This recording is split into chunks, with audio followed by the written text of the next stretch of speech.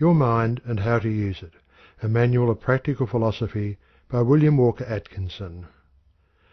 It is not enough merely to have a sound mind. One must also learn how to use it, if he would become mentally efficient. Published by the Elizabethtown Company, Holyoke, Massachusetts. Chapter 1. What is the Mind? Psychology is generally considered to be the science of mind, although more properly it is the science of mental states, thoughts, feelings, and acts of volition. It was formerly the custom of writers on the subject of psychology to begin by an attempt to define and describe the nature of mind, before proceeding to a consideration of the subject of the various mental states and activities. But more recent authorities have rebelled against this demand, and have claimed that it is no more reasonable to hold that psychology should be held to an explanation of the ultimate nature of mind than it is that physical science be held to an explanation of the ultimate nature of matter. The attempt to explain the ultimate nature of either is futile. No actual necessity exists for explanation in either case.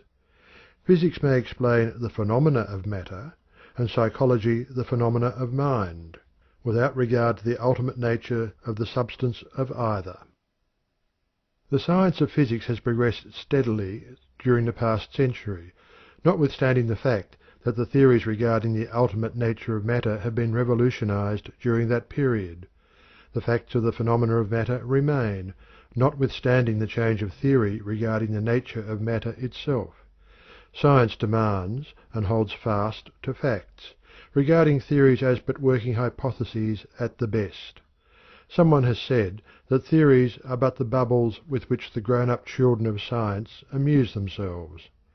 Science holds several well-supported, though opposing, theories regarding the nature of electricity, but the facts of the phenomena of electricity and the application thereof are agreed upon by the disputing theorists. And so it is with psychology. The facts regarding mental states are agreed upon, and methods of developing mental powers are effectively employed, without regard to whether the mind is a product of the brain, or the brain merely an organ of the mind. The fact that the brain and nervous system are employed in the phenomena of thought is conceded by all, and that is all that is necessary for a basis for the science of psychology. Disputes regarding the ultimate nature of mind are now generally passed over to the philosophers and metaphysicians, while psychology devotes its entire attention to studying the laws of mental activities and to discovering methods of mental development. Even philosophy is beginning to tire of the eternal why, and is devoting its attention to the how phase of things. The pragmatic spirit has invaded the field of philosophy, expressing itself in the words of Professor William James, who said, "Pragmatism is the attitude of looking away from first things, principles, categories, supposed necessities, and of looking forward toward last things, fruits, consequences, facts." Modern psychology is essentially pragmatic in its treatment of the subject of the mind. Leaving to metaphysics the old arguments and disputes regarding the ultimate nature of mind, it bends all its energies upon discovering the laws of mental activities and states, and developing methods whereby the mind may be trained to perform better and more work, to conserve its energies, to concentrate its forces. To modern psychology the mind is something to be used, not merely something about which to speculate and theorize. While the metaphysicians deplore this tendency, the practical people of the world rejoice. Mind defined. Mind is defined as the faculty or power whereby thinking creatures feel, think, and will. This definition is inadequate and circular in nature, but this is unavoidable, for mind can be defined only in its own terms, and only by reference to its own processes. Mind, except in reference to its own activities, cannot be defined or conceived. It is known to itself only through its activities. Mind without mental states is a mere abstraction, a word without a corresponding mental image or concept. Sir William Hamilton expressed the matter as clearly as possible when he said, "What we mean by mind is simply that which perceives, thinks, feels, wills, and desires.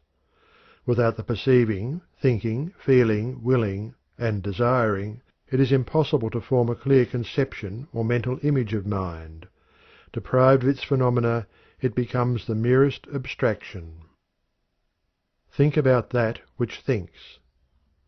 Perhaps the simplest method of conveying the idea of the existence and nature of the mind is that attributed to a celebrated German teacher of psychology, who was wont to begin his course by bidding his students think of something, his desk, for example. Then he would say, "Now, think of that which thinks about the desk." Then, after a pause, he would add, "This thing which thinks about the desk, and about which you are now thinking, is the subject matter of our study of psychology." The professor could not have said more had he lectured for a month. Professor Gordy has well said on this point, "The mind must either be that which thinks, feels, and wills, or it must be the thoughts, feelings, and acts of will of which we are conscious. Mental facts, in one word. But what can we know about that which thinks, feels, and wills?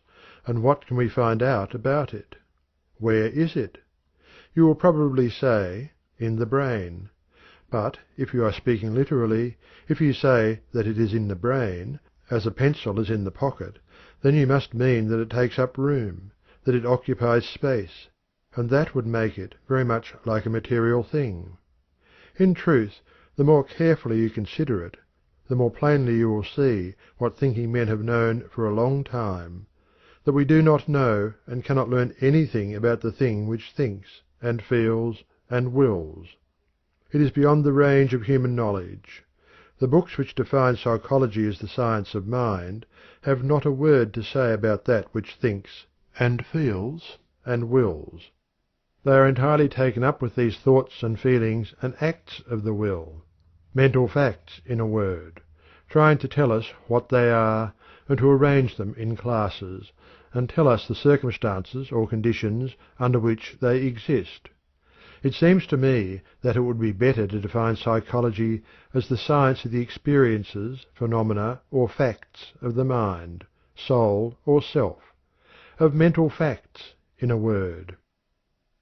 In view of the facts of the case, and following the example of the best of the modern authorities, in this book we shall leave the consideration of the question of the ultimate nature of mind to the metaphysicians, and shall confine ourselves to the mental facts, the laws governing them, and the best methods of governing and using them in the business of life.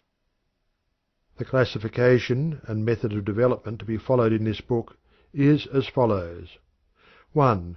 The mechanism of mental states, that is, the brain, nervous system, sense organs, etc. 2. The fact of consciousness and its planes. 3. Mental processes or faculties, that is, 1. Sensation and perception, 2. Representation, or imagination and memory, 3. Feeling or emotion, 4. Intellect, or reason and understanding, 5. Will or volition. Mental states depend upon the physical mechanism for manifestation, whatever may be the ultimate nature of mind. Mental states, whatever their special character, will be found to fit into one of the above 5 general classes of mental activities. End of Chapter 1. Chapter 2. The mechanism of mental states. The mechanism of mental states, the mental machinery by means of which we feel, think, and will, consists of the brain, nervous system, and the organs of sense. No matter what may be the real nature of the mind, no matter what may be the real nature of mind, no matter what may be the theory held regarding its activities, it must be admitted that the mind is dependent upon this mechanism for the manifestation of what we know as mental states. Wonderful as is the mind, it would seem to be dependent upon this physical mechanism for the expression of its activities, and this dependence is not upon the brain alone, but also upon the entire nervous system. The best authorities agree that the higher and more complex mental states are but an evolution of simple sensation, and that they are dependent upon sensation for their raw material of feeling and thought. Therefore, it is proper that we begin by a consideration of the machinery of sensation. This necessitates a previous consideration of the nerves. The nerves. The body is traversed by an intricate system of nerves, which has been likened to a great telegraph system. The nerves transmit sensations from the various parts of the body to the great receiving office of the brain. They also serve to transmit the motor impulses from the brain to the various parts of the body, which impulses result in motion of appropriate parts of the body. There are also other nerves with which we have no concern in this book, but which perform certain physiological functions, such as digestion, secretion, excretion, and circulation. Our chief concern at this point is with the sensory nerves. The sensory nerves convey the impressions of the outside world to the brain. The brain is the great central station of the sensory nerves, the latter having countless sending stations in all parts of the body, the wires terminating in the skin. When these nervous terminal stations are irritated or excited, they send to the brain messages calling for attention. This is true not only of the nerves of touch or feeling, but also of those concerned with the respective senses of sight, smell, taste, and hearing. In fact, the best authorities hold that all the five senses are but an evolution of the primary sense of touch or feeling. The sense of touch. The nerves of the sense of touch have their ending in the outer covering or skin of the body. They report contact with other physical objects. By means of these reports we are aware not only of contact with the outside object, but also of many facts concerning the nature of that object, as, for instance, its degree of hardness, roughness, etc., and its temperature. Some of these nerve ends are very sensitive, as for example those of the tip of the tongue and finger ends, while others are comparatively lacking in sensitiveness, as, for illustration, those of the back. Certain of these sensory nerves confine themselves to reporting contact and degrees of pressure, while others concern themselves solely with reporting the degrees of temperature of the objects with which their ends come in contact. Some of the latter respond to the higher degrees of heat, while others respond only to the lower degrees of cold. The nerves of certain parts of the body respond more readily and distinctly to temperature than do those of other parts. To illustrate, the nerves of the cheek are quite responsive to heat impressions. The sense of sight. The nerves of the sense of sight terminate in a complex optical apparatus which, in popular terminology, is known as the eye. What is known as the retina is a very sensitive nervous membrane which lines the inner, back part of the eye, and in which the fibres of the optic nerve terminate.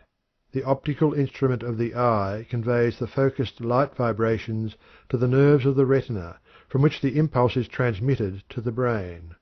But, contrary to the popular notion, the nerves of the eye do not gauge distances, nor form inferences of any kind. That is distinctly the work of the mind. The simple office of the optical nerves consists in reporting colour and degrees of intensity of the light waves. The sense of hearing. The nerves of the sense of hearing terminate in the inner part of the ear. The tympanum, or eardrum, receives the sound vibrations entering the cavities of the ear, and, intensifying and adapting them, it passes them on to the ends of the auditory nerve in the internal ear, which conveys the sensation to the brain.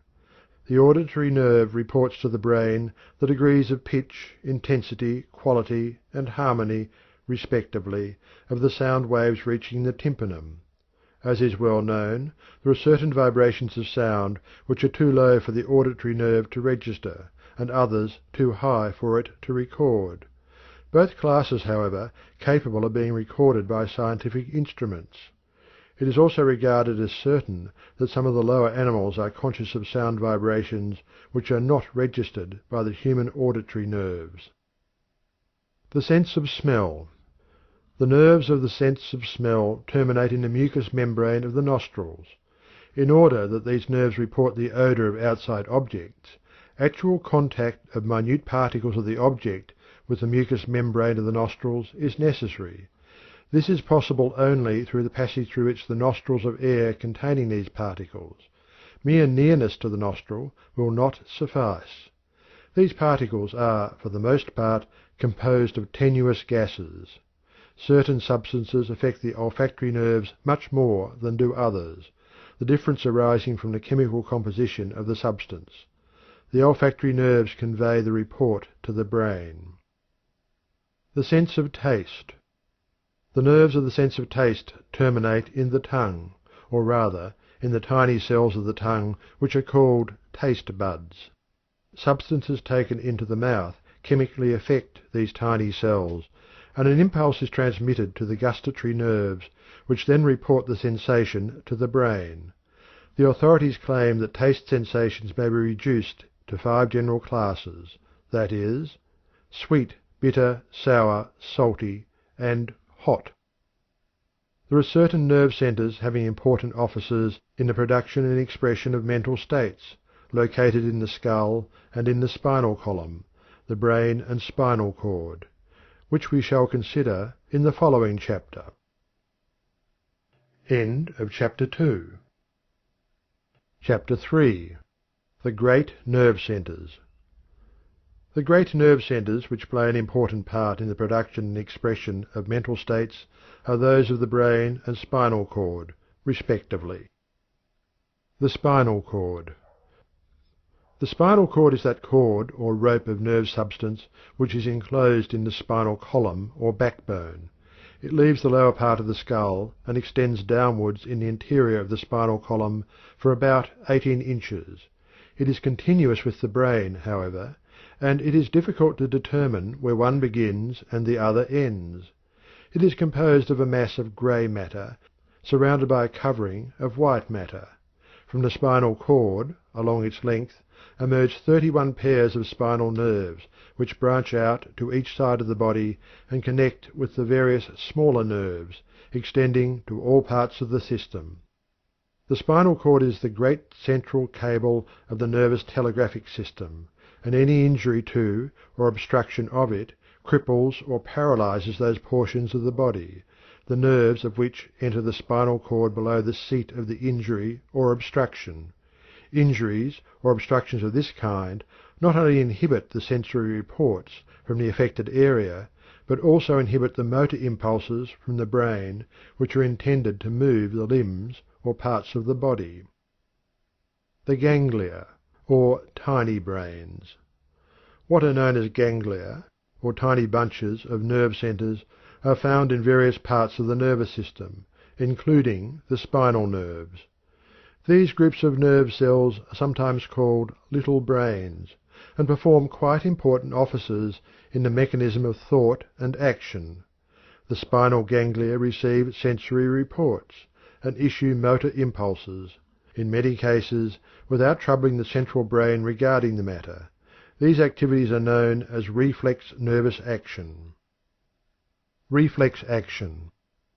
What is known as reflex nervous action is one of the most wonderful of the activities of the nervous and mental mechanism, and the knowledge thereof usually comes as a surprise to the average person, for he is generally under the impression that these activities are possible only to the central brain.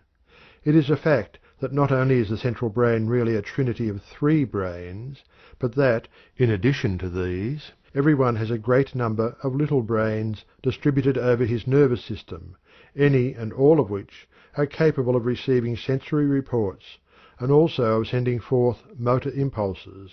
It is quite worth while for one to become acquainted with this wonderful form of neuromental activity. A cinder enters the eye, the report reaches a ganglion, a motor impulse is sent forth, and the eyelid closes.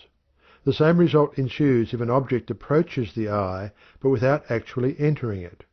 In either case, the person is not conscious of the sensation and motor impulse until the latter has been accomplished.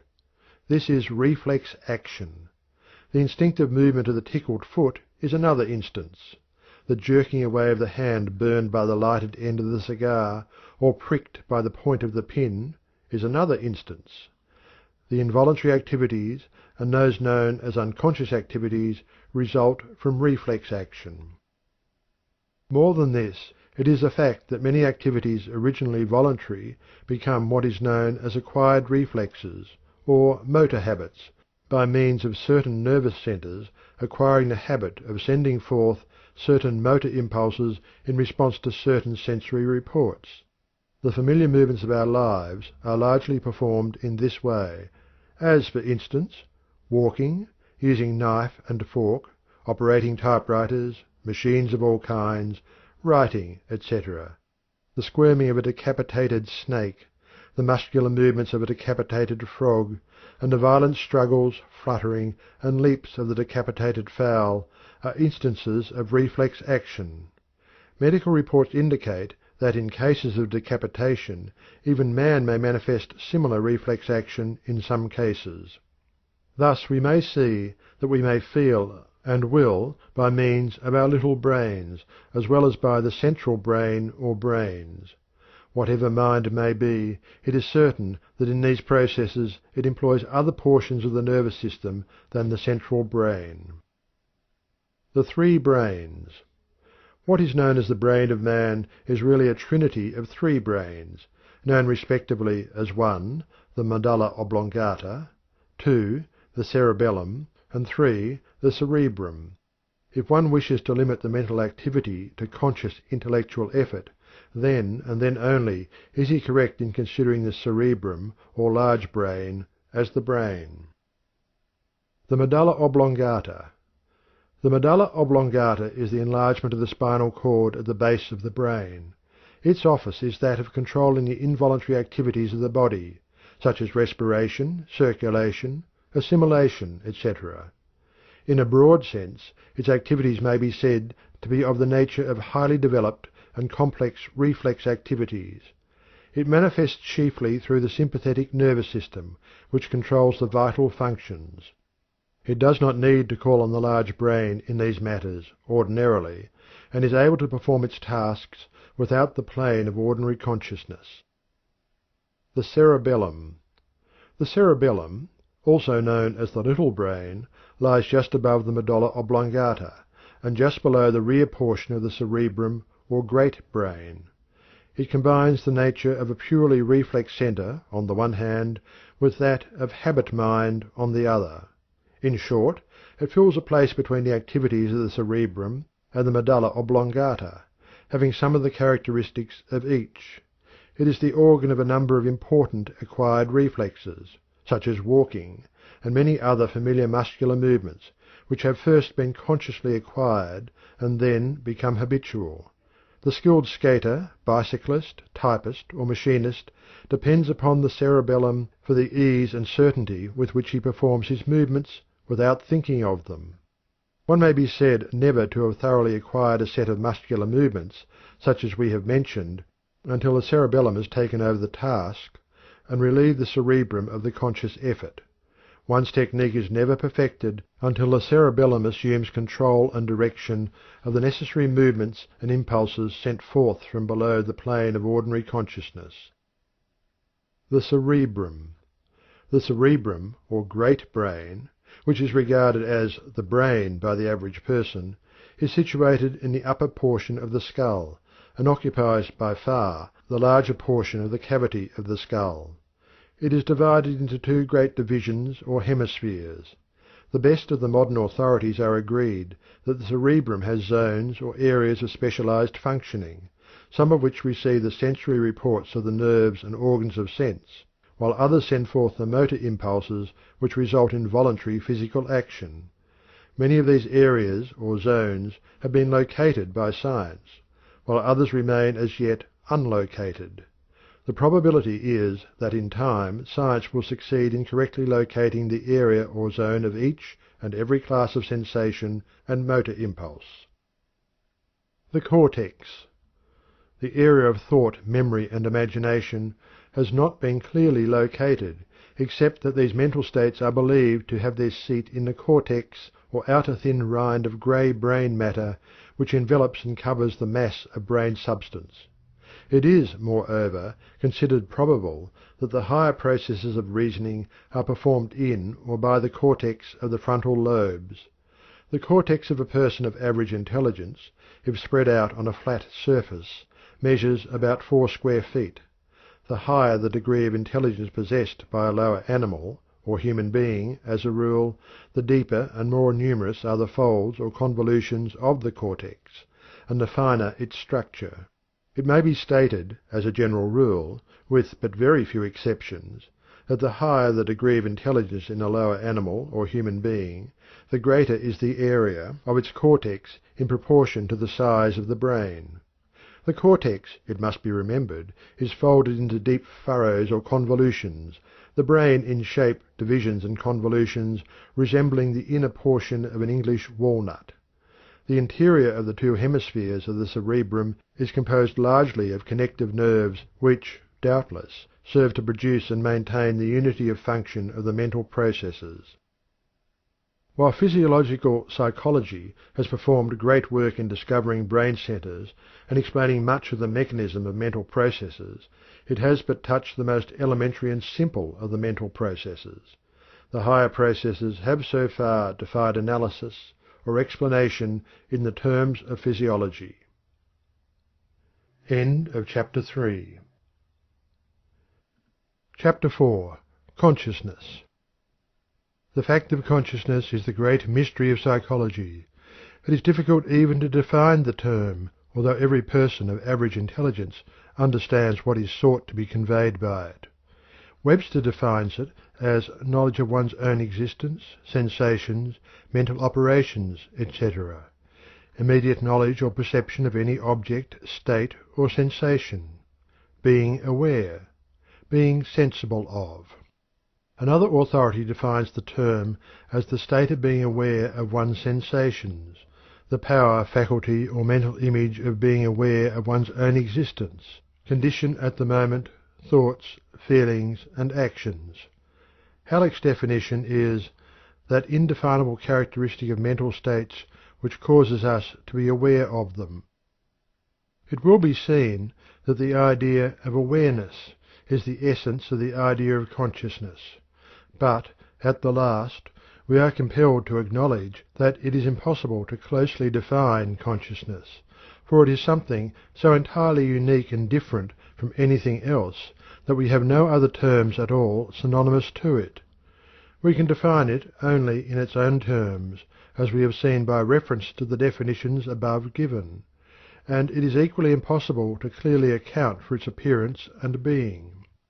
Huxley has well said, "How it is that anything so remarkable as a state of consciousness comes about by the result of irritating nervous tissue is just as unaccountable as the appearance of the genie when Aladdin rubbed his lamp." All that we can ever know regarding the nature of consciousness must be learned from turning the consciousness in ourselves back upon itself, by focusing consciousness upon its own mental operations by means of introspection. By turning inward the conscious gaze, we may perceive the flow of the stream of thought from its rise from the subconscious regions of the mind to its final disappearance in the same region. It is a common error to suppose that we are directly conscious of objects outside of ourselves. This is impossible, for there is no direct knowledge of such outside objects. We are conscious merely of our sensations of, or mental images of, the outside objects. All that is possible for us to be directly conscious of are our own mental experiences or states. We cannot be directly conscious of anything outside of our own minds. We are not directly conscious of the tree which we see. We are directly conscious merely of the sensation of the nerves arising from the impact of the light waves carrying the image of the tree. We are not directly conscious of the tree when we touch it and perceive its character in that way. We are directly conscious merely of the sensation reported by the nerves in the fingertips which have come in contact with the tree. We are directly conscious even of our own bodies only in the same way. It is necessary for the mind to experience that of which it may become conscious. We are conscious only of 1. that which our mind is experiencing at this moment, or 2. That which it has experienced in the past, and which is being re-experienced this moment by the process of the memory, or which is being recombined or rearranged this moment by the imagination. Subconscious planes. But it must not be thought that every mental state or mental fact is in the field of consciousness. This error has been exploded for many years. The fact is now recognized that the field of consciousness is a very narrow and limited one, and that the great field of mental activity lies outside its narrow limit. Beyond and outside of the narrow field of consciousness lies the great subconscious storehouse of memory, in which are stored the experiences of the past, to be drawn again into the field of consciousness by an effort of the will in the act of recollection, or by association in ordinary remembrance. In that great region also the mind manifests many of its activities and performs much of its work. In that great region are evolved the emotions and feelings which play such an important part in our lives, and which often manifest a vague disturbing unrest long before they rise to the plane of consciousness. In that great region are produced the ideas, feelings, and conceptions which rise to the plane of consciousness and manifest that which men call genius. On the subconscious plane, the imagination does much of its work, and startles its owner by presenting him with the accomplished result in the field of consciousness. In the subconscious field is performed that peculiar process of mental mastication, digestion, and assimilation with which all brain workers are familiar, and which absorbs the raw mental material given it, separates, digests, and assimilates it, and re-presents it to the conscious faculties some time after as a transformed substance. It has been estimated that at least 85% of our mental activities are performed below or outside of the field of consciousness. The psychology of today is paying much attention to this formerly neglected great area or areas of the mind. The psychology of tomorrow will pay still greater attention to it. The best of the modern authorities agree that in the great field of subconscious mentation is to be found the explanation of much that is unexplainable otherwise. In fact, it is probable that before long consciousness will be regarded as a mere focusing of attention upon mental states, and the objects of consciousness merely as that portion of the contents of the mind in the field of mental vision created by such focusing. End of chapter 4. Chapter 5. Attention. Intimately connected with the object of consciousness is that process of the mind which we call attention. Attention is generally defined as the application of the mind to a mental state. It is often referred to as concentrated consciousness, but others have ventured the somewhat daring conjecture that consciousness itself is rather the result of attention, instead of the latter being an incident of consciousness. We shall not attempt to discuss this question here, except to state that consciousness depends very materially upon the degree of attention bestowed upon its object. The authorities place great importance upon the intelligent direction of the attention, and hold that without this the higher forms of knowledge are impossible. It is the common belief that we feel, see, hear, taste, and smell whenever objects affecting those senses come in contact with the organs of sense governing them. But this is only a partial truth. The real truth is that we become conscious of the report of these senses only when the attention is directed toward the sensation, voluntarily or involuntarily. That is to say, that in many cases, although the sense nerves and organs report a disturbance, the mind does not become consciously aware of the report unless the attention is directed toward it either by an act of will or else by reflex action. For instance, the clock may strike loudly, and yet we may not be conscious of the fact, for we are concentrating our attention upon a book. Or we may eat the choicest food without tasting it, for we are listening intently to the conversation of our charming neighbour.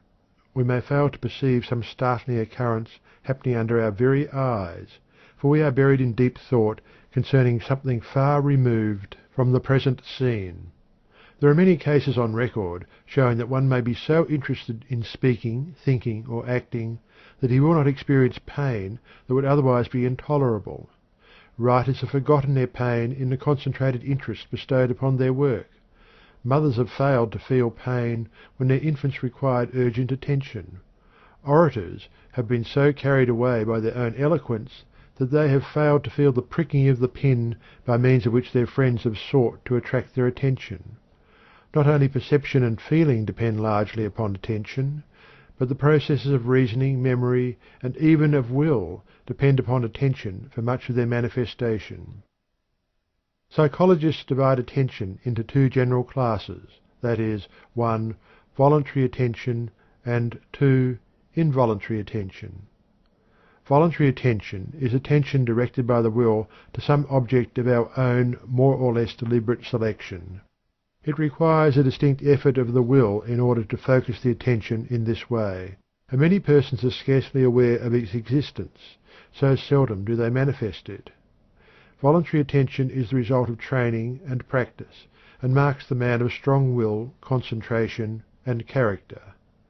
Some authorities go so far as to say that much of that which is commonly called willpower is really but a developed form of voluntary attention, the man of strong will holding before him the one idea which he wishes to realize.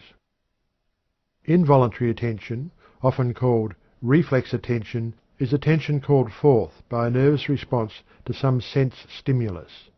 This is the common form of attention, and is but the same form which is so strongly manifested by children whose attention is caught by every new object, but which cannot be held for any length of time by a familiar or uninteresting one. It is of the utmost importance that one should cultivate his power of voluntary attention.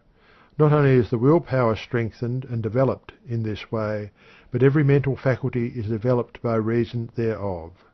The training of the voluntary attention is the first step in mental development. Training the attention. That the voluntary attention may be deliberately trained and developed is a fact which many of the world's greatest men have proved for themselves. There is only one way to train and develop any mental power or faculty, and that is by practice and use. By practice, interest may be given to objects previously uninteresting, and thus the use of the attention develops the interest which further holds it. Interest is the natural road over which attention travels easily, but interest itself may be induced by concentrated attention. By studying and examining an object, the attention brings to light many new and novel features regarding the thing, and these produce a new interest, which in turn attracts further and continued attention. There is no royal road to the development of voluntary attention. The only true method is work, practice, and use. You must practice on uninteresting things, the primary interest being your desire to develop the power of voluntary attention. But as you begin to attend to the uninteresting thing, you will become interested in the task for its own sake. Take some object and place your mind upon it. Think of its nature, where it came from, its use, its associations, its probable future, of things related to it, etc., etc. Keep the attention firmly upon it, and shut out all outside ideas. Then, after a little practice of this kind, lay aside the object for the time being, and take it up again the next day, endeavouring to discover new points of interest in it. The main thing to be sought is to hold the thing in your mind, and this can be done only by discovering features of interest in it. The interest-loving attention may rebel at this task at first, and will seek to wander from the path into the green pastures which are found on either side thereof. But you must bring your mind back to the task again and again. After a time, the mind will become accustomed to the drill, and will even begin to enjoy it. Give it some variety by occasionally changing the objects of examination. The object need not always be something to be looked at. Instead, select some subject in history or literature and run it down, endeavouring to bring to light all the facts relating to it that are possible to you. Anything may be used as the subject or object of your inquiry, but what is chosen must be held in the field of conscious attention firmly and fixedly. The habit once acquired, you will find the practice most fascinating. You will invent new subjects or objects of inquiry, investigation, and thought, which in themselves will well repay you for your work and time. But never lose sight of the main point, the development of the power of voluntary attention. In studying the methods of developing and training the voluntary attention, the student should remember that any exercise which develops the will result in developing the attention, and likewise any exercise which develops the voluntary attention will tend to strengthen the will.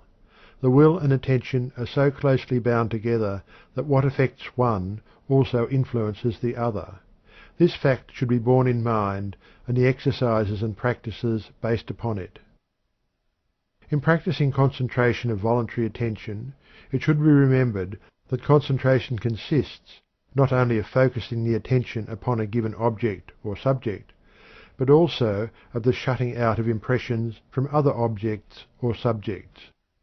Some authorities advise that the student endeavour to listen to one voice among many, or one instrument among the many of a band or orchestra. Others advise the practice of concentrating on the reading of a book in a room filled by persons engaged in conversation, and similar exercises. Whatever aids in narrowing the circle of attention at a given moment tends to develop the power of voluntary attention.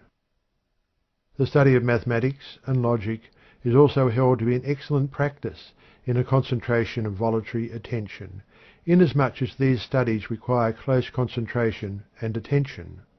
Attention is also developed by any study or practice which demands analysis of a whole into its parts, and then the synthesis or building up of a whole from its scattered parts.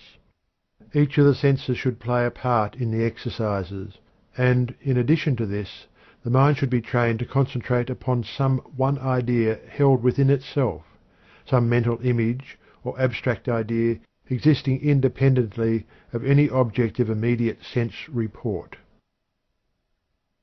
End of chapter 5. Chapter 6. Perception. It is a common mistake that we perceive everything that is reported to the mind by the senses. As a matter of fact, we perceive but a very small portion of the reports of the senses. There are thousands of sights reported by our eyes, sounds reported by our ears, smells reported by our nostrils, and contacts reported by our nerves of touch, every day of our lives, but which are not perceived or observed by the mind. We perceive and observe only when the attention, reflex or voluntary, is directed to the report of the senses, and when the mind interprets the report. While perception depends upon the reports of the senses for its raw material, it depends entirely upon the application of the mind for its complete manifestation. The student usually experiences great difficulty in distinguishing between sensation and perception. A sensation is a simple report of the senses which is received in consciousness. Perception is the thought arising from the feeling of the sensation. Perception usually combines several sensations into one thought or percept. By sensation the mind feels. By perception it knows that it feels, and recognizes the object causing the sensation. Sensation merely brings a report from outside objects, while perception identifies the report with the object which caused it. Perception interprets the reports of sensation. Sensation reports a flash of light from above. Perception interprets the light as starlight, or moonlight, or sunlight, or as the flash of a meteor. Sensation reports a sharp, pricking, painful contact. Perception interprets it as the prick of a pin. Sensation reports a red spot on a green background. Perception interprets it as a berry on a bush. Moreover, while we may perceive a simple single sensation, our perceptions are usually of a group of sensations. Perception is usually employed in grouping sensations and identifying them with the object or objects causing them. In its identification, it draws upon whatever memory of past experiences the mind may possess. Memory, imagination, feeling, and thought are called into play, to some extent, in every clear perception. The infant has but feeble perception, but as it gains experience, it begins to manifest perceptions and form percepts. Sensations resemble the letters of the alphabet, and perception the forming of words and sentences from the letters.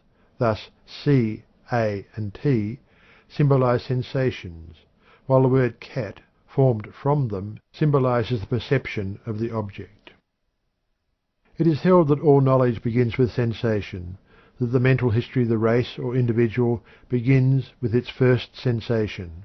But, while this is admitted, it must be remembered that sensation simply provides the simple elementary raw material of thought. The first process of actual thought, or knowledge, begins with perception. From our percepts all of our higher concepts and ideas are formed.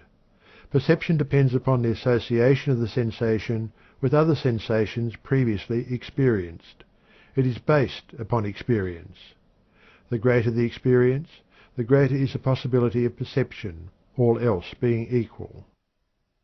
When perception begins, the mind loses sight of the sensation in itself, for it identifies it as a quality of the thing producing it. The sensation of light is thought of as a quality of the star. The pricking sensation is thought of as a quality of the pin or chestnut burr. The sensation of odour is thought of as a quality of the rose. In the case of the rose, the several sensations of sight, touch, and smell, in their impression of the qualities of colour, shape, softness, and perfume, are grouped together in the percept of the complete object of the flower. A percept is that which is perceived, the object of the act of perception. The percept, of course, is a mental state corresponding with its outside object. It is a combination of several sensations which are regarded as the qualities of the outside object, to which are combined the memories of past experiences, ideas, feelings, and thoughts. A percept, then, while the simplest form of thought, is seen to be a mental state. The formation of a percept consists of three gradual stages, that is, 1. The attention forms definite conscious sensations from indefinite nervous reports. 2. The mind interprets these definite conscious sensations and attributes them to the outside object causing them. 3. The related sensations are grouped together, their unity perceived, and they are regarded as qualities of the outside object. The plain distinction between a sensation and a percept may be fixed in the mind by remembering the following.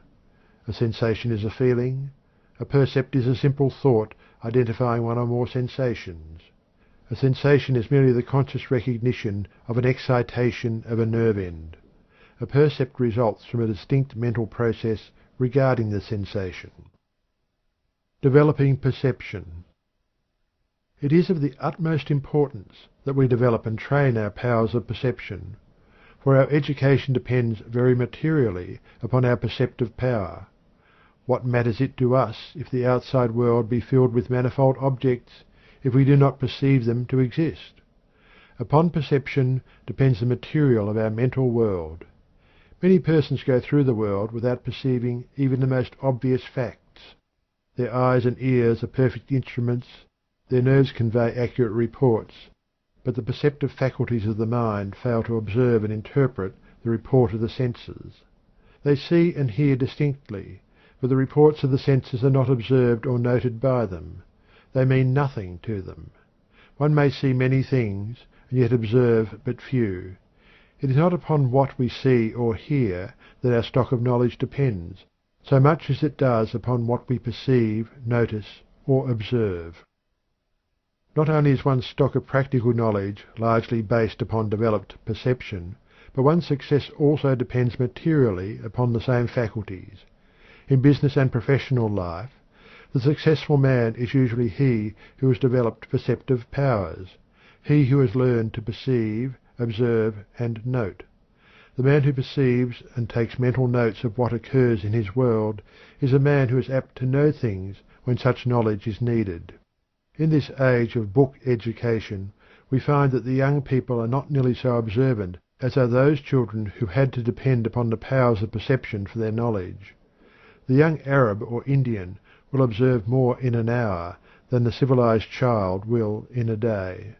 To live in a world of books tends, in many cases, to weaken the powers of observation and perception.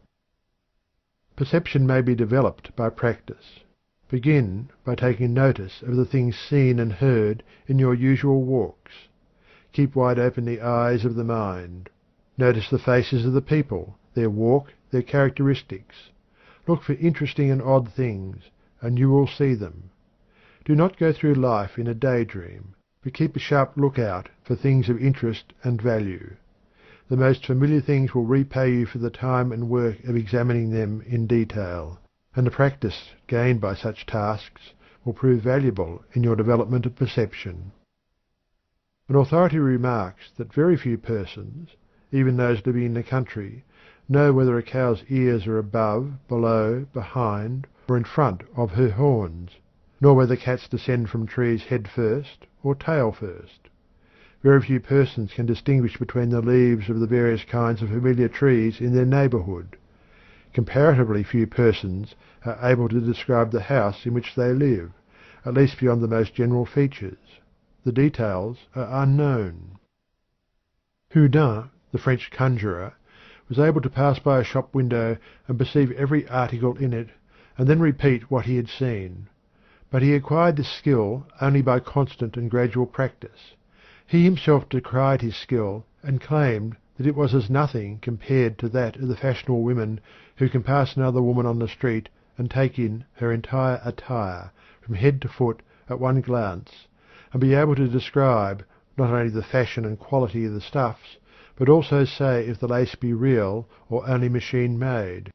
A former president of Yale is said to have been able to glance at a book and read a quarter of a page at one time. Any study or occupation which requires analysis will develop the power of perception. Consequently, if we will analyze the things we see, resolving them into their parts or elements, we will likewise develop the perceptive faculties. It is a good exercise to examine some small object, and endeavour to discover as many different points of perception as possible, noting them on a sheet of paper. The most familiar object, if carefully examined, will yield rich returns. If two persons will enter into a contest of this kind, the spirit of rivalry and competition will quicken the powers of observation. Those who have had the patience and perseverance to systematically practice exercises of this kind report that they notice a steady improvement from the very start. But even if one does not feel inclined to practice in this way, it will be found possible to begin to take notice of the details of things one sees, the expressions of persons' faces, the details of their dress, their tone of voice, the quality of goods we handle, and the little things especially. Perception, like attention, follows interest, but likewise interest may be created in things by observing their details, peculiarities, and characteristics.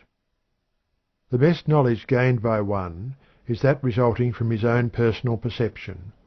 There is a nearness and trueness about that which is lacking in that he merely believes because he has read or heard it. One can make such knowledge a part of himself. Not only is one's knowledge dependent upon what he perceives, but his very character also results from the character of his percepts. The influence of environment is great. And what is environment but things perceived about one? It is not so much what lies outside of one, as what part of it gets inside of one by perception. By directing his attention to desirable objects, and perceiving as much of them as is possible, one really builds his own character at will. The world needs good perceivers in all the walks of life. It finds a shortage of them, and is demanding them loudly, being willing to pay a good price for their services. The person who can voluntarily perceive and observe the details of any profession, business, or trade will go far in that vocation. The education of children should take the faculty of perception into active consideration. The kindergarten has taken some steps in this direction, but there is much more to be done. End of chapter 6. Chapter 7. Memory. Psychologists class as representative mental processes those known as memory and imagination, respectively. The term representation is used in psychology to indicate the processes of re-presentation, or presenting again to consciousness that which has formerly been presented to it, but which afterwards passed from its field. As Hamilton says, the general capability of knowledge necessarily requires that, besides the power of evoking out of unconsciousness one portion of our retained knowledge, in preference to another, we possess the faculty of representing in consciousness what is thus evoked. Memory is the primary representative faculty or power of the mind. Imagination depends upon memory for its material, as we shall see when we consider that faculty. Every mental process which involves the remembrance, recollection, or representation of a sensation, perception, mental image, thought, or idea previously experienced, must depend upon memory for its material. Memory is the great storehouse of the mind in which are placed the records of previous mental experiences. It is a part of the great subconscious field of mental activity, and the greater part of its work is performed below the plane of consciousness. It is only when its results are passed into the field of consciousness that we are aware of its existence. We know memory only by its works. Of its nature we know but little, although certain of its principal laws and principles have been discovered. It was formerly customary to class memory with the various faculties of the mind, but later psychology no longer so considers it. Memory is now regarded as a power of the general mind, manifesting in connection with every faculty of the mind. It is now regarded as belonging to the great subconscious field of mentation, and its explanation must be sought there. It is utterly unexplainable otherwise. The importance of memory cannot be overestimated. Not only does a man's character and education depend chiefly upon it, but his very mental being is bound up with it. If there were no memory, man would never progress mentally beyond the mental state of the newborn babe. He would never be able to profit by experience. He would never be able to form clear perceptions. He would never be able to reason or form judgments. The processes of thought depend for material upon the memory of past experiences. This material lacking, there can be no thought. Memory has two important general functions. Those are 1. The retention of impressions and experiences, and 2. The reproduction of the impressions and experiences so retained. It was formerly held that the memory retained only a portion of the impressions and experiences originally noted by it, but the present theory is that it retains every impression and experience which is noted by it. It is true that many of these impressions are never reproduced in consciousness, but experiments tend to prove, nevertheless, that the records are still in the memory and that appropriate and sufficiently strong stimuli will bring them into the field of consciousness. The phenomena of somnambulism, dreams, hysteria, delirium, approach of death, etc., show that the subconscious mind has an immense accumulation of apparently forgotten facts, which unusual stimuli will serve to recall. The power of the memory to reproduce the retained impressions and experiences is variously called remembrance, recollection, or memory. This power varies materially in various individuals, but it is an axiom of psychology that the memory of any person may be developed and trained by practice. The ability to recall depends to a great extent upon the clearness and depth of the original impression, which in turn depends upon the degree of attention given to it at the time of its occurrence. Recollection is also greatly aided by the law of association, or the principle whereby one mental fact is linked to another. The more facts to which a given fact is linked, the greater the ease by which it is recalled or remembered. Recollection is also greatly assisted by use and exercise. Like the fingers, the memory cells of the brain become expert and efficient by use and exercise, or stiff and inefficient by lack of the same. In addition to the phases of retention and reproduction, there are two important phases of memory, that is, 3. Recognition of the reproduced impression or experience, and 4. Localization of the impression or its reference to a more or less definite time and place. The recognition of the recalled impression is quite important. It is not enough that the impression be retained and recalled. If we are not able to recognize the recalled impression as having been experienced before, the recollection will be of but little use to us in our thought processes. The purposes of thought demand that we shall be able to identify the recalled impression with the original one. Recognition is really recognition, re-knowing. Recognition is akin to perception. The mind becomes conscious of the recalled impression just as it becomes conscious of the sensation. It then recognizes the relation of the recalled impression to the original one, just as it realizes the relation of the sensation to its object. The localization of the recalled and recognized impression is also important. Even if we recognize the recalled impression, it will be of comparatively little use to us unless we are able to locate it as having happened yesterday, last week, last month, last year, 10 years ago, or at some time in the past, and as having happened in our office, house, or in such and such a place in the street, or in some distant place. Without the power of localization, we should be unable to connect and associate the remembered fact with the time, place, and persons with which it should be placed to be of use and value to us in our thought processes. Retention. The retention of a mental impression in the memory depends very materially upon the clearness and depth of the original impression, and this clearness and depth, as we have previously stated, depend upon the degree of attention bestowed upon the original impression. Attention, then, is the important factor in the forming and recording of impressions. The rule is: slight attention, faint record; marked attention, clear and deep record. To fix this fact in the mind, the student may think of the retentive and reproductive phases of memory as a phonographic record. The receiving diaphragm of the phonograph represents the sense organs, and the recording needle represents the attention. The needle makes the record on a cylinder deep or faint according to the condition of the needle. A loud sound may be recorded but faintly if the needle is not properly adjusted. And further, it must be remembered that the strength of the reproduction depends almost entirely upon the clearness and depth of the original impression on the cylinder. As is the record, so is the reproduction. It will be well for the student to carry this symbol of the phonograph in his mind. It will aid him in developing his powers of memory. In this connection, we should remember that attention depends largely upon interest. Therefore, we would naturally expect to find that we remember interesting things far more readily than those which lack interest. This supposition is borne out in actual experience. This accounts for the fact that everyone remembers a certain class of things better than he does others.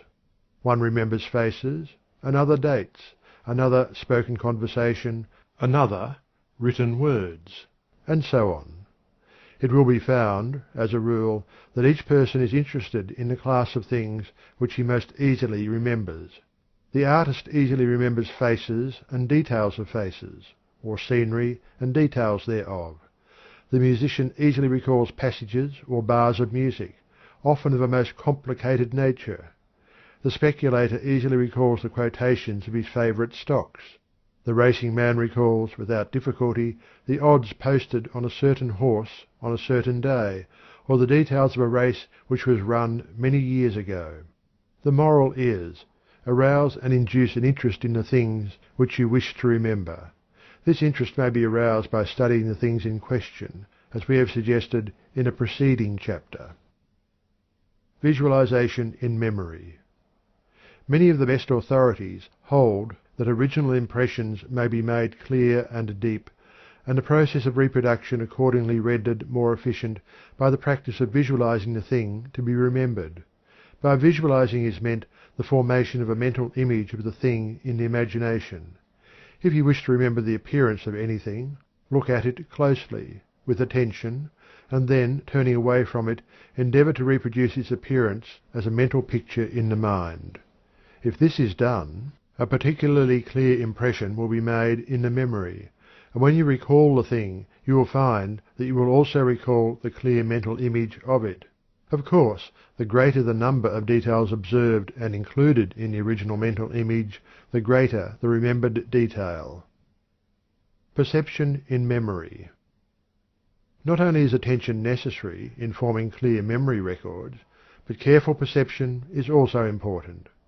Without clear perception, there is a lack of detail in the retained record, and the element of association is lacking. It is not enough to merely remember the thing itself. We should also remember what it is and all about it.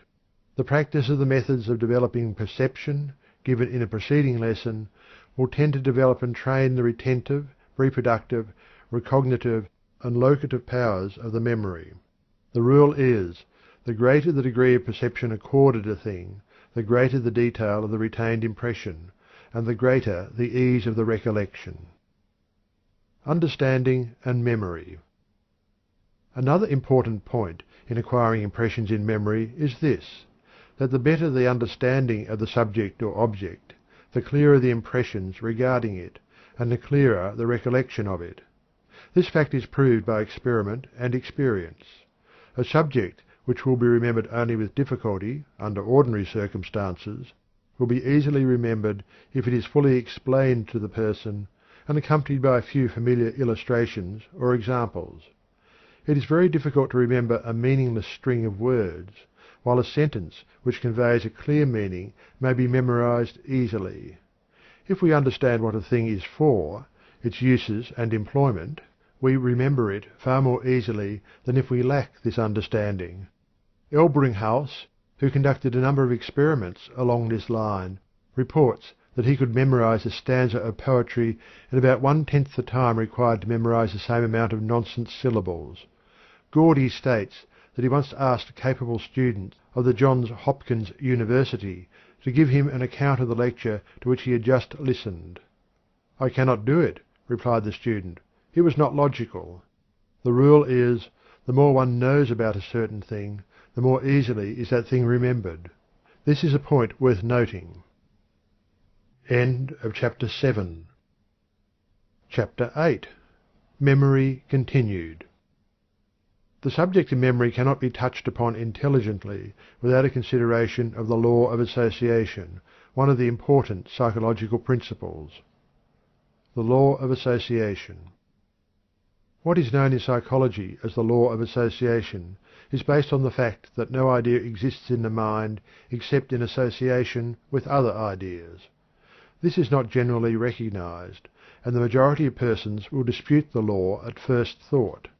But the existence and appearance of ideas in the mind are governed by a mental law as invariable and constant as the physical law of gravitation. Every idea has associations with other ideas. Ideas travel in groups, and one group is associated with another group, and so on, until, in the end, every idea in one's mind is associated directly or indirectly with every other idea. Theoretically, at least, it would be possible to begin with one idea in the mind of a person, and then, gradually, unwind his entire stock of ideas like the yarn on the ball. Our thoughts proceed according to this law. We sit down in a brown study, and proceed from one subject to another, until we are unable to remember any connection between the first thought and the last. But each step of the reverie was connected with the one preceding and the one succeeding it. It is interesting to trace back these connections. Poe based one of his celebrated detective stories on this law. The reverie may be broken into by a sudden impression from outside, and we will then proceed from that impression, connecting it with something else already in our experience, and starting a new chain of sequence. Often we fail to trace the associations governing our ideas, but the chain is there nevertheless. One may think of a past scene or experience without any apparent cause. A little thought will show that something seen, or a few notes of a song floating to the ears, or the fragrance of a flower, has supplied the connecting link between the past and the present. A suggestion of mignonette will recall some past event in which the perfume played a part. Someone's handkerchief, perhaps, carried the same odour. Or an old familiar tune reminds one of someone, something, or some place in the past. A familiar feature in the countenance of a passer-by will start one thinking of someone else who had that kind of a mouth, that shaped nose, or that expression of the eye, and away he will be off in a sequence of remembered experiences. Often the starting idea, or the connecting links, may appear but dimly in consciousness, but rest assured they are always there. In fact, we frequently accept this law unconsciously and without realizing its actual existence. For instance, one makes a remark, and at once we wonder, how did he come to think of that? And if we are shrewd, we may discover what was in his mind before he spoke. There are two general classes of association of ideas in memory. Those are 1. Association of contiguity, and 2. Logical association. Association of contiguity is that form of association depending on the previous association in time or space of ideas which have been impressed on the mind. For instance, if you met Mr. and Mrs. Wetterhorn and were introduced to them one after the other, thereafter you will naturally remember Mr. W when you think of Mrs. W, and vice versa. You will naturally remember Napoleon when you think of Wellington, or Benedict Arnold when you think of Major André, for the same reason. You will also naturally remember B and C when you think of A. Likewise, you will think of abstract time when you think of abstract space, of thunder when you think of lightning, of colic when you recall green apples, of love-making and moonlit nights when you think of college days. In the same way, we remember things which occurred just before or just after the event in our mind at the moment, of things near in space to the thing of which we are thinking. Logical association depends upon the relation of likeness or difference between several things thought of. Things thus associated may have never come into the mind at the same previous time, nor are they necessarily connected in time and space. One may think of a book, and then proceed, by association, to think of another book by the same author, or of another author treating of the same subject. Or he may think of a book directly opposed to the first, the relation of distinct difference causing the associated idea. Logical association depends upon inner relations, and not upon the outer relations of time and space. This innerness of relation between things not connected in space or time is discovered only by experience and education. The educated man realizes many points of relationship between things that are thought by the uneducated man to be totally unrelated. Wisdom and knowledge consist largely in the recognition of relations between things. Association in memory. It follows from a consideration of the law of association that when one wishes to impress a thing upon the memory he should, as an authority says, multiply associations. Entangle the fact you wish to remember in a net of as many associations as possible, especially those that are logical. Hence the advice to place your facts in groups and classes in the memory. As Blackie says, nothing helps the mind so much as order and classification. Classes are always few, individuals many. To know the class well is to know what is most essential in the character of the individual, and what burdens the memory least to retain. Repetition in memory. Another important principle of memory is that the impressions acquire depth and clearness by repetition. Repeat a line of poetry once, and you may remember it. Repeat it again, and your chances of remembering it are greatly increased. Repeat it a sufficient number of times, and you cannot escape remembering it. The illustration of the phonograph record will help you to understand the reason of this. The rule is, constant repetition deepens memory impressions. Frequent reviewing and recalling what has been memorized tends to keep the records clear and clean, besides deepening the impression at each review. General rules of memory. The following general rules will be of service to the student who wishes to develop his memory. Making impressions. 1. Bestow attention. 2. Cultivate interest. 3. Manifest perception. 4. Cultivate understanding. 5. Form associations. 6. Repeat and review. Recalling impressions. 1. Endeavour to get hold of the loose end of association and then unwind your memory ball of yarn. 2. When you recall an impression, send it back with energy to deepen the impression and attach it to as many new associations as possible. 3. Practice a little memorizing and recalling each day, if only a line of verse. The memory improves by practice and deteriorates by neglect and disuse. 4. Demand good service of your memory, and it will learn to respond. Learn to trust it, and it will rise to the occasion. How can you expect your memory to give good service when you continually abuse it and tell everyone of the wretched memory I have? I can never remember anything. Your memory is very apt to accept your statements as truth. Our mental faculties have an annoying habit of taking us at our word in these matters. Tell your memory what you expect it to do. Then trust it, and refrain from abusing it and giving it a bad name. Final advice. Finally, remember this rule. You get out of your memory only that which you place in it.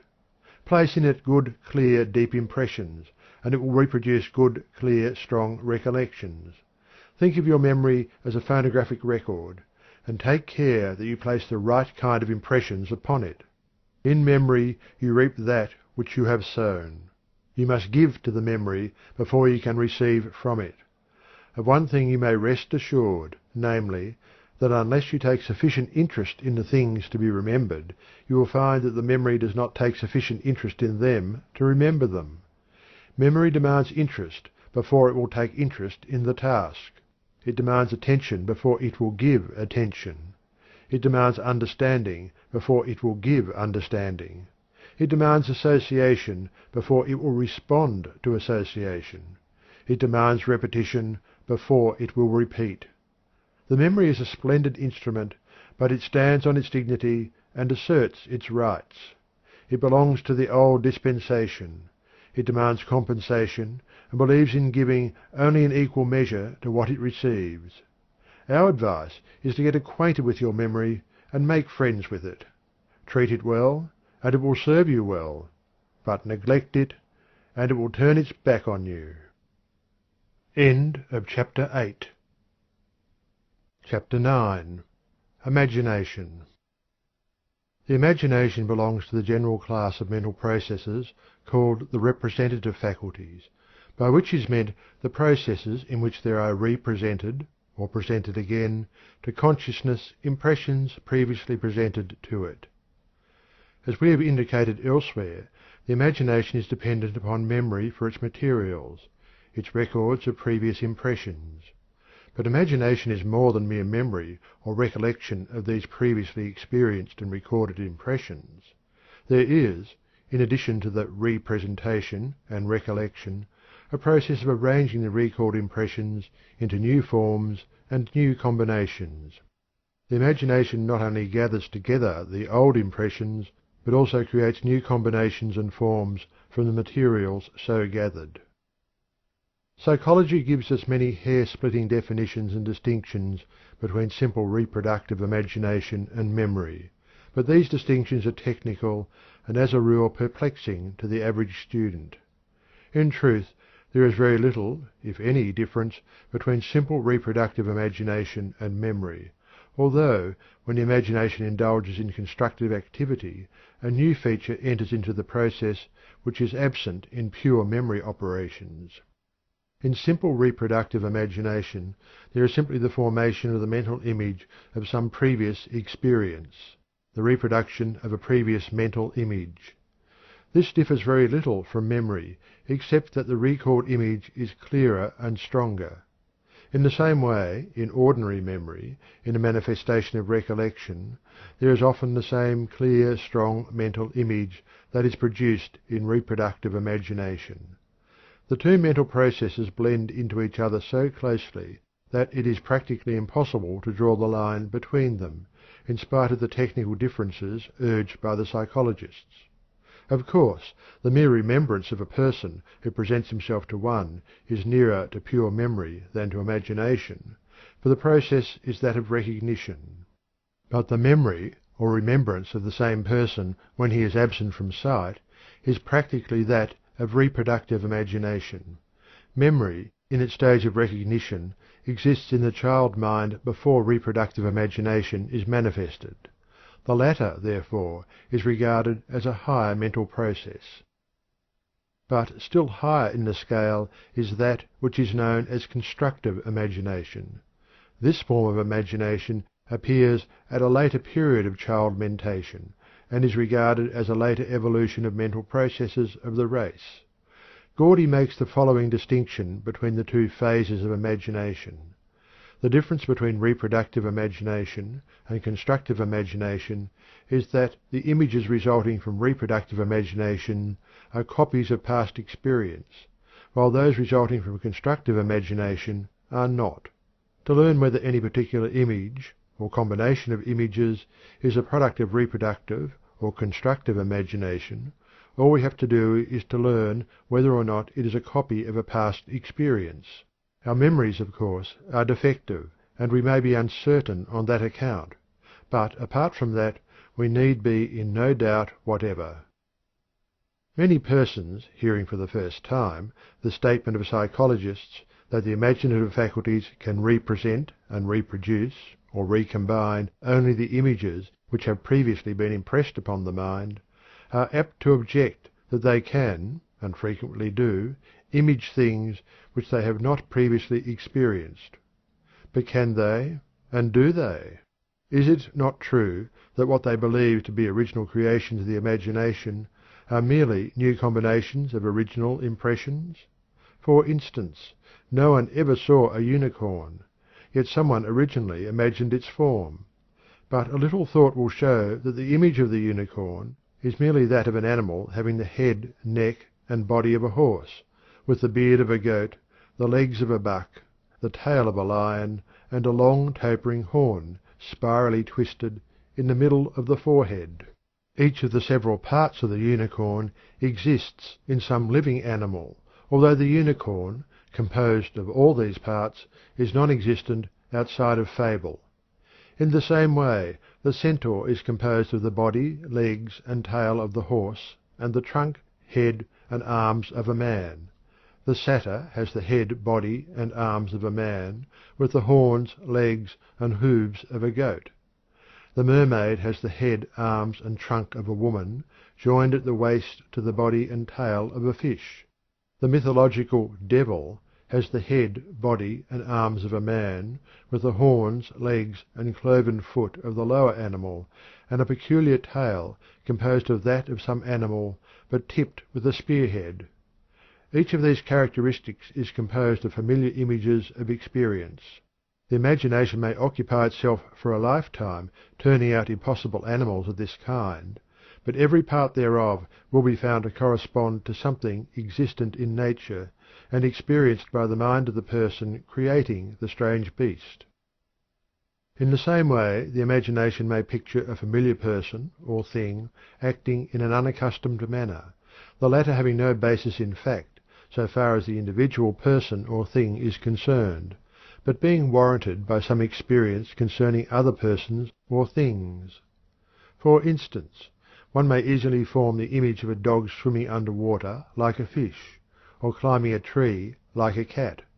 Likewise, one may form a mental image of a learned, bewigged High Chancellor, or a venerable Archbishop of Canterbury, dressed like a clown, standing on his head, balancing a coloured football on his feet, sticking his tongue in his cheek, and winking at the audience. In the same way, one may imagine a railroad running across a barren desert, or a steep mountain, upon which there is not as yet a rail laid. The bridge across a river may be imaged in the same way. In fact, this is the way that everything is mentally created, constructed, or invented, the old materials being combined in a new way, and arranged in a new fashion. Some psychologists go so far to say that no mental image of memory is an exact reproduction of the original impression, that there are always changes due to the unconscious operation of the constructive imagination. The constructive imagination is able to tear things to pieces in search for material, as well as to join things together in its work of building. The importance of the imagination in all the processes of intellectual thought is great. Without imagination, man could not reason or manifest any intellectual process. It is impossible to consider the subject of thought without first regarding the processes of imagination. And yet, it is common to hear persons speak of the imagination as if it were a faculty of mere fancy, useless and without place in the practical world of thought. Developing the imagination. The imagination is capable of development and training. The general rules for development of the imagination are practically those which we have stated in connection with the development of the memory. There is the same necessity for plenty of material, for the formation of clear and deep impressions and clear-cut mental images; the same necessity for repeated impression, and the frequent use and employment of the faculty. The practice of visualization, of course, strengthens the power of the imagination as it does that of the memory, the two powers being intimately related. The imagination may be strengthened and trained by deliberately recalling previous impressions and then combining them into new relations. The materials of memory may be torn apart and then recombined and regrouped. In the same way, one may enter into the feelings and thoughts of other persons by imagining one's self in their place and endeavouring to act out in imagination the life of such persons. In this way one may build up a much fuller and broader conception of human nature and human motives. In this place, also, we should caution the student against the common waste of the powers of the imagination and the dissipation of its powers in idle fancies and daydreams. Many persons misuse their imagination in this way, and not only weaken its power for effective work, but also waste their time and energy. Daydreamers are notoriously unfit for the real practical work of life. Imagination and ideals. And finally, the student should remember that in the category of the imaginative powers must be placed that phase of mental activity which has so much to do with the making or marring of one's life, the formation of ideals. Our ideals are the patterns after which we shape our life. According to the nature of our ideals is the character of the life we lead. Our ideals are the supports of that which we call character. It is a truth, old as the race, and now being perceived most clearly by thinkers, that indeed, as a man thinketh in his heart, so is he. The influence of our ideals is perceived to affect not only our character, but also our place and degree of success in life. We grow to be that of which we have held ideals. If we create an ideal, either of general qualities, or else these qualities as manifested by some person living or dead, and keep that ideal ever before us, we cannot help developing traits and qualities corresponding to those of our ideal.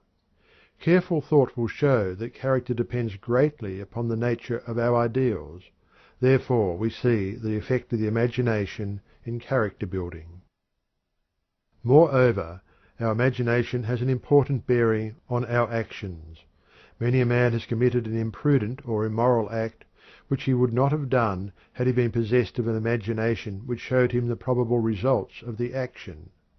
In the same way, many men have been inspired to great deeds and achievements by reason of their imagination picturing to them the possible results of certain action. The big things in all walks of life have been performed by men who had sufficient imagination to picture the possibilities of certain courses or plans. The railroads, bridges, telegraph lines, cable lines, and other works of man are the results of the imagination of some men. The good fairy godmother always provides a vivid and lively imagination among the gifts she bestows upon her beloved godchildren. Well did the old philosopher pray to the gods, "And, withal, give unto me a clear and active imagination." The dramatic values of life depend upon the quality of the imagination. Life without imagination is mechanical and dreary. Imagination may increase the susceptibility to pain, but it pays for this by increasing the capacity for joy and happiness. The pig has but little imagination, little pain, and little joy, but who envies the pig? The man with a clear and active imagination is in a measure a creator of his world, or at least a re-creator. He takes an active part in the creative activities of the universe, instead of being a mere pawn pushed here and there in the game of life. Again, the divine gift of sympathy and understanding depends materially upon the possession of a good imagination. One can never understand the pain or problems of another unless he first can imagine himself in the place of the other. Imagination is at the very heart of sympathy. One may be possessed of great capacity for feeling, but owing to his lack of imagination may never have this feeling called into action.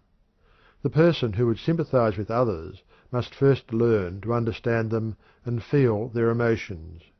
This he can do only if he has the proper degree of imagination.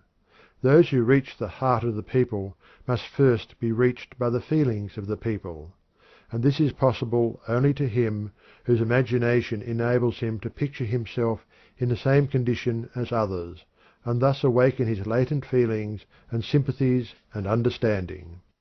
Thus it is seen that the imagination touches not only our intellectual life, but also our emotional nature. Imagination is the very life of the soul. End of chapter 9. Chapter 10. The Feelings. In thinking of the mind and its activities, we are accustomed to the general idea that the mental processes are chiefly those of intellect, reason, thought. But, as a fact, the greater part of the mental activities are those concerned with feeling and emotion. The intellect is the youngest child of the mind, and while making its presence strenuously known in the manner of all youngest children, so that one is perhaps justified in regarding it as the whole thing in the family, nevertheless it plays but a comparatively small part in the general work of the mental family. The activities of the feeling side of life greatly outnumber those of the thinking side, are far stronger in their influence and effect as a rule, and, in fact, so colour the intellectual processes, unconsciously, so as to constitute their distinctive quality, except in the case of a very few advanced thinkers. But there is a difference between feeling and emotion, as the terms are employed in psychology. The former is the simple phase, the latter the complex. Generally speaking, the resemblance or difference is akin to that existing between sensation and perception, as explained in a previous chapter. Beginning with the simple, in order later on to reach the complex, we shall now consider that which is known as simple feeling. The term feeling, as used in this connection in psychology, has been defined as the simple agreeable or disagreeable side of any mental state. These agreeable or disagreeable sides of mental states are quite distinct from the act of knowing which accompanies them. One may perceive and thus know that another is speaking to him, and be fully aware of the words being used and of their meaning. Ordinarily, and so far as pure thought processes are concerned, this would complete the mental state. But we must reckon on the feeling side as well as on the thinking side of the mental state. Accordingly, we find that the knowledge of the words of the other person and the meaning thereof results in a mental state agreeable or disagreeable. In the same way, the reading of the words of a book, the hearing of a song, or a sight or scene perceived may result in a more or less strong feeling, agreeable or disagreeable. This sense of agreeable or disagreeable consciousness is the essential characteristic of what we call feeling. It is very difficult to explain feeling except in its own terms.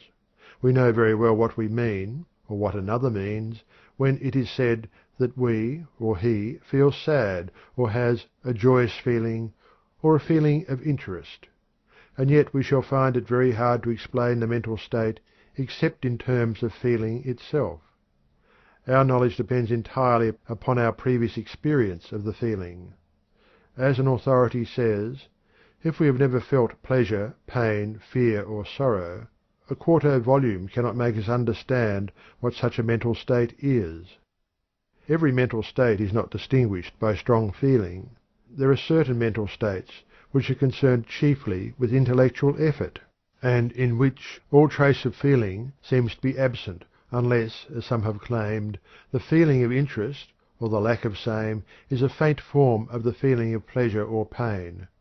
Habit may dull the feeling of a mental state until it is apparently neutral, but there is generally a faint feeling of like or dislike still left. The elementary forms of feeling are closely allied with those of simple sensation. But experiments have revealed that there is a distinction in consciousness. It has been discovered that one is often conscious of the touch of a heated object before he is of the feeling or pain resulting from it. Psychologists have pointed out another distinction, namely, when we experience a sensation, we are accustomed to refer it to the outside thing which is the object of it, as when we touch the heated object. But when we experience a feeling, we instinctively refer it to ourselves, as when the heated object gives us pain. As an authority has said, "My feelings belong to me, but my sensations seem to belong to the object which caused them." Another proof of the difference and distinction between sensation and feeling is the fact that the same sensation will produce different feelings in different persons experiencing the former, even at the same time. For instance, the same sight will cause one person to feel elated and the other depressed. The same words will produce a feeling of joy in one and a feeling of sorrow in another. The same sensation will produce different feelings in the same person at different times. An authority well says, "You drop your purse, and you see it lying on the ground as you stoop to pick it up, with no feeling either of pleasure or pain. But if you see it after you have lost it and have hunted for it a long time in vain, you have a pronounced feeling of pleasure." There is a vast range of degree and kind in feeling. Gordy says, "All forms of pleasure and pain are called feelings. Between the pleasure which comes from eating a peach and that which results from solving a difficult problem, of learning good news of a friend, or thinking of the progress of civilization, between the pain that results from a cut in the hand and that which results from the failure of a long cherished plan or the death of a friend, there is a long distance. But the one group are all pleasures, the other all pains, and whatever the source of the pleasure or pain, it is alike feeling." There are many different kinds of feelings. Some arise from sensations of physical comfort or discomfort, some from purely physiological conditions, others from the satisfaction of accustomed tastes, or the dissatisfaction arising from the stimulation of unaccustomed tastes, others from the presence or absence of comfort, others from the presence or absence of things or persons for whom we have an affection or liking. Overindulgence often transforms the feeling of pleasure into that of pain, and, likewise, habit and practice may cause us to experience a pleasurable feeling from that which formerly inspired feeling of an opposite kind. Feelings also differ in degree. That is to say, some things cause us to experience pleasurable feelings of a greater intensity than do others, and some cause us to experience painful feelings of a greater intensity than do others. These degrees of intensity depend more or less upon the habit or experience of the individual. As a general rule, feeling may be classified into 1, those arising from physical sensations, and 2, those arising from ideas. The feelings depending upon physical sensations arise either from inherited tendencies and inclinations, or from acquired habits and experience. It is an axiom of the evolutionary school that any physical activity that has been a habit of the race, long continued, becomes an instinctive, pleasure-giving activity in the individual. For instance, the race for many generations was compelled to hunt, fish, travel, swim, etc., in order to maintain existence. The result is that we, the descendants, are apt to find pleasure in the same activities as sport, games, exercise, etc. Many of our tendencies and feelings are inherited in this way. To these we have added many acquired habits of physical activity which follow the same rule, that is, that habit and practice impart more or less pleasurable feeling. We find more pleasure in doing those things which we can do easily or quite well than in the opposite kind of things. The feelings depending upon ideas may also arise from inheritance. Many of our mental tendencies and inclinations have come down to us from the past. There are certain feelings that are born in one without a doubt. That is to say, there is a great capacity for such feelings which will be transformed into manifestation upon the presentation of the proper stimulus. Other mental feelings depend upon our individual past experience, association, or suggestions from others, upon our past environment, in fact. The ideals of those around us will cause us to experience pleasure or pain, as the case may be, under certain circumstances. The force of suggestion along these lines is very strong indeed. Not only do we experience feelings in response to present sensations, but the recollection of some previous experience will also arouse feeling. In fact, feelings of this kind are closely bound up with memory and imagination. Persons of vivid imagination are apt to feel far more than others. They suffer more and enjoy more. Our sympathies, which depend largely upon our imaginative power, are the cause of many of our feelings of this kind. Many of the facts which we generally ascribe to feeling are really part of the phenomena of emotion, the latter being the more complex phase of feeling. For purposes of this consideration, we have regarded simple feeling as the raw material of emotion, the relation being compared to that existing between sensation and perception. In our consideration of emotion, we shall see the fuller manifestation of feeling, and its more complex expressions. End of chapter 10. Chapter 11. The Emotions. As we have seen in the preceding lessons, an emotion is the more complex phase of feeling. As a rule, an emotion arises from a number of feelings. Moreover, it is of a higher order of mental activity. As we have seen, a feeling may arise either from a physical sensation or from an idea. Emotion, however, as a rule, is dependent upon an idea for its expression, and always upon an idea for its direction and its continuance.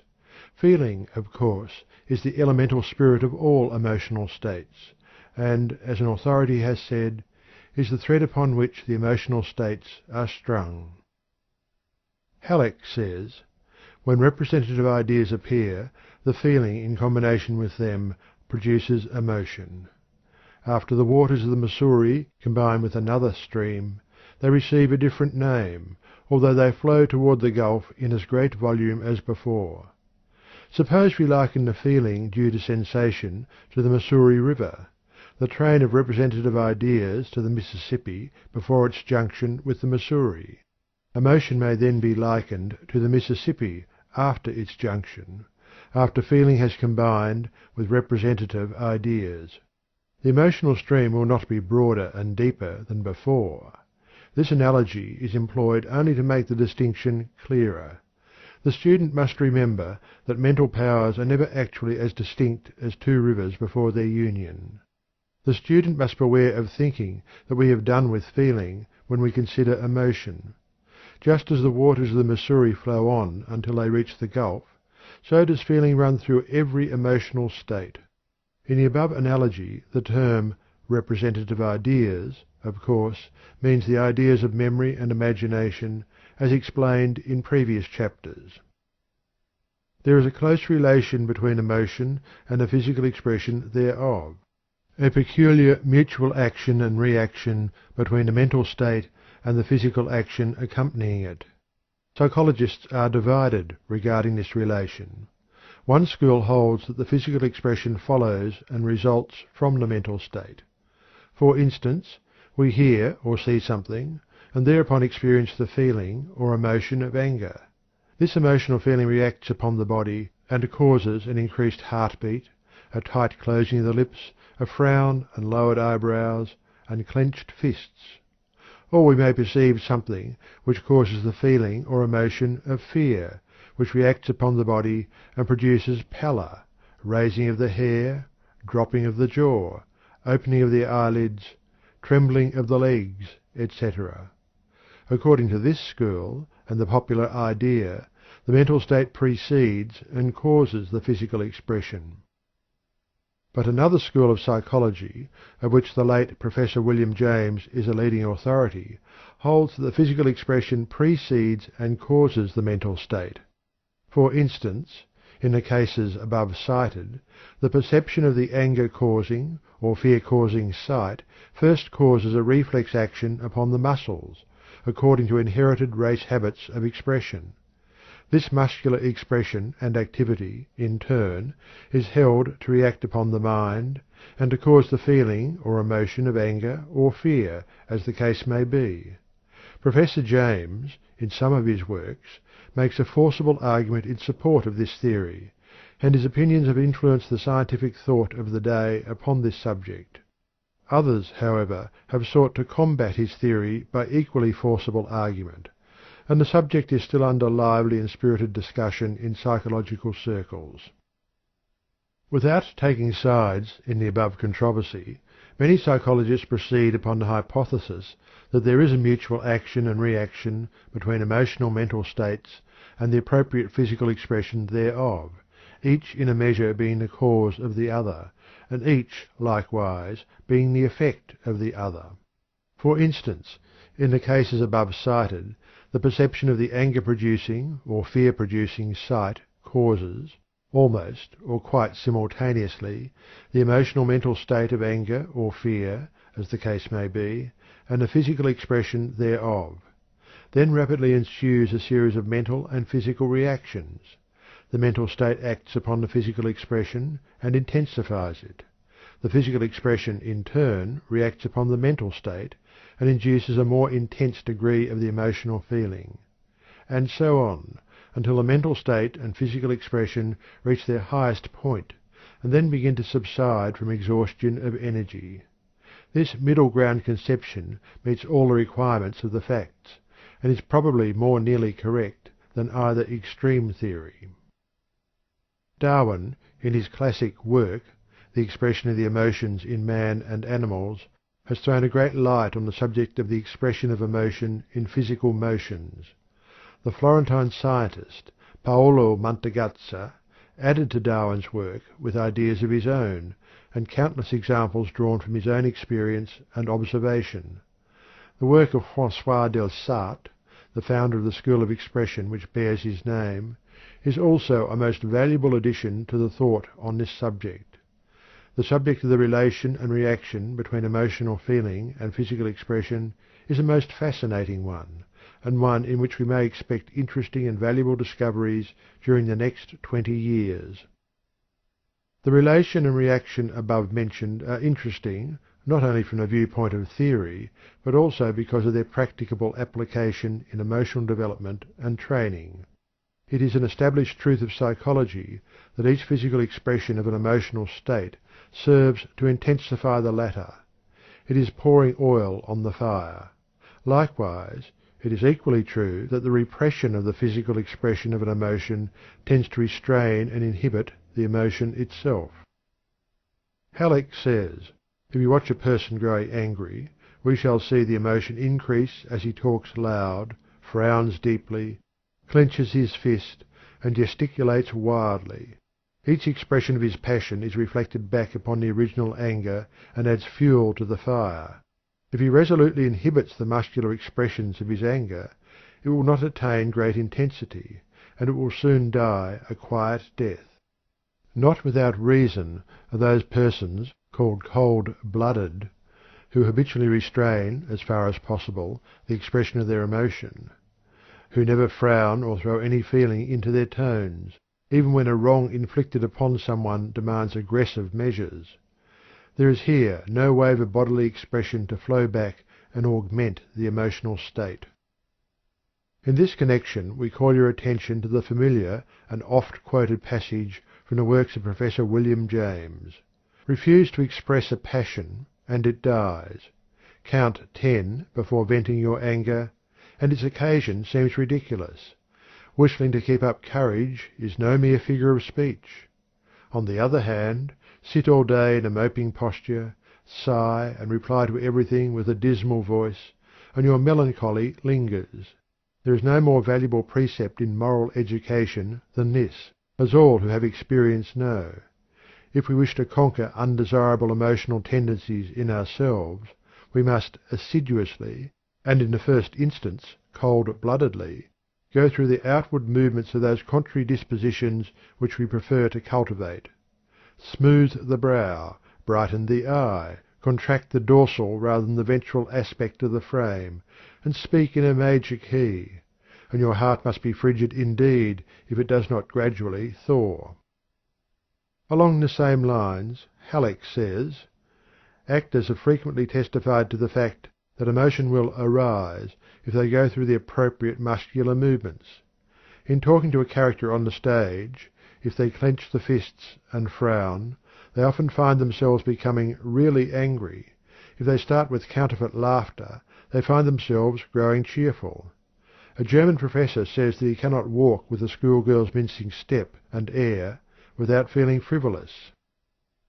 The wise student will acquire a great control over his emotional nature if he will reread and study the above statements and quotations until he has grasped their spirit and essence. In those few lines he is given a philosophy of self-control and self-mastery that will be worth much to him if he will but apply it in practice. Patience, perseverance, practice, and will are required, but the reward is great.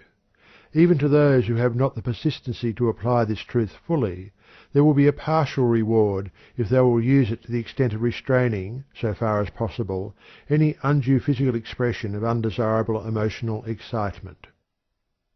Some writers seem to regard capacity for great emotional excitement and expression as a mark of a rich and full character or noble soul. This is far from being true. While it is a fact that the cultivation of certain emotions tends to create a noble character and a full life, it is equally true that the tendency to gush and indulge in hysterical or sentimental excesses is a mark of an ill-controlled nature and a weak rather than strong character.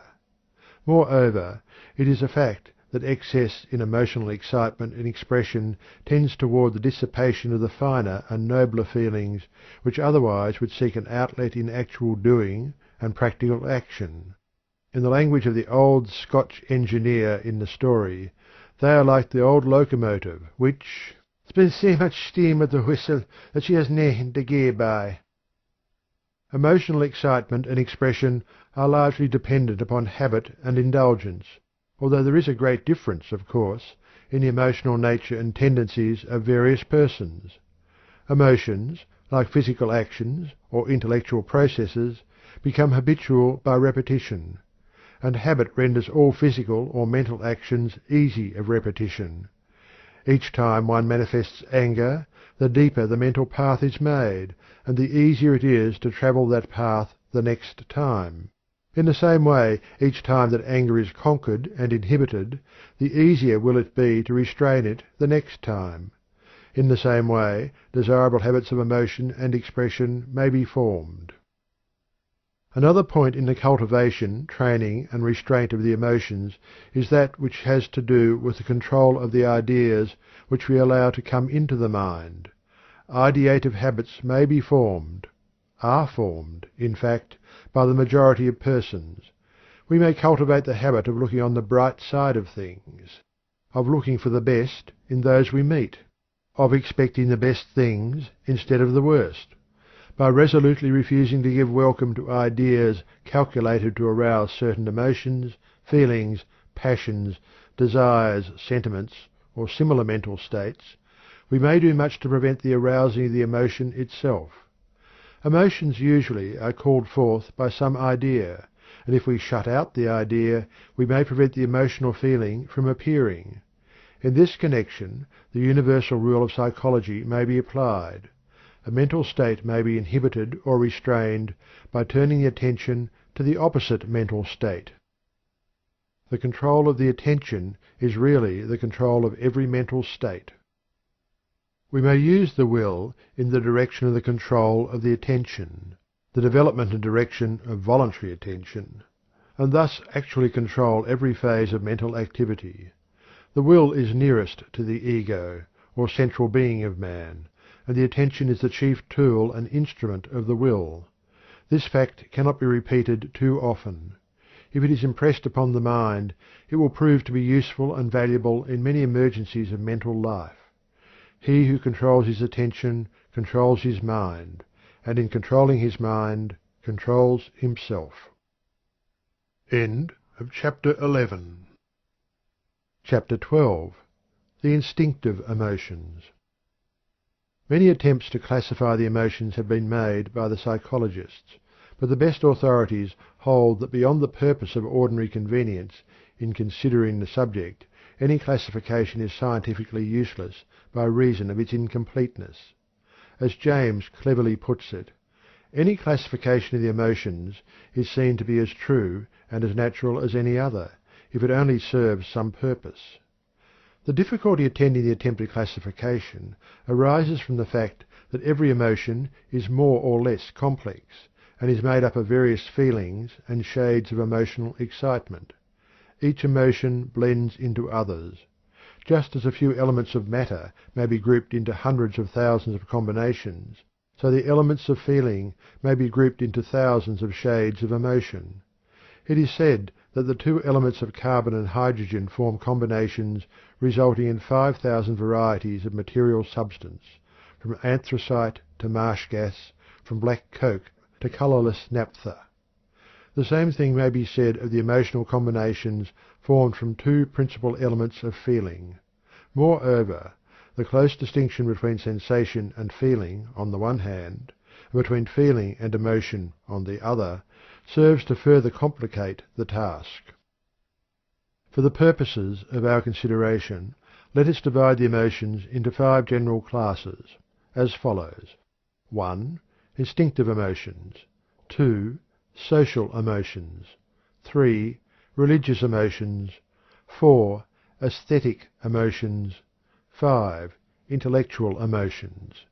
We shall now consider each of the above 5 classes in turn. The instinctive emotions. Instinct is defined as unconscious, involuntary, or unreasoning prompting to any action, or the natural, unreasoning impulse by which an animal is guided to the performance of any action, without thought of improving the method. An authority says, "Instinct is a natural impulse leading animals, even prior to all experience, and to perform certain actions tending to the welfare of the individual or the perpetuation of the species, apparently without understanding the object at which they may be supposed to aim, or deliberating as to the best methods to employ. In many cases, as in the construction of the cells of the bee, there is a perfection about the result which reasoning man could not have equalled, except by an application of the higher mathematics to direct the operations carried out. Mr. Darwin considers that animals, in time past as now, have varied in their mental qualities, and that those variations are inherited. Instincts also vary slightly in a state of nature. This being so, natural selection can ultimately bring them to a high degree of perfection. It was formerly the fashion to ascribe instinct in the lower animals, and in man, to something akin to innate ideas implanted in each species and thereafter continued by inheritance. But the application of the idea of evolution to the science of psychology has resulted in brushing away these old ideas. Today it holds that that which we call instinct is the result of gradual development in the course of evolution, the accumulated experience of the race being stored away in the race memory, each individual adding a little thereto by his acquired habits and experiences. Psychologists now hold that the lower forms of these race tendencies are closely akin to purely reflex actions, and the higher forms, which are known as instinctive emotions, are phenomena of the subconscious mind resulting from race memory and race experience. Clodd says, Instinct is the higher form of reflex action. The salmon migrates from sea to river. The bird makes its nest, or migrates from one zone to another by an unvarying route, even leaving its young behind to perish. The bee builds its six-sided cell. The spider spins its web.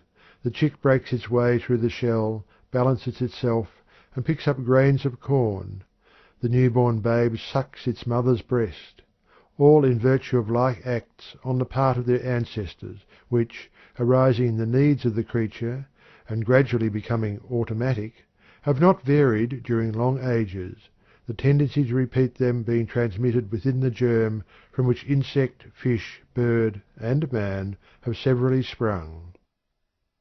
Schneider says, "It is a fact that men, especially in childhood, fear to go into a dark cavern or a gloomy wood. This feeling of fear arises, to be sure, partly from the fact that we easily suspect that dangerous beasts may lurk in these localities, a suspicion due to stories we have heard and read. But, on the other hand, it is quite sure that this fear at a certain perception is also directly inherited. Children who have been carefully guarded from all ghost stories are nevertheless terrified and cry if led into a dark space, especially if sounds are made there. Even an adult can easily observe that an uncomfortable timidity steals over him in a lonely wood at night, although he may have the fixed conviction that not the slightest danger is near. This feeling of fear occurs in many men even in their own houses after dark, although it is much stronger in a dark cavern or forest. The fact of such instinctive fear is easily explicable when we consider that our savage ancestors, through immemorial generations, were accustomed to meet with dangerous beasts in caverns, especially bears, and were, for the most part, attacked by such beasts during the night and in the woods, and that thus an inseparable association between the perceptions of darkness, caverns, woods, and fear took place, and was inherited." James says, "Nothing is commoner than the remark that man differs from lower creatures by the almost total absence of instincts, and the assumption of their work in him by reason. We may confidently say that however uncertain man's reactions upon his environment may sometimes seem in comparison with those of the lower mammals, the uncertainty is probably not due to their possession of any principles of action which he lacks. On the contrary, man possesses all the impulses that they have, and a great many more besides. High places cause fear of a peculiarly sickening sort, though here again individuals differ.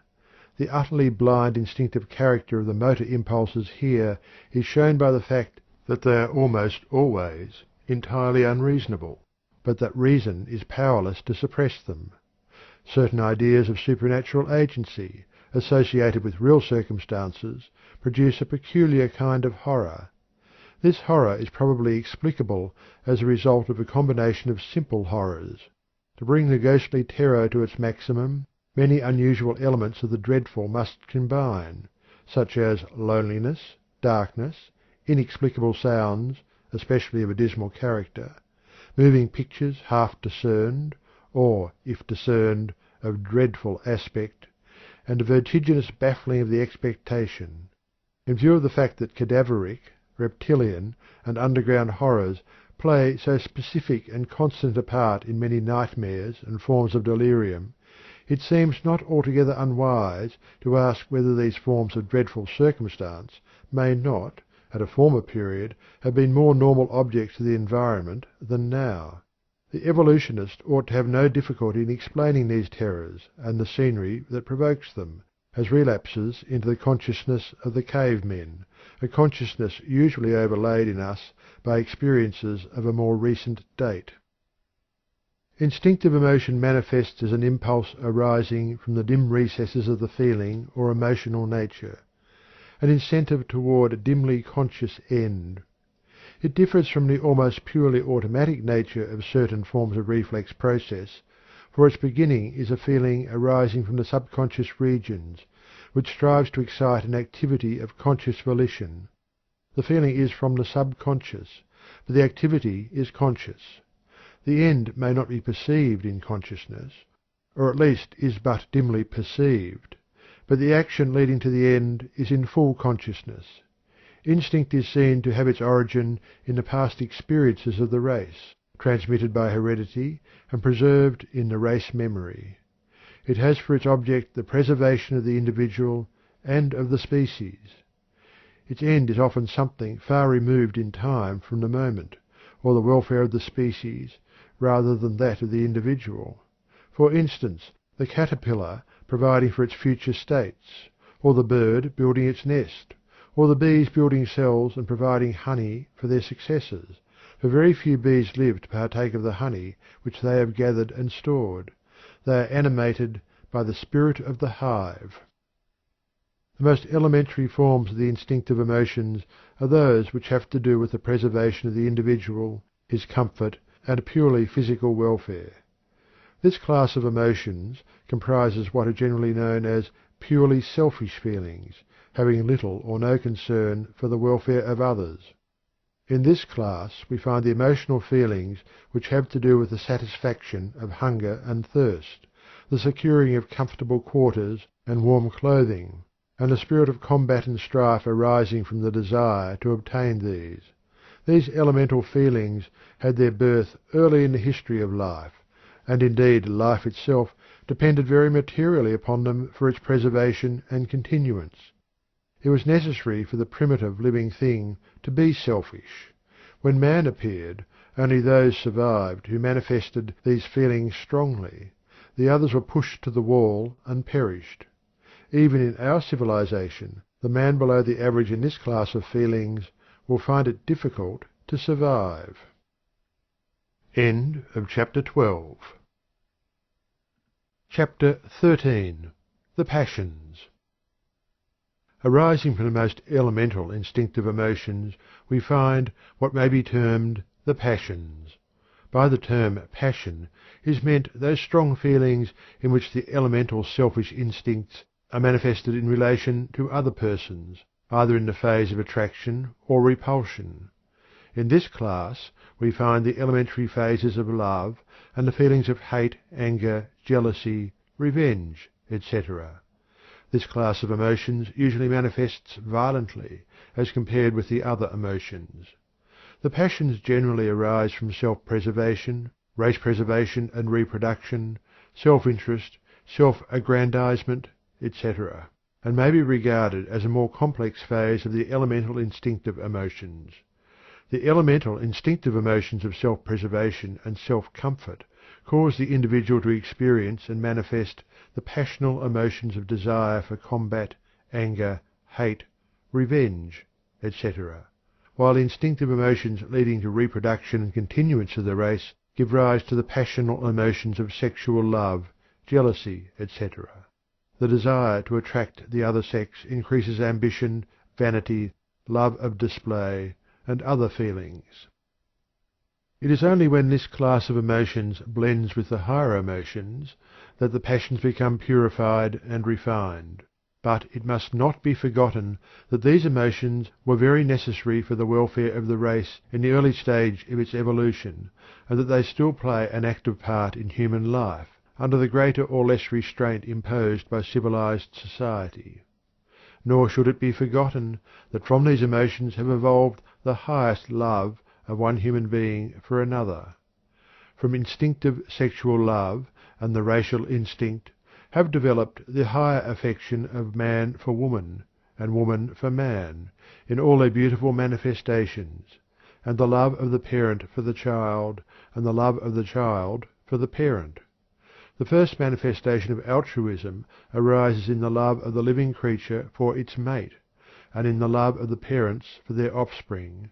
In certain forms of life, where the association of the sexes is merely for the moment, and is not followed by protection, mutual aid, and companionship, there is found an absence of mutual affection of any kind, the only feeling being an elemental reproductive instinct bringing the male and female together for the moment, an almost purely reflex activity.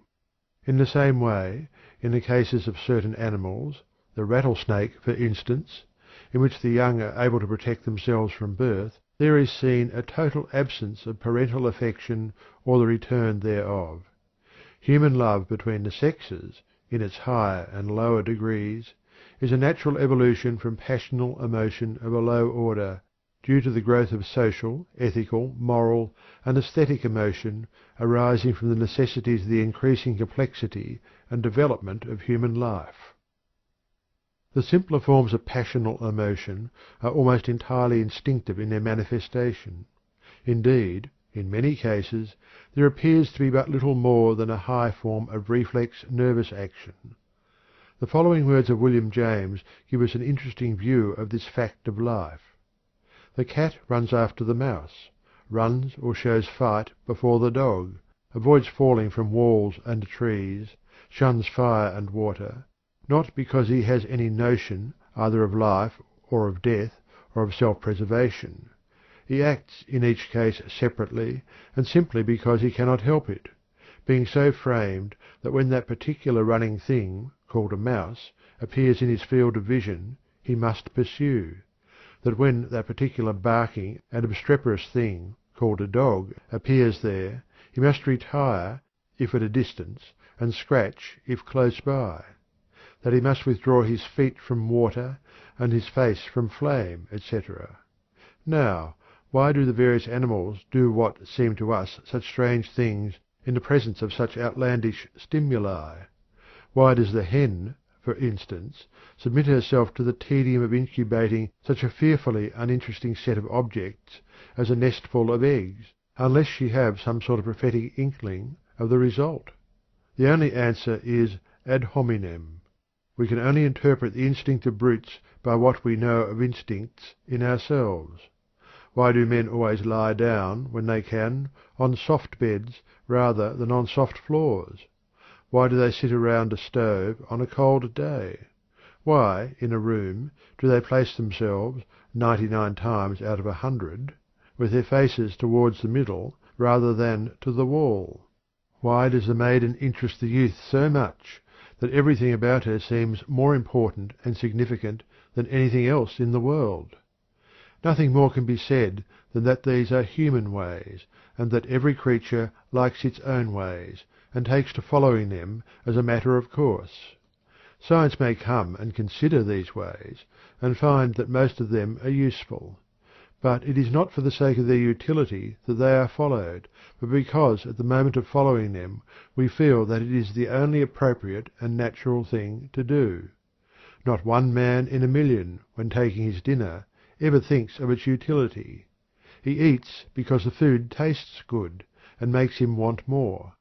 If you should ask him why he wants to eat more of what tastes like that, instead of revering you as a philosopher, he will probably laugh at you for a fool. James continues.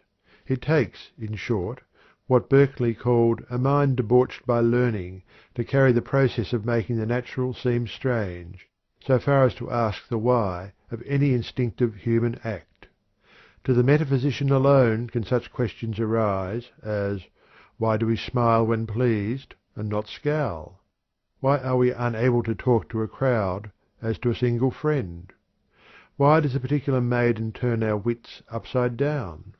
The common man can only say, of course we smile, of course our heart palpitates at the sight of the crowd, of course we love the maiden, that beautiful soul clad in that perfect form, so palpably and flagrantly made from all eternity to be loved. And so, probably, does each animal feel about the particular things it tends to do in the presence of particular objects. They too are a priori syntheses. To the lion it is the lioness which is made to be loved; to the bear, the she-bear. To the broody hen the notion would seem monstrous that there should be a creature in the world to whom a nestful of eggs was not the utterly fascinating, precious, and never to be much sat upon object which it is to her. Thus we may be sure that however mysterious some animals' instincts may appear to us, our instincts will appear no less mysterious to them, and we may conclude that to the animal which obeys it, every impulse and every step of that instinct shines with its own sufficient light, and seems at the moment the only externally right and proper thing to do. It may be done for its own sake exclusively. One has very little need, as a rule, to develop the passional emotions. Instinct has taken pretty good care that we shall have our share of this class of feelings. But there is a need to train, restrain, govern, and control these emotions, for the conditions which brought about their original being have changed. Our social conventions require that we should subordinate these passional feelings, to some extent at least.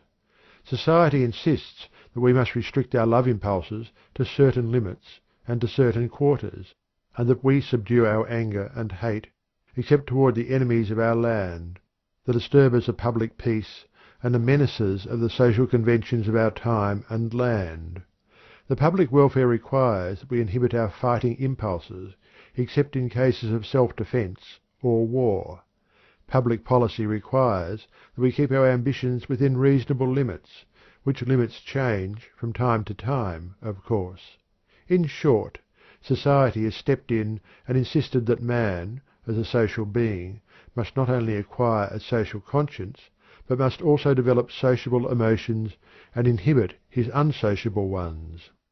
The evolution of man's nature has caused him, unconsciously, to modify his elemental, instinctive, passional emotions, and subordinate them to the dictates of social, ethical, moral, and aesthetic feelings and ideals, and to intellectual considerations. Even the original elemental instincts of the lower animals have been modified by reason of the social requirements of the pack, herd, or drove, until the modified instinct is now the ruling force. The general principles of emotional control, restraint, and mastery, as given in a preceding chapter, are applicable to the particular class of emotions now under consideration here. 1. By refraining from the physical expression, one may, at least partially, inhibit the emotion. 2. By refusing to create the habit, one may more easily manifest control. 3. By refusing to dwell upon the idea or mental picture of the exciting object, one may lessen the stimulus. 4. By cultivating the opposite class of emotions, one may inhibit any class of feeling. 5. And, finally, by acquiring a control of the attention, by means of the will, one has the reins firmly in hand, and may drive or hold back the steeds of passion as he wills. The passions are like fiery horses, useful if well under control, but most dangerous if the control is lost. The ego is the driver, the will his hands, attention the reins, habit the bit, and the passions the horses. To drive the chariot of life under social conditions, the ego must have strong hands, will, to tighten or loosen the reins of attention. He must also employ a well-designed and shaped bit of habit. Without strong hands, good reins, and well-adjusted bit, the fiery steeds of passion may gain control, and, running away, dash the chariot and its driver over the precipice, and on to the jagged rocks below. End of chapter 13. Chapter 14. The Social Emotions. As man became a social animal, he developed new traits of character, new habits of action, new ideals, new customs, and consequently new emotions. Emotions long entertained and long manifested by the race become more or less instinctive, and are passed along in the form of either (a) inherited stimulus akin to, but lesser in degree and force than, the more elemental emotions, or (b) of inherited tendency to manifest the acquired emotional feeling upon the presentation of sufficiently strong stimuli. Hence arises that which we have called the social emotions. Under the classification of the social emotions are those acquired tendencies of action and feeling of the race which are more or less altruistic, and are concerned with the welfare of others and one's duties and obligations towards society and our fellow men. In this class are to be found the emotions which impel us to perform what we consider or feel to be our duty toward our neighbours, and our obligations and duty toward the state, as expressed in its laws, the customs of men of our country, or the ideals of the community. In another phase it manifests as sympathy, fellow feeling, and kindness in general. In its first phase we find civic virtue, law-abiding inclination, honesty, square dealing, and patriotism. In its second phase we find sympathy for others, charity, mutual aid, the alleviation of poverty and suffering, the erection of asylums for orphans and the aged, hospitals for the sick, and the formation of societies for general charitable work. In many cases we find the social, ethical, and moral emotions closely allied with religious emotion, and by many these are supposed to be practically identical. But there is a vast difference in spite of their frequent association. For instance, we find many persons of high civic virtue, of exalted moral ideals, and manifesting ethical qualities of the most advanced type, who are lacking in the ordinary religious feelings. On the other hand, we too frequently find persons professing great religious zeal, and apparently experiencing the most intense religious emotional feeling, who are deficient in social, civic, ethical, and moral qualities, in the best sense of these terms. The aim of all religion worthy of the name, however, is to encourage ethical and moral as well as religious emotions. We must here make the distinction between those manifesting the actions termed ethical and moral, because they feel that way, and those who merely comply with the conventional requirements because they fear the consequences of their violation. The first class have the true social, ethical, and moral feelings, tastes, ideals, and inclinations, while the second manifest merely the elementary feelings of self-preservation and selfish prudence. The first class are good because they feel that way and find it natural to be so, while the others are good merely because they have to be, or be punished by legal penalty or public opinion, loss of prestige, loss of financial support, etc. The social, moral, and ethical emotions are believed to have arisen in the race by reason of the association of individuals and communities and the rise of the necessity for mutual aid and forbearance. Even many of the species of the lower animals have social, moral, or ethical codes of their own, based on the experience of the species or family, infractions of which they punish severely. In the same way, sympathy and the altruistic feelings are supposed to have arisen. The community of interest and understanding in the tribe, family, or clan brought not only the feeling of natural defence and protection, but also the finer, inner sympathetic feeling of the pains and sufferings of their associates. This, in the progress of the race, has developed into broader and more complex ideals and feelings. Theology explains the moral feelings as resulting from conscience, which it holds to be a special faculty of the mind or soul divinely given. Science, while admitting the existence of the state of feelings which we call conscience, denies its supernatural origin and ascribes it to the result of evolution, heredity, experience, education, and suggestion. Conscience, according to science, is a compound of intellectual and emotional states. Conscience is not an invariable or infallible guide, but depends entirely upon the heredity, education, experience, and environment of the individual. It accompanies the moral and ethical codes of the race, which vary with time and with country. Actions which were thought right a century ago are condemned now. Likewise, things condemned a century ago are thought right now. What is commended in Turkey is condemned in England, and vice versa. Moral tastes and ideals, like aesthetic ones, vary with time and country. There is no absolute code which has always been true, in all places.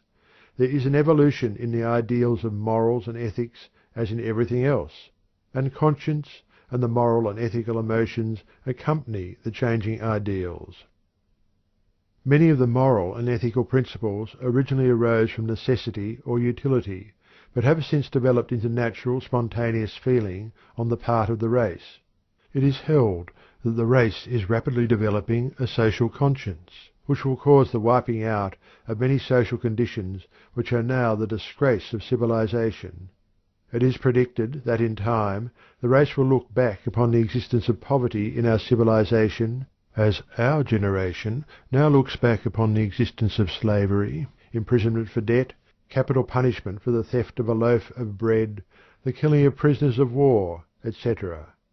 It is thought that, in time, wars of conquest will be deemed as utterly immoral as today is regarded the murder of a body of men by a band of pirates or bandits. In the same way, the economic slavery of today will be seen as immoral as now seems the physical slavery of the past. In not far distant time it will seem incredible that society could ever have allowed one of its members to die of hunger in the streets, or of poverty and inattention in the sick room of the hovel. Not only will the ideals and feelings of ethical and moral responsibility change and evolve, but the feelings of personal sympathy will evolve in accordance therewith. At least such is the dream and prophecy of some of the world's greatest thinkers. The social, ethical, and moral emotions may be developed by a study of the evolution and meaning of society on the one hand, and a perception of the condition of the lives of less fortunate individuals on the other. The first will awaken new ideas of the history and real meaning of social association and mutual intercourse, and will develop a new sense of responsibility, duty, and civic and social pride. The second will awaken understanding and sympathy, and a desire to do what one can to help those who are the underdog, and also to bring about a better state of affairs in general. The study of history and civilization, of sociology and civics, will do much in the first direction. The study of humankind and its life problems and conditions will do the same thing in the second case. In both cases there will be awakened a new sense of right and wrong, a new conception of ought and ought not, regarding one's relations to the race, society, and his fellow beings. Let no one deceive himself or herself by the smug assumption that the race has entirely emerged from barbarism and is now on the top wave of civilization. The truth, as known to all careful and conscientious thinkers, is that we are but half civilized, if indeed that much. Many of our customs and conventions are those of a half barbarous people. Our ideals are low, our customs often vile. We lack not only high ideals, but in many cases we show a lack of sanity in our social conventions. But evolution is moving us slowly ahead. A better day is dawning. The signs are in the air, to be seen by all thoughtful men.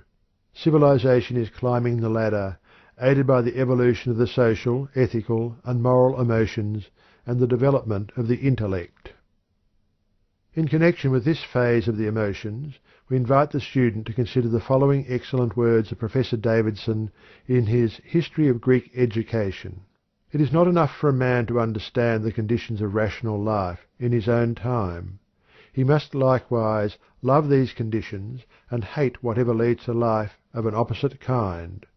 This is only another way of saying that he must love the good and hate the evil. For the good is simply what conduces to rational or moral life, and the evil simply what leads away from it. It is perfectly obvious, as soon as it is pointed out, that all immoral life is due to a false distribution of affection, which again is often, though by no means always, due to a want of intellectual cultivation. He that attributes to anything a value greater or less than it really possesses in the order of things, has already placed himself in a false relation to it, and will certainly, when he comes to act with reference to it, act immorally. End of chapter 14. Chapter 15. The religious emotions. By the religious emotions is meant that class of emotional feeling arising from the faith and belief in, or consciousness of the presence of supernatural beings, powers, entities, or forces. This form of emotion is regarded as distinct from the ethical and moral emotions, although frequently found in connection therewith. Likewise, it is independent of any special form of intellectual belief, for it is far more fundamental and often exists without creed, philosophy, or stated belief, the only manifestation in such cases being a feeling of the existence of supernatural beings, forces, and powers to which man has a relation and to which he owes obedience. To those who may think that this is too narrow a conception of religious emotion, we refer the following definition of religion from the dictionaries: the acts or feelings which result from the belief of a god or gods having superior control over matter, life, or destiny. Religion is subjective, designating the feelings and acts of men which relate to God. Theology is objective, denoting the science which investigates the existence, laws, and attributes of God. Or, objectively, the outer form and embodiment which the inward spirit of a true or false devotion assumes. Subjectively, the feeling of veneration with which the worshipper regards the being he adores.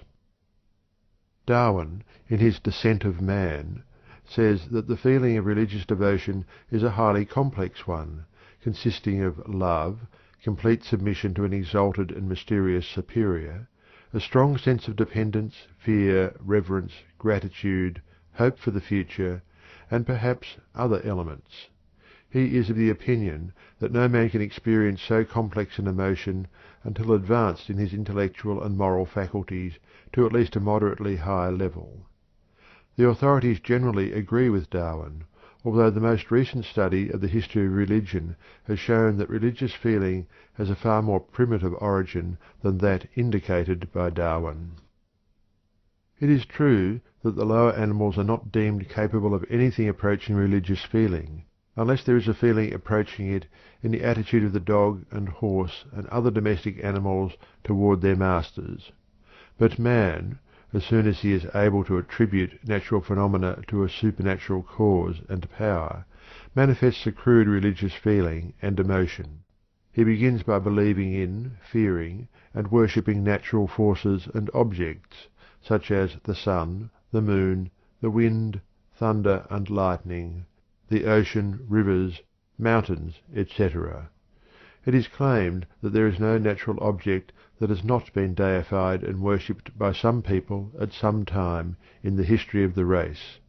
Later, man acquired the anthropomorphic conception of deities and created many gods in his own image, endowing them with his own attributes, qualities, and characteristics. The mental characteristics and morals of a people can always be ascertained by a knowledge of the average conception of deity held by them. Polytheism, or the belief in many gods, was succeeded by monotheism, or belief in one god. Monotheism ranges from the crudest conception of a man-like god to the highest conception of a spiritual being transcending all human qualities, attributes, or characteristics.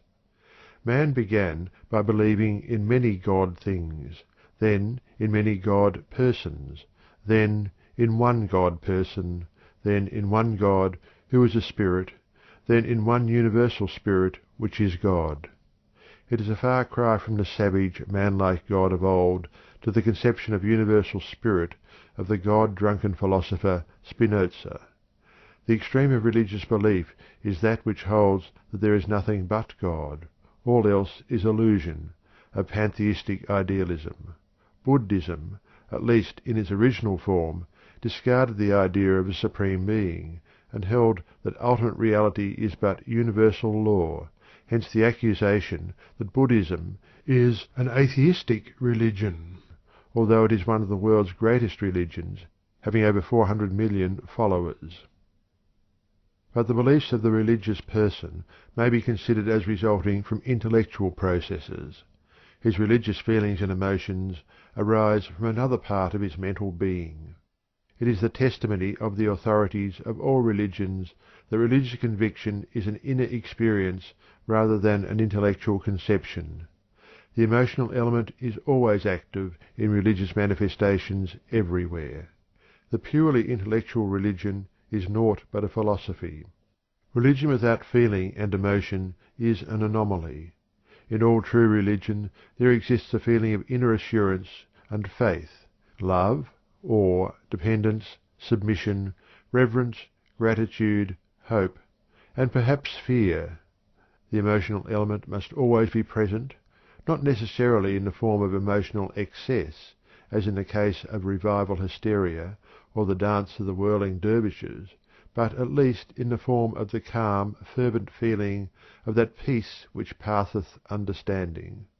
When religion departs from the emotional phase, it becomes merely a school of philosophy or an ethical culture society.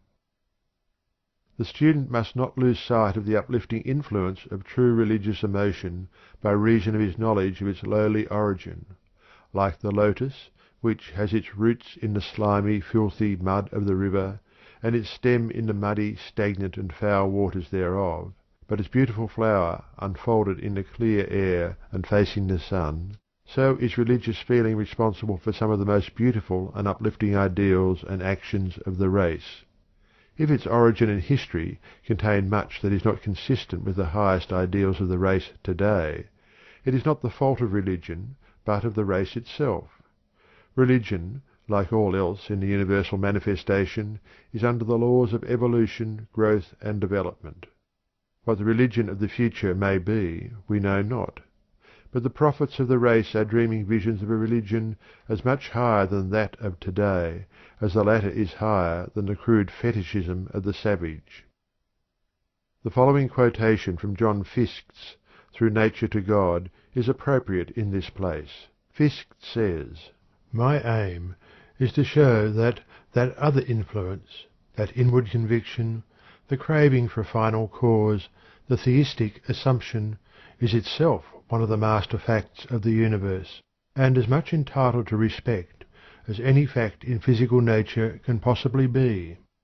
The argument flashed upon me about 10 years ago, while reading Herbert Spencer's controversy with Frederick Harrison concerning the nature and reality of religion. Because Spencer derived historically the greater part of modern belief in an unseen world from the savage's primeval world of dreams and ghosts, some of his critics maintained that logical consistency required him to dismiss the modern belief as utterly false; otherwise he would be guilty of seeking to evolve truth from falsehood. "By no means," replied Spencer. "Contrariwise, the ultimate form of the religious consciousness is the final development of a consciousness which, at the outset, contained a germ of truth obscured by multitudinous errors."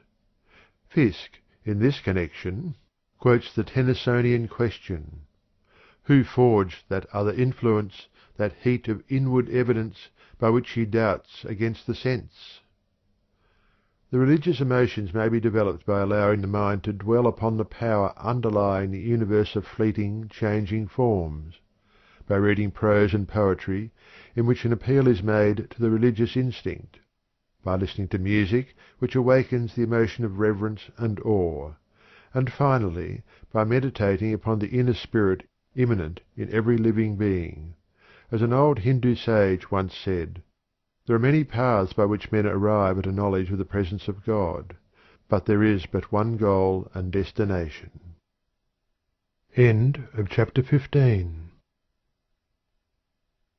Chapter 16. The Aesthetic Emotions. By the aesthetic emotions is meant those emotional feelings which are concerned with the perception of beauty or taste, and by reason of which we like or dislike certain perceptions of sensory impressions. In order to get a better idea, let us consider what is meant by beauty and taste. Beauty is defined as that quality or assemblage of qualities in an object which gives the eye or the ear intense pleasure, or that characteristic in an object which gratifies the intellectual or moral feeling. Taste, in this sense of the term, is defined as nice perception, or the power of perceiving and relishing excellence in human performances, the power of appreciating the finer qualities of art, the faculty of discerning beauty, order, congruity, proportion, symmetry, or whatever constitutes excellence, particularly in the fine arts or literature. the faculty of the mind by which we both perceive and enjoy whatever is beautiful or sublime in the works of nature and art. The possession of taste ensures grace and beauty in the works of an artist, and the avoidance of all that is low or mean. It is as often the result of an innate sense of beauty or propriety as of art education, and no genius can compensate for the want of it. Tastes differ so much among individuals, nations, or in different ages and conditions of civilization, that it is utterly impossible to set up a standard of taste applicable to all men and to all stages in the evolution of society. The aesthetic sense, feeling, and emotion are products of the later stages of the evolution of the mind of man. Their roots, however, may be seen in the crude attempts at decoration and adornment in the savage, and still further back in the tendency of certain birds to adorn their nests or bowers. Moreover, some sense of beauty must exist in the lower animals, which are influenced thereby in the selection of their mates, the bright plumage of the birds, and the colouring of the insects and higher animals evidencing the existence of at least a primitive aesthetic sense. Herbert Spencer says that one characteristic of the aesthetic feelings is that they are separated from the functions vitally requisite and necessary to sustain life, and it is not until the latter are reasonably well satisfied that the former begin to manifest in force. The authorities hold that the basic element concerned in the manifestation of the aesthetic emotional feeling is the sensory element, which consists of the pleasure arising from the perception of objects of vision or hearing which are deemed beautiful. There is a certain nervous satisfaction which arises from the perception of the sensation of the sight of a beautiful thing, or the hearing of beautiful sound. Just why certain sights prove agreeable and others disagreeable, or certain sounds pleasant and others unpleasant, is very difficult to determine. Association and habit may have something to do with the beauty of sight object, and there may be natural harmony of vibration in colours as there is in sound. In the case of sounds, there is undoubtedly a natural harmony between the vibrations of certain notes of the scale, and inharmony between others. Some have held that the secret of the enjoyment of music is found in the natural appreciation of rhythm, as rhythm is a cosmic manifestation evident in everything from great to small. But these theories do not account for the differences existing in the tastes regarding colour and music manifested by different individuals, races, and classes of people. Grant Allen says, "The vulgar are pleased with great masses of colour, especially red, orange, and purple, which give their coarse nervous organisation the requisite stimulus. The refined, with nerves of less calibre but greater discriminativeness, require delicate combinations of complementaries and prefer neutral tints to the glare of the primary hues. Children and savages love to dress in all the colours of the rainbow." In the same way, persons of certain types of taste are pleased with ragtime and cheap rollicking songs or dances, while others shudder at these and find delight in the classic productions of the great composers. There is also the intellectual element to be reckoned with in the aesthetic emotions. The intellect must discover the beauty in certain objects before the emotion is aroused by the perception. Halleck says, "Every time the mind discerns unity amid variety, order, rhythm, proportion, or symmetry, an aesthetic emotion arises. The traveller with a trained intellect will see far more beauty than an ignorant one. In looking at a cathedral, a large part of the aesthetic enjoyment comes from tracing out the symmetry, from comparing part with part. Not until this process is complete will the full beauty of the structure as a whole be perceived. If the traveller knows something of the medieval architecture before starting on his European trip, he will see far more beauty. The opposite of the aesthetic, which we call the ugly, is the unsymmetrical, the disorderly, that in which we can discover no rhythm, plan, or beauty." The element of associative suggestion also enters into the manifestation of aesthetic emotional feeling. The mind accepts the suggestion of the beauty of certain styles of art, or the excellence of certain classes of music. There are fashions in art and music as in clothes, and what is thought beautiful today may be deemed hideous tomorrow. This is not entirely due to the evolution of taste, for in many cases the old fashions are revived and again deemed beautiful. There is, moreover, the effect of the association of the object of emotion with certain events or persons. This association renders a thing popular, and therefore agreeable and beautiful for the time being. The suggestion in a story will often cause the beauty of a certain scene or the harmony of a certain piece of music to dawn upon thousands of persons. Some noted person sets the seal of approval upon a certain picture or musical composition, and lo, the multitude calls it beautiful. It must not be supposed, however, that the crowd always counterfeits this sense of beauty and excellence which has been suggested to it. On the contrary, genuine aesthetic feeling often results from the discovery so made. There is style and fashion in the use of words, resulting from fashion, which gives rise to aesthetic feelings regarding them.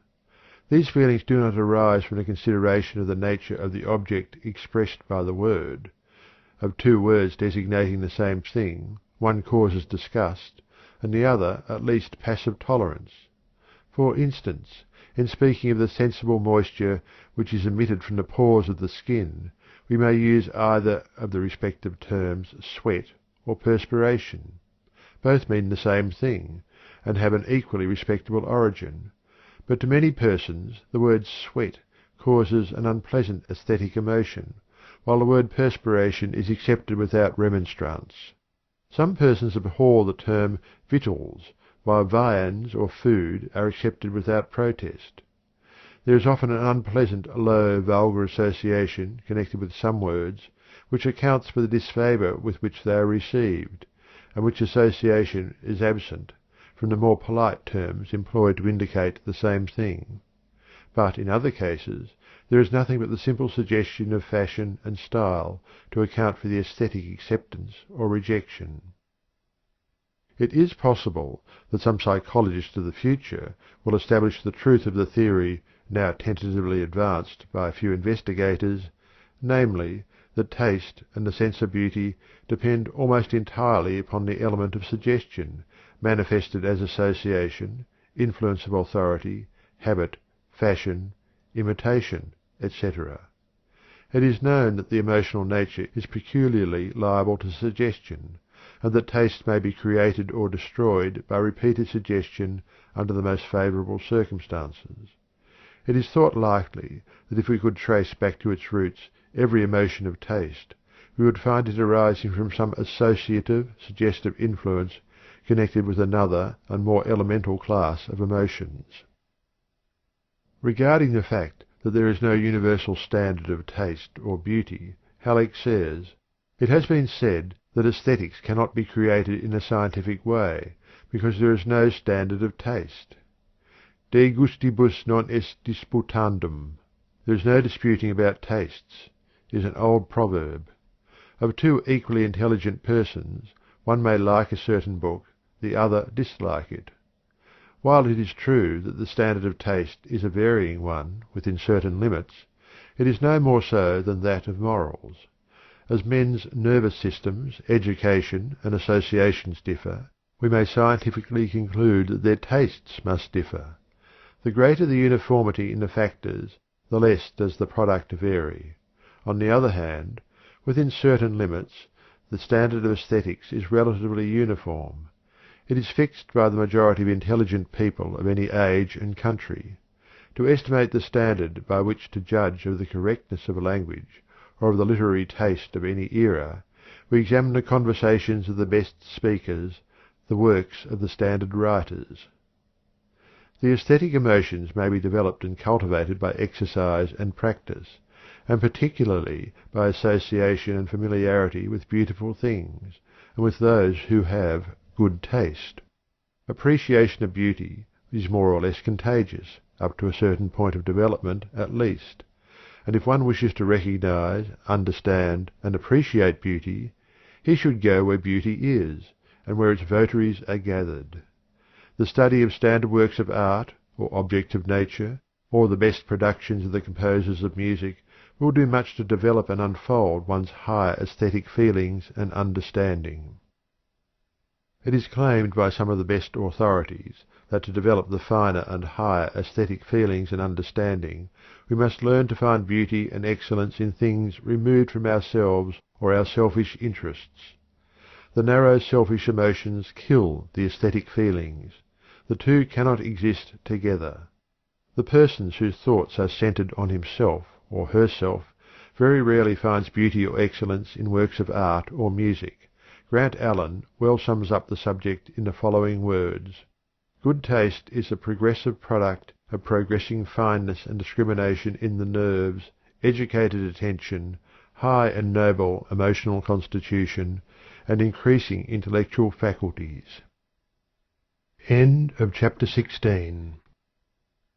Chapter 17. The Intellectual Emotions. By the intellectual emotions is meant that class of emotional feeling resulting from the presence of objects of intellectual interest. This class of emotions depends for its satisfaction upon the exercise of the intellectual faculties, from the most simple to the most complex, and including perception, memory, imagination, reason, judgment, and all the logical faculties.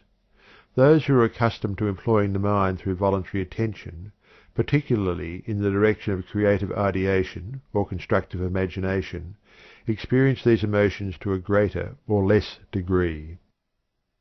The exercise of perception, if we are skilled therein, gives us a pleasurable feeling, and if we succeed in making an interesting or important discovery by reason thereof, we experience a strong degree of emotional satisfaction. Likewise, we experience agreeable feelings when we are able to remember distinctly something which might well have been forgotten, or when we succeed in recalling something which had escaped our memory for the moment.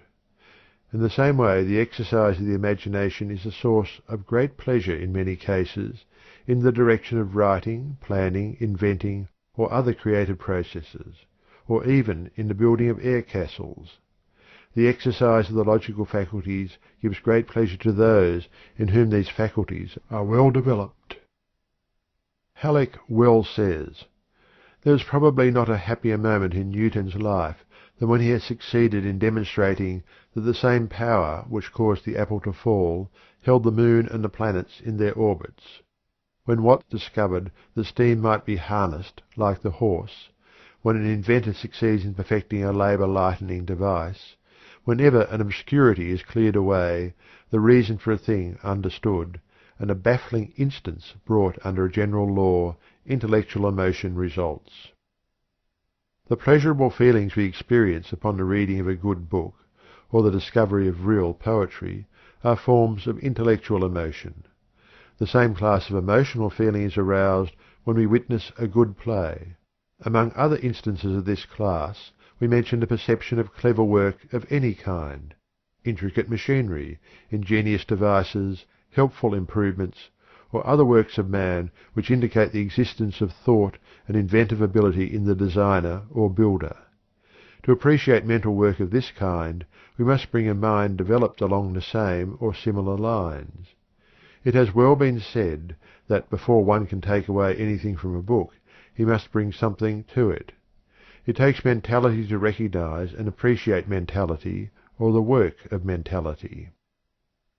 The study of scientific subjects is a source of great pleasure to those who are inclined to such pursuits. To the scientific mind the study of the latest work on a favourite branch gives a joy which nothing else is capable of arousing. To the philosopher the works of other philosophers of the same school give intense satisfaction. It is claimed that the sense of humour and wit is an intellectual emotion, for it depends upon the detection of the ludicrous features of a happening. Certain psychologists have held that the distinctive element of humour is a feeling attendant upon the perception of incongruity, while that of wit is the feeling of superiority on the part of the witty person, and a corresponding chagrin of the object of his wit. It would seem, however, that the appreciation of wit must depend upon the intellectual perception of cleverness of expression, and the pleasure resulting from the discovery thereof, and that the feeling of humour is aroused principally by reason of the incongruous element. The feeling of self-satisfaction, as contrasted with the discomfiture of the other person, belongs to the more selfish emotions. An authority says, "Humour is the mental faculty which tends to discover incongruous resemblances between things which essentially differ, or essential differences between things put forth as the same, the result being internal mirth or an outburst of laughter. Wit does so likewise, but the two are different.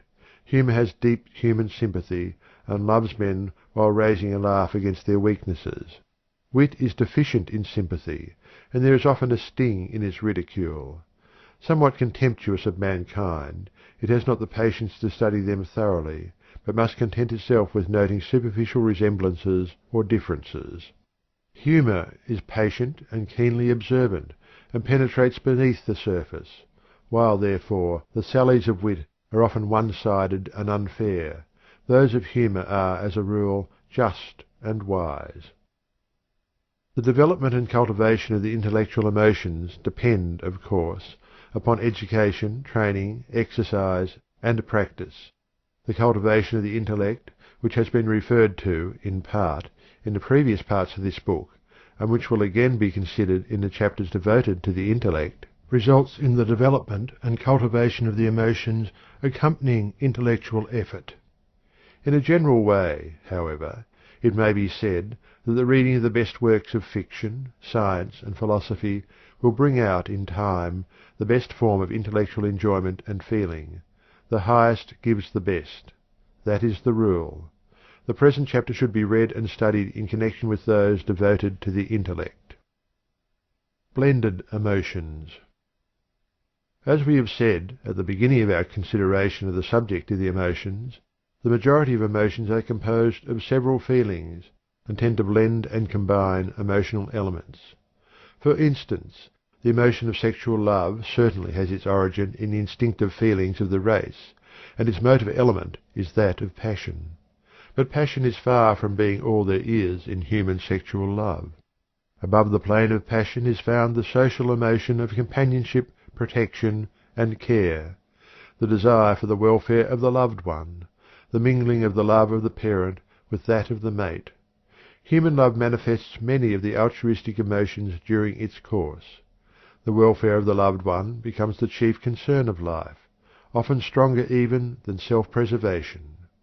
The joy of the loved one becomes the greatest joy, far surpassing the more selfish forms of happiness.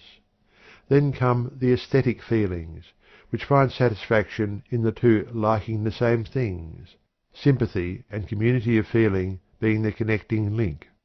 The several ideals of the two combining, there is produced an idealistic union which is often called spiritual harmony. Finally, there is found the blending of the intellectual emotions, in which harmony there exists one of the highest forms of pleasure satisfaction between two persons of opposite sexes. It is said that the more things that a man and woman like in common, the closer will be their liking for each other. "I love you because you love the things I love," is no rare thought and expression. So it is seen that, though born in elemental instinct and passion, human sexual love is something far different in its flowering. And yet, without its root it would not be and cannot be.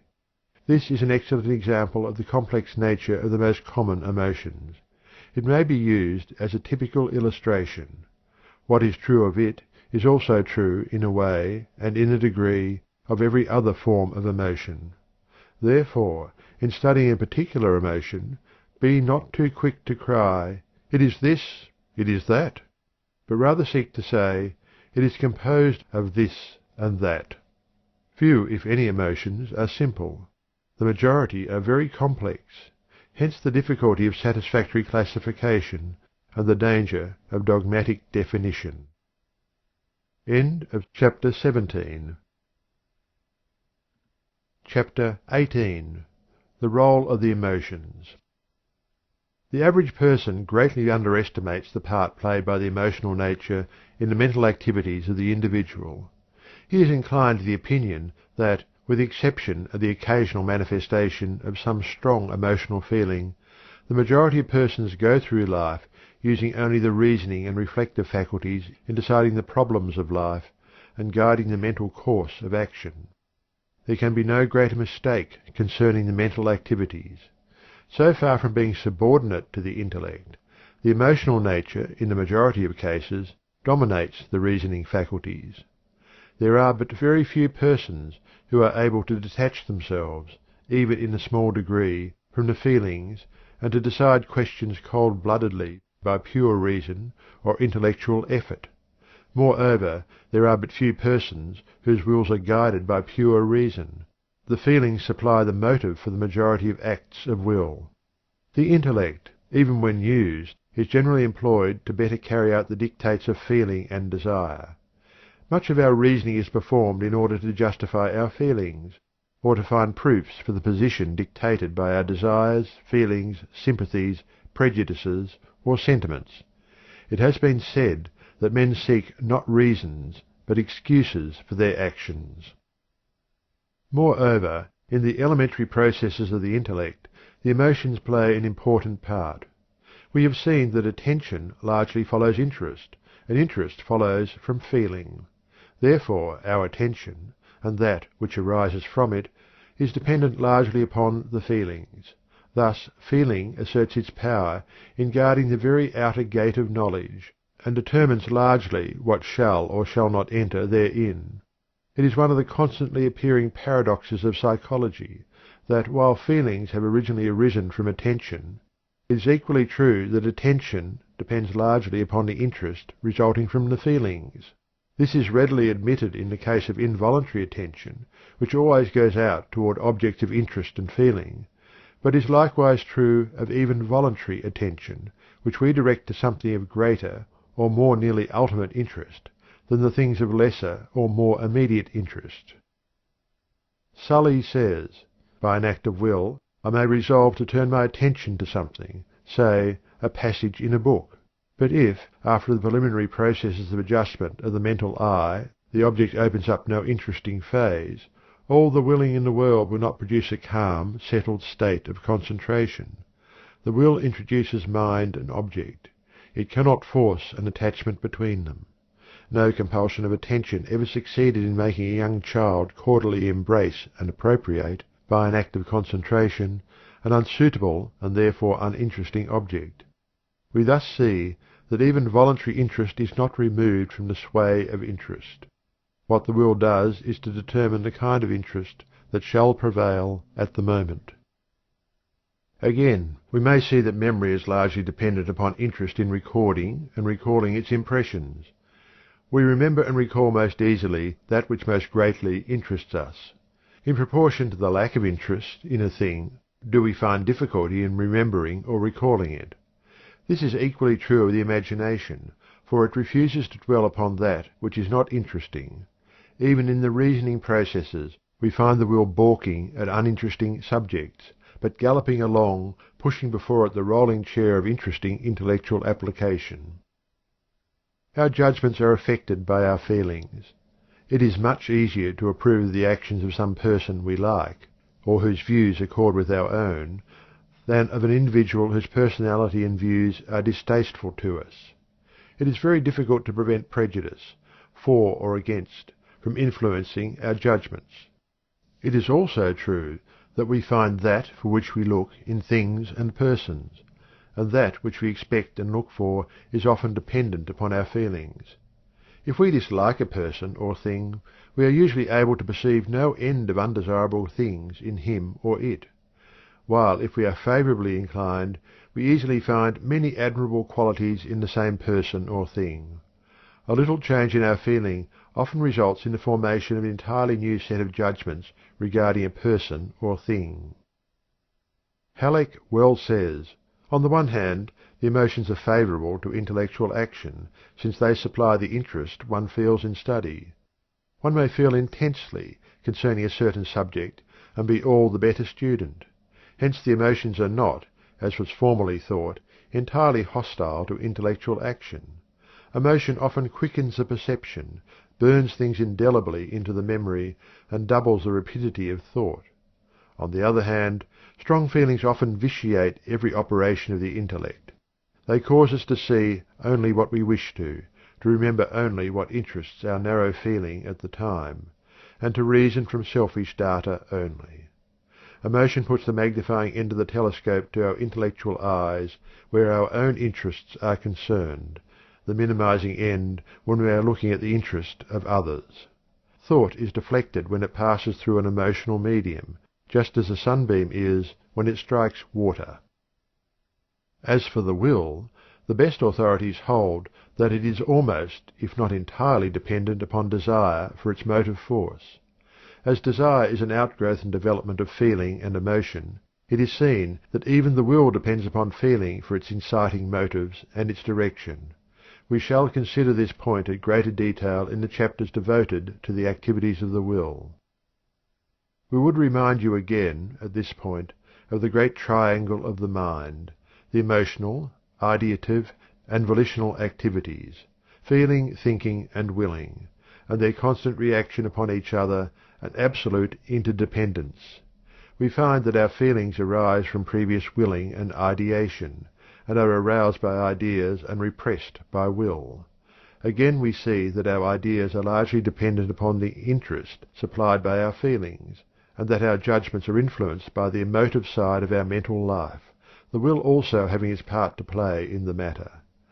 We also see that the will is called into activity by the feelings, and often guided or restrained by our thoughts, the will indeed being considered as moved entirely by our feelings and ideas. Thus is the trinity of mental forces seen ever in mutual relation, constant action and reaction ever existing between them.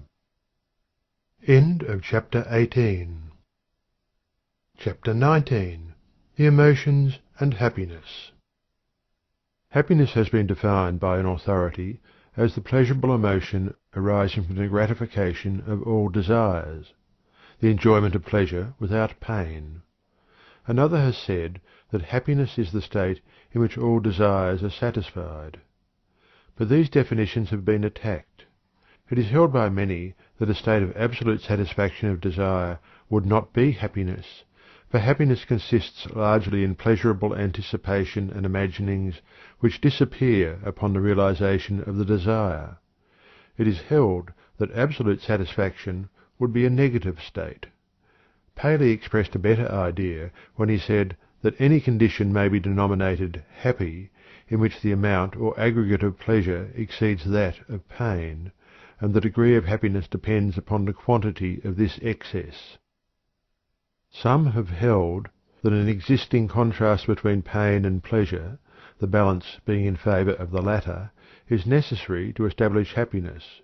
Be this as it may, it is admitted by all that one's happiness or unhappiness depends entirely upon one's emotional nature and the degree of the satisfaction thereof.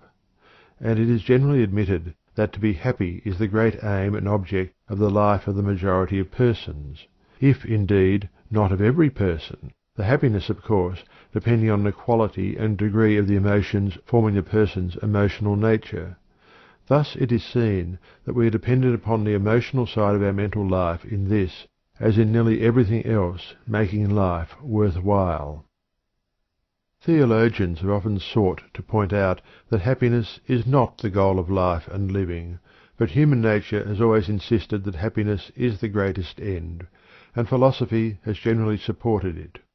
But wisdom shows that happiness is not always dependent upon the pleasure of the moment, for the sacrifice of immediate pleasure frequently results in a much greater happiness in the future. In the same way, an immediate disagreeable task often gains for us a greater satisfaction in the future. Likewise, it is frequently greater happiness to sacrifice a personal pleasure for the happiness of others than it would be to enjoy the pleasure of the moment at the expense of the pain of the other. There is often a far greater pleasure resulting from an altruistic action of self-sacrifice than in the performance of the selfish, egoistic act. But as the subtle reasoner may insist, the result is the same, the ultimate happiness and satisfaction of the self. This conclusion does not rob the altruistic act of its virtue, however, for the person who finds his greatest pleasure in giving pleasure to others is to be congratulated, as is the community which shelters him. There is no virtue in pain, suffering, sacrifice, or unhappiness for its own sake. This illusion of asceticism is vanishing from the human mind. Sacrifice on the part of the individual is valuable and valid only when it results in higher present or future happiness for the individual or someone else. There is no virtue in pain, physical or mental, except as a step to a greater good for ourselves or others. Pain, at the best, is merely nature's alarm and warning of "not this way." It is also held that pain serves to bring out pleasure by contrast, and is therefore valuable in this way. Be this as it may, no normal individual deliberately seeks ultimate pain in preference to ultimate happiness. The greatest ultimate happiness to oneself and to those he loves is the normal and natural goal of the normal person. But the concept of "those he loves" in many cases includes the race as well as the immediate family. Wisdom shows the individual that the greatest happiness comes to him who controls and restrains many of his feelings. Dissipation results in pain and unhappiness ultimately. The doctrine of thoughtless indulgence is unphilosophical and is contradicted by the experience of the race. Moreover, wisdom shows that the highest happiness comes not from the indulgence of the physical feelings alone, or to excess, but rather from the cultivation, development, and manifestation of the higher feelings, the social, aesthetic, and intellectual emotions. The higher pleasures of life, literature, art, music, science, invention, constructive imagination, etc., yield a satisfaction and happiness keener and more enduring than can possibly the lower forms of feeling. But the human being must not despise any part of his emotional being. Everything has its uses, which are good, and its abuses, which are bad. Every part of one's being, mental and physical, is well to use, but no part is well used if it uses the individual instead of being itself used. A recent writer has held that the end and aim of life should not be the pursuit of happiness, but rather the building of character. The obvious answer is that the two are identical in spirit, for to the man who appreciates the value of character, its attainment is the greatest happiness. The wise teach that the greatest happiness comes to him who is possessed of a well-rounded, developed character. Another writer has said that the aim of life should be self-improvement, with a due regard to the interest of others. This is but saying that the greatest happiness to the wise man lies in this course. Anyone who is wise enough, or great enough, to make these ends the aim and goal of his life will find the greatest happiness therefrom. Arnold Bennett advances as a good working philosophy of life cheerfulness, kindliness, and rectitude. Can anyone doubt that this course would bring great ultimate happiness? Happiness consists in that which contents the spirit, and the latter depends entirely upon the character of the feelings and emotions entertained by one, as weighed in the balance of reason, and as passed upon by judgment and the sense of right action. The greatest degree of happiness, or at least the greatest ratio of pleasure over pain, is obtained by a careful and intelligent cultivation of the feeling side of one's being in connection with the cultivation of the intellect and the mastery of the will. To be able to bring the capacity for enjoyment to its highest, to be able to intelligently choose that which will bring the greatest ultimate happiness in accordance with right action, and finally, to be able to use the will in the direction of holding fast to that which is good and rejecting that which is bad. This is the power of creating happiness. The feelings, the intellect, and the will, here, as ever, combine to manifest the result. Finally, it must be remembered that all human happiness consists in part of the ability to bear pain, to suffer. There must be the dash of stoicism in the wise Epicurean. One must learn to pluck from pain, suffering, and unhappiness the secret drop of honey which lies at its heart, and which consists in the knowledge of the meaning and use of pain, and the means whereby it may be transmuted into knowledge and experience, from which later happiness may be distilled. To profit by pain, to transmute suffering into joy, to transform present unhappiness into a future greater happiness, this is the privilege of the philosopher. The mental states and activities known as desire are a direct development of the feeling and emotional phase of the mind, and form the motive power of the will. Desire, in fact, may be said to be composed of feeling on one side and will on the other. But the influence of the intellect or reasoning faculties has a most important part to play in the evolution of feeling into desire, and in the consequent action of the will by the presentation and weighing of conflicting desires.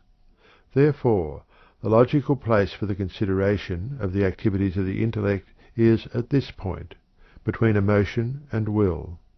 Accordingly, we shall leave the subject of feeling and emotion for the present, to be taken up again in connection with the subject of desire, after we have considered the intellectual processes of the mind.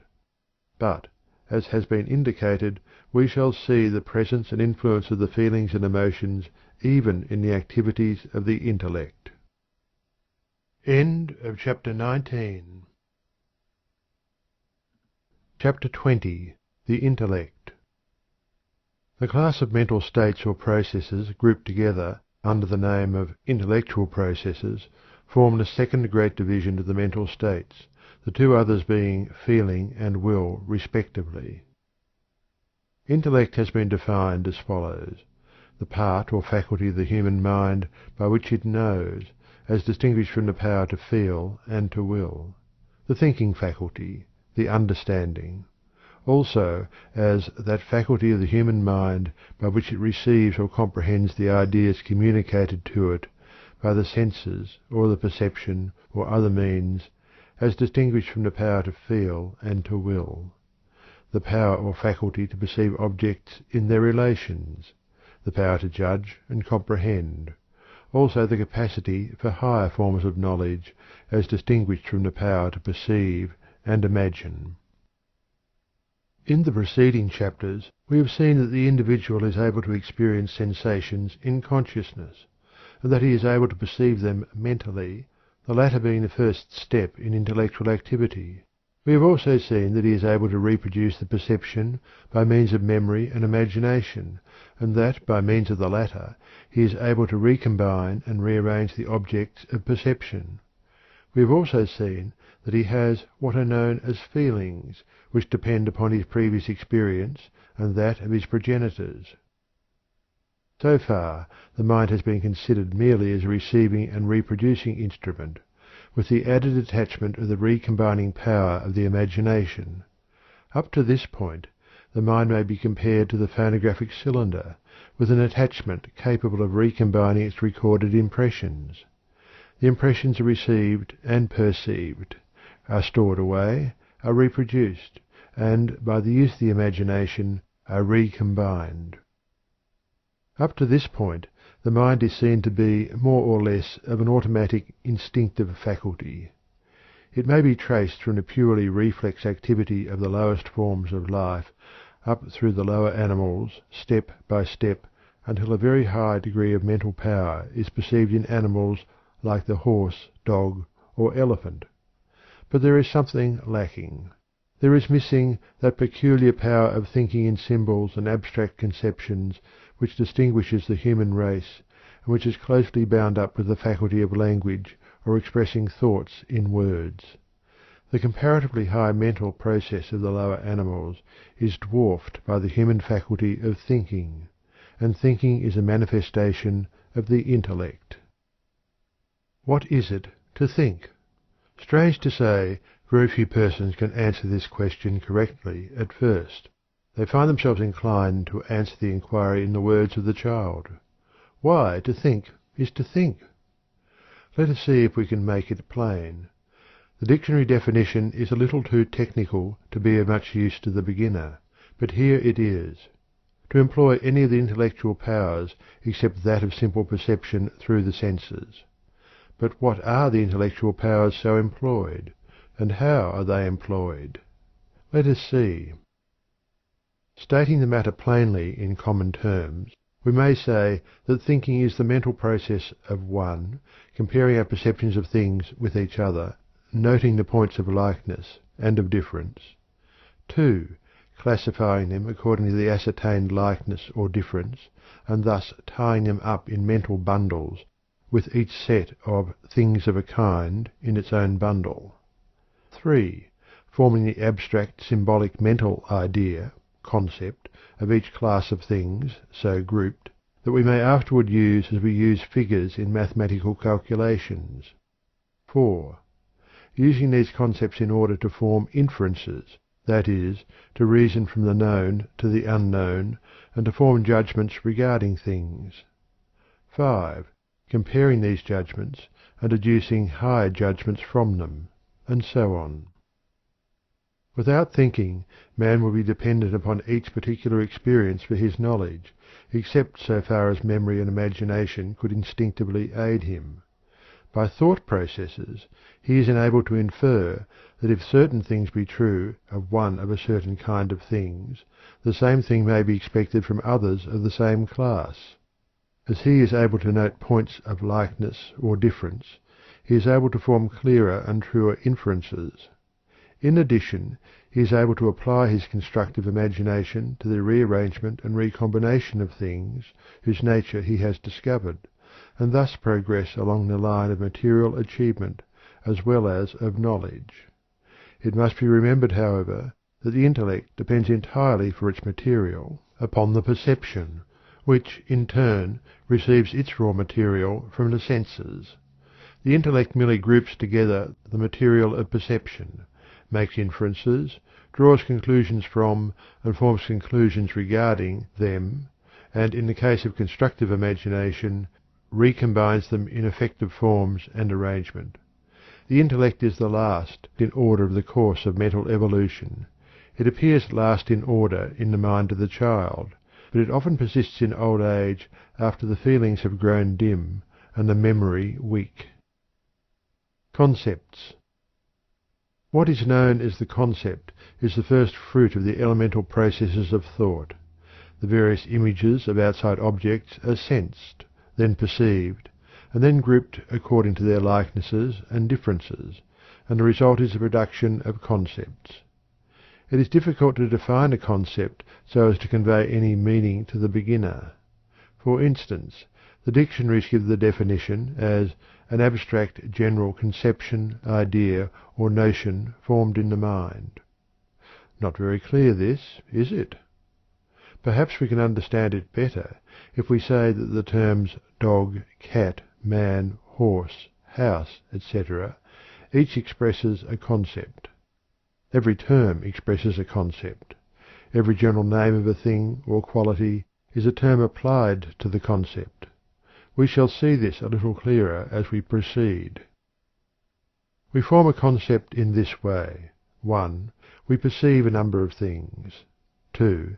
Then we notice certain qualities possessed by things, certain properties, attributes, or characteristics which make the thing what it is. 3. Then we compare these qualities of the thing with the qualities of other things and see that there is a likeness in some cases, in various degrees, and a difference in other cases, in various degrees. 4. Then we generalize or classify the perceived things according to their ascertained likenesses and differences. 5.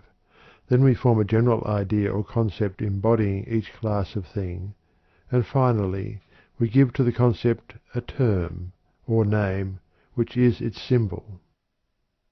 The concept is a general idea of a class of things. The term is the expression of that general idea. The concept is the idea of a class of things. The term is the label affixed to the thing. To illustrate this last distinction, let us take the concept and term of bird, for instance. By perception, comparison, and classification, of the qualities of living things, we have arrived at the conclusion that there exists a great general class the qualities of which may be stated thus: warm-blooded, feathered, winged, oviparous, vertebrate. To this general class of quality-possessing animals we apply the English term bird. The name is merely a symbol.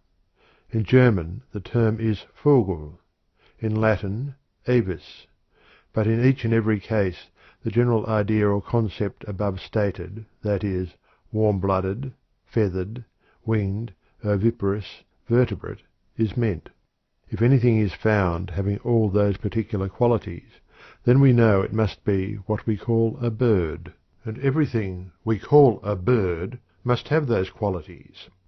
The term bird is the symbol for that particular combination of qualities existing in a thing. There is a difference between a mental image of the imagination and a concept.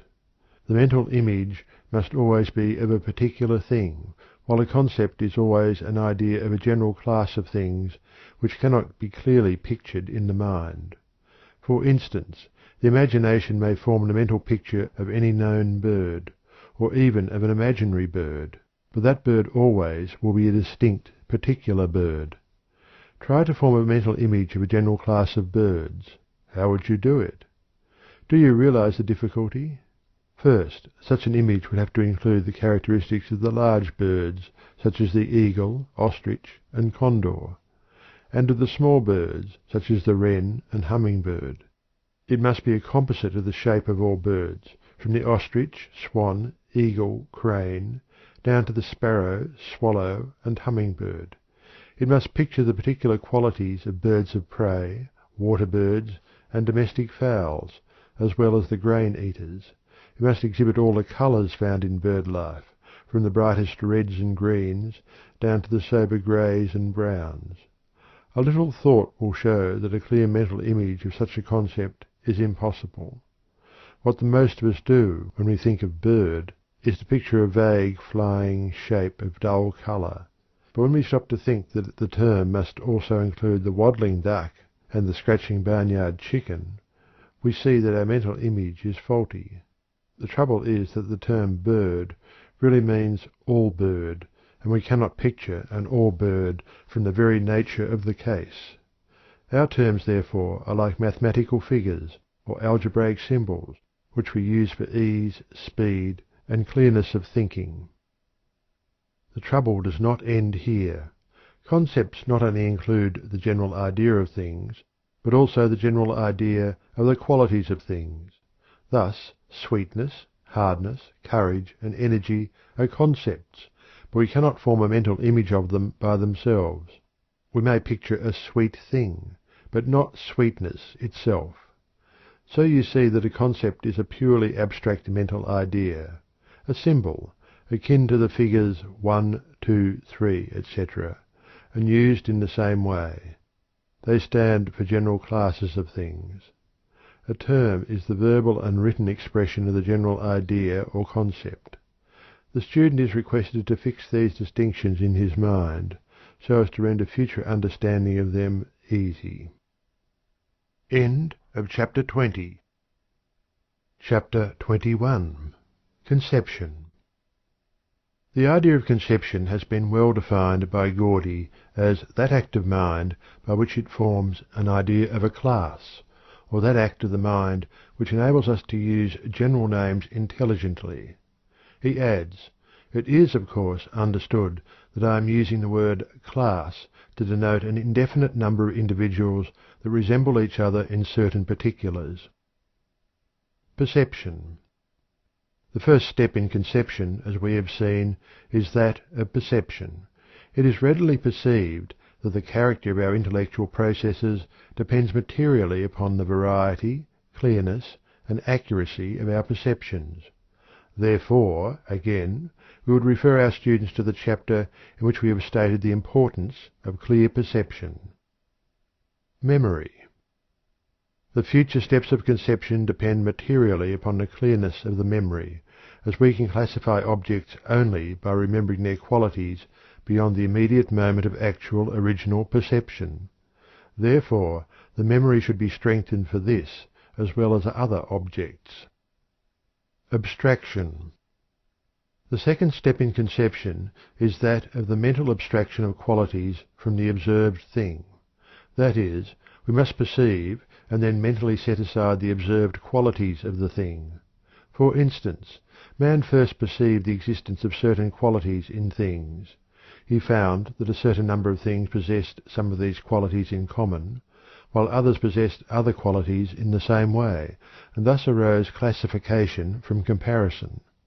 But both comparison and classification are possible only by abstraction, or the perception of the quality as a thing. Thus, the abstraction of the idea of the quality of sweetness from the idea of sugar. Sweetness is a quality rather than a thing itself. It is something possessed by sugar, which helps to make sugar what it is. Color, shape, size, mental qualities, habits of action. These are some of the qualities first observed in things and abstracted from them in thought. Redness, sweetness, hardness, softness, largeness, smallness, fragrance, swiftness, slowness, fierceness, gentleness, warmness, coldness, etc. These are abstracted qualities of things. Of course, these qualities are never really divorced from things, but the mind divorces them in order to make thinking easier. An authority says, "Animals are incapable of making abstractions, and that is the reason why they cannot develop formal thought."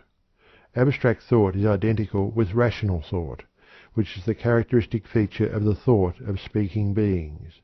This is the reason why abstract thought is upon earth the exclusive property of man, and why brutes are incapable of abstract thought. The process of naming is the mechanism of abstraction, for names establish the mental independence of the objects named. The processes of abstraction depend upon attention, concentrated attention. Attention directed to the qualities of a thing tends to abstract the qualities in thought from the thing itself. Mill says, "Abstraction is primarily the result of attention." Hamilton says, "Attention and abstraction are only the same process viewed in different relations." Cultivation of the power of abstraction means principally cultivation of attention. Any mental activity which tends towards analysis or separation of a thing into its parts, qualities, or elements will serve to cultivate and develop the power of abstraction. The habit of converting qualities into concepts is acquired by transforming adjective terms into their corresponding noun terms. For instance, a piece of colored candy possesses the qualities of being round, hard, red, sweet, etc. Transforming these adjective qualities into noun terms, we have the concepts of roundness, hardness, redness, and sweetness, respectively. Comparison. The third step in conception is that of comparison, in which the qualities of several things are compared or examined for likenesses and differences. We find many qualities in which several things differ, and a few in which there is a likeness. Classes are formed from resemblances or likenesses, while individuals are separated from apparent classes by detection of differences. Finally, it is found that separate things, while having many points of difference which indicate their individuality, nevertheless have a few points of likeness which indicate that they belong to the same general family or class. The detection of likenesses and differences in the qualities of various things is an important mental process. Many of the higher thought processes depend largely upon the ability to compare things properly. The development of attention and perception tends to develop the power of comparison. Classification or generalization. The fourth step in conception is that of classification or generalization, whereby we place individual things in a mental bundle or class, and then this bundle in company with other bundles into a higher class, and so on. Thus we group all the individual small birds having certain characteristics into a species, then several related species into a larger family, and this into a still larger, until we finally group all the bird families into the great concept which we call birds, and of which the simple term bird expresses the general concept. Jevons says, "We classify things together whenever we observe that they are like each other in any respect, and therefore think of them together. In classifying a collection of objects, we do not merely put together into groups those which resemble each other, but we also divide each class into smaller ones in which the resemblance is more complete. Thus the class of white substances may be divided into those which are solid and those which are fluid, so that we get the two minor classes of solid white and fluid white. It is desirable to have names by which to show that one class is contained in another, and accordingly we call the class which is divided into two or more smaller species the genus, and the smaller ones into which it is divided the species. Every species is a small family of the individuals composing it, and at the same time is an individual species of the genus just above it. The genus, in turn, is a family of several species, and at the same time an individual genus in the greater family or genus above it. The student may familiarize himself with the idea of generalization by considering himself as an individual, John Smith. John represents that unit of generalization. The next step is to combine John with the other Smiths of his immediate family. Then this family may be grouped with his near blood relations, and so on, until finally all the related Smiths, near and remote, are grouped together in a great Smith family. Or, in the same way, the family group may be enlarged until it takes in all the white people in a county, then all the white people in the state, then all in the United States, then all the white races, then all the white and other light-skinned races, then all mankind. Then, if one is inclined, the process may be continued until it embraces every living creature from moneron to man. Reversing the process, living creatures may be divided and subdivided until all mankind is seen to stand as a class. Then the race of man may be divided into sub-races according to colour. Then the white race may be subdivided into Americans and non-Americans. Then the Americans may be divided into the inhabitants of the several states, or into Indianans or non-Indianans, then into the inhabitants of the several counties of Indiana, and thus the Posey Countians are reached. Then the Posey County people are divided into Smiths and non-Smiths, then the Smith family into its constituent family groups, and then into the smaller families, and so on, until the classification reaches one particular John Smith, who at last is found to be an individual, in a class by himself. This is the story of the ascending and descending processes of generalization. End of chapter 21. Chapter 22. Classes of Concepts. In the preceding chapter we have seen the process of conception, of the forming of concepts. The idea of a general class of things or qualities is a concept. Each concept contains the qualities which are common to all the individuals composing the class, but not those qualities which pertain only to the minor classes or the individuals. For instance, the concept of bird will necessarily include the common qualities of warm-bloodedness, featheredness, wingedness, oviparousness, and vertebrateness, but it will not include colour, special shape, size, or special features or characteristics of the subfamilies or individuals composing the great class. The class comprises the individuals and subclasses composing it. The concept includes the general and common qualities which all in the class possess. A percept is the mental image of a particular thing. A concept is the mental idea of the general qualities of a class of things. A percept arises from the perception of a sensation. A concept is a purely mental, abstract creation whose only existence is in the world of ideas, and which has no corresponding individual object in the world of sense. There are two general classes of concepts, namely, 1. Concrete concepts, in which the common qualities of a class of things are combined into one conceptual idea, such as bird, of which we have spoken. 2. Abstract concepts, in which is combined the idea of some quality common to a number of things, such as sweetness or redness. Jevons's well-known rule for terms is an aid in remembering this classification. A concrete term is the name of a thing. An abstract term is the name of a quality of a thing. It is a peculiar fact and rule of concrete concepts that 1. The larger the class of things embraced in a concept, the smaller are its general qualities, and 2. The larger the number of general qualities included in a concept, the smaller the number of individuals embraced by it. For instance, the term bird embraces a great number of individuals, all the birds that are in existence, in fact, but it has but few general qualities, as we have seen. On the contrary, the concept stork has a much larger number of general qualities, but embraces far fewer individuals. Finally, the individual is reached, and we find that it has more qualities than any class can have, but it is composed of the smallest possible number of individuals, 1.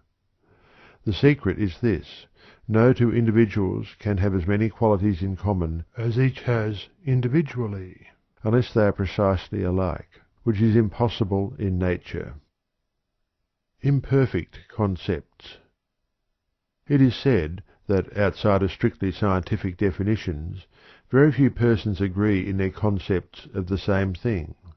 Each has his or her own concept of the particular thing which he or she expresses by the same term. A number of persons asked to define a common term, like love, religion, faith, belief, etc., will give such a variety of answers as to cause wonderment. As Green says, "My idea or image is mine alone, the reward of careless observation if imperfect, of attentive, careful, and varied observation if correct. Between mine and yours a great gulf is fixed. No man can pass from mine to yours, or from yours to mine. Neither in any proper sense of the term can mine be conveyed to you. Words do not convey thoughts. They are not vehicles of thoughts in any true sense of that term. A word is simply a common symbol which each associates with his own idea or image." The reason of the difference in the concepts of several persons is that very few of our concepts are nearly perfect. The majority of them are quite imperfect and incomplete. Jevons gives us an idea of this in his remarks on classification. Things may seem to be very like each other which are not so. Whales, porpoises, seals, and several other animals live in the sea exactly like a fish. They have a similar shape and are usually classed among fish. People are said to go whale fishing. But these animals are not really fish at all, but are much more like dogs and horses and other quadrupeds than they are like fish.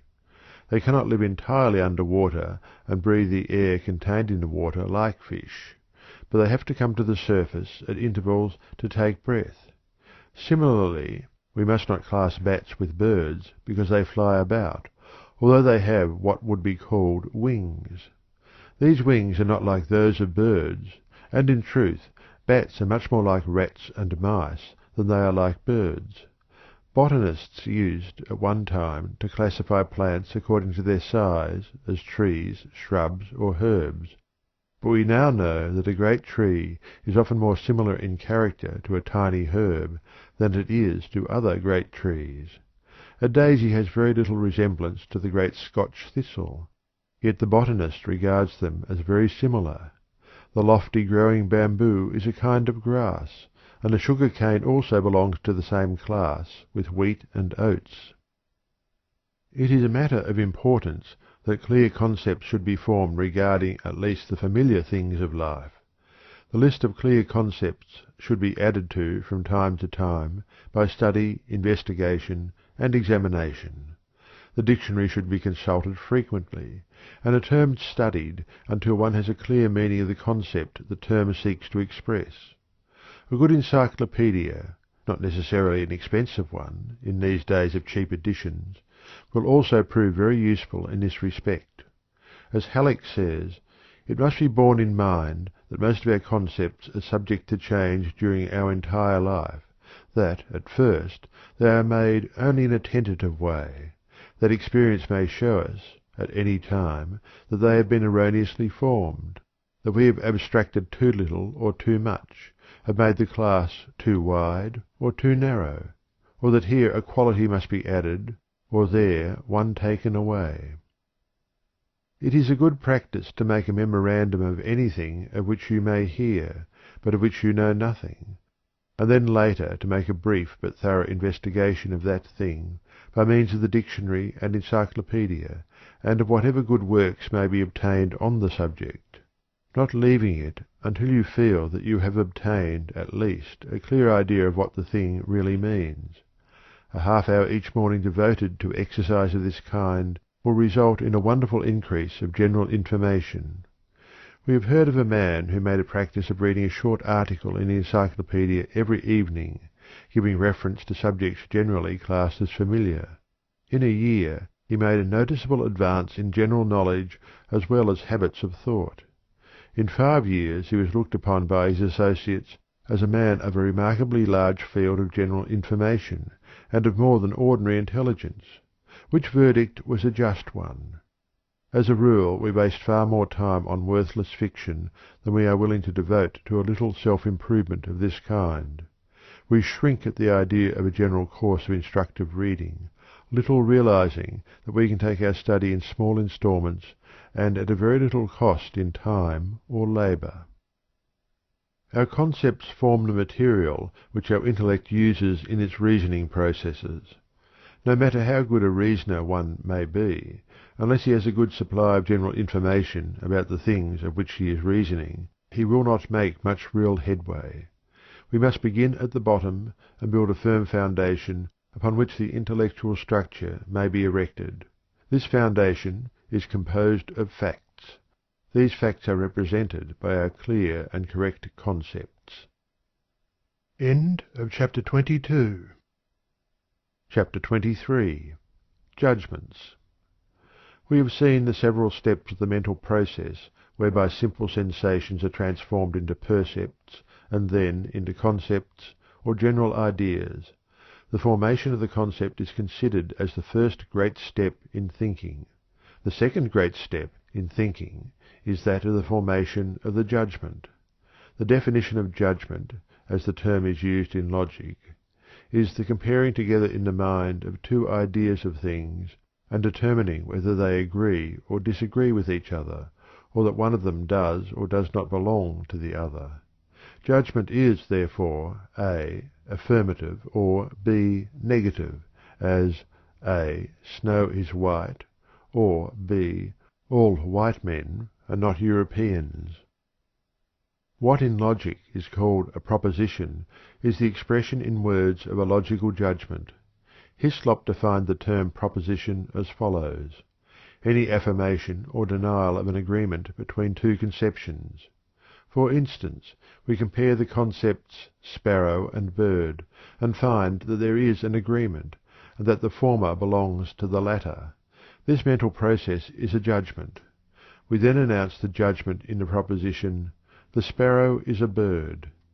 In the same way we compare the concepts bat and bird, find that there is a disagreement, and form the judgment that neither belongs to the other, which we express in the proposition, "The bat is not a bird." Or we may form the judgment that sweetness is a quality of sugar, which we express in the proposition, "Sugar is sweet." Likewise we may form the judgment which results in the proposition, "Vinegar is not sweet." While the process of judgment is generally considered as constituting the second great step of thinking, coming after the formation of the concept, and consisting of the comparing of concepts, it must be remembered that the act of judging is far more elementary than this, for it is found still farther back in the history of thought processes. By that peculiar law of paradox, which we find everywhere operative in mind processes, the same process of forming judgments which has been used in comparing concepts has also been used in forming the same concepts in the stage of comparison. In fact, the result of all comparison, high or low, must be a judgment. Halleck says, "Judgment is necessary in forming concepts. When we decide that a quality is or is not common to a class, we are really judging. This is another evidence of the complexity and unified action of the mind." Brooks says, "The power of judgment is of very great value in its products. It is involved in or accompanies every act of the intellect, and thus lies at the foundation of all intellectual activity. It operates directly in every act of the understanding, and even aids the other faculties of the mind in completing their activities and products. Strictly speaking, every intelligent act of the mind is accompanied with a judgment. To know is to discriminate, and therefore to judge. Every sensation or cognition involves a knowledge and so a judgment that it exists. The mind cannot think without judging. To think is to judge. Even in forming the notions which judgment compares, the mind judges. Every notion or concept implies a previous act of judgment to form it. In forming a concept, we compare the common attributes before we unite them, and comparison is judgment. It is thus true that every concept is a contracted judgment, every judgment an expanded concept. It is needless to say that as judgments lie at the base of our thinking, and also appear in every part of its higher structure, the importance of correct judgment in thought cannot be overestimated. But it is often very difficult to form correct judgment even regarding the most familiar things around us. Halleck says, "In actual life things present themselves to us with their qualities disguised or obscured by other conflicting qualities. Men had for ages seen burning substances and had formed a concept of them. A certain hard, black, stony substance had often been noticed, and a concept had been formed of it. This concept was imperfect, but it is very seldom that we meet with perfect, sharply defined concepts in actual life. So it happened that for ages the concept of burning substance was never linked by judgment to the concept of stone coal. The combustible quality in the coal was overshadowed by its stony attributes. Of course stone will not burn, people said. One cannot tell how long the development of mankind was retarded for that very reason. England would not today be manufacturing products for the rest of the world had not someone judged coal to be a combustible substance. Judgment is ever silently working and comparing things that to past ages seemed dissimilar, and it is constantly abstracting and leaving out of the field of view those qualities which have simply served to obscure the point at issue. Gordy says, "The credulity of children is proverbial, but if we get our facts at first hand, if we study the living, learning, playing child, we shall see that he is quite as remarkable for incredulity as for credulity. The explanation is simple. He tends to believe the first suggestion that comes into his mind, no matter from what source. And since his belief is not the result of any rational process, he cannot be made to disbelieve it in any rational way. Hence it is that he is very credulous about any matter about which he has no ideas. But let the idea once get possession of his mind, and he is quite as remarkable for incredulity as before for credulity. If we study the larger child, the man with the child's mind, an uneducated man, we shall have the same truth forced upon us. If the beliefs of men were due to processes of reasoning, where they have not reasoned they would not believe. But do we find it so? Is it not true that the men who have the most positive opinions on the largest variety of subjects, so far as they have ever heard of them, are precisely those who have the least right to them? Socrates, we remember, was counted the wisest man in Athens because he alone resisted his natural tendency to believe in the absence of evidence. He alone would not delude himself with the conceit of knowledge without the reality. And it would scarcely be too much to say that the intellectual strength of men is in direct proportion to the number of things they are absolutely certain of. I do not, of course, mean to intimate that we should have no opinions about matters that we have not personally investigated. We take, and ought to take, the opinion of some men about law, and others about medicine, and others about particular sciences, and so on. But we should clearly realize the difference between holding an opinion on trust and holding it as a result of our own investigations. Brooks says, "It should be one of the leading objects of the culture of young people to lead them to acquire the habit of forming judgments. They should not only be led to see things, but to have opinions about things. They should be trained to see things in their relations, and to put these relations into definite propositions. Their ideas of objects should be worked up into thoughts concerning the objects. Those methods of teaching are best which tend to excite a thoughtful habit of mind that notices the similitudes and diversities of objects and endeavours to read the thoughts which they embody and of which they are the symbols. The study of logic, geometry, and the natural sciences is recommended for exercise of the faculty of judgment and the development thereof. The study and practice of even the lower branches of mathematics are also helpful in this direction. The game of checkers or chess is recommended by many authorities. Some have advocated the practice of solving enigmas, problems, rebuses, etc., as giving exercise to this faculty of the mind. The cultivation of the why attitude of mind, and the answering of one's own mental questions, is also helpful, if not carried to excess. Doubting Thomas is not always a term of reproach in these days of scientific habits of thought, and the man from Missouri has many warm admirers. End of chapter 23. Chapter 24. Primary Laws of Thought. In connection with this subject, we herewith call the attention of the student to the well-known primary laws of thought, which have been recognized as valid from the time of the ancient Greek logicians. These laws are self-evident and are uncontradictable. They are axiomatic. Jevons says of them, "Students are seldom able to see at first their full meaning and importance. All arguments may be explained when these self-evident laws are granted, and it is not too much to say that the whole of logic will be plain to those who will constantly use these laws as their key. Here are the three primary laws of thought. 1. Law of identity. Whatever is, is. 2. Law of contradiction. Nothing can both be and not be. 3. Law of excluded middle. Everything must either be or not be. There is no middle course. 1. The first of these laws, called the law of identity, informs us that a thing is always itself, no matter under what guise or form it is perceived or may present itself. An animal is always a bird if it possesses the general characteristics of a bird, no matter whether it exhibits the minor characteristics of an eagle, a wren, a stork, or a humming-bird. In the same way, a whale is a mammal because it possesses the general characteristics of a mammal, notwithstanding that it swims in the water like a fish. Also, sweetness is always sweetness, whether manifested in sugar, honey, flowers, or products of coal tar. If a thing is that thing, then it is, and it cannot be logically claimed that it is not.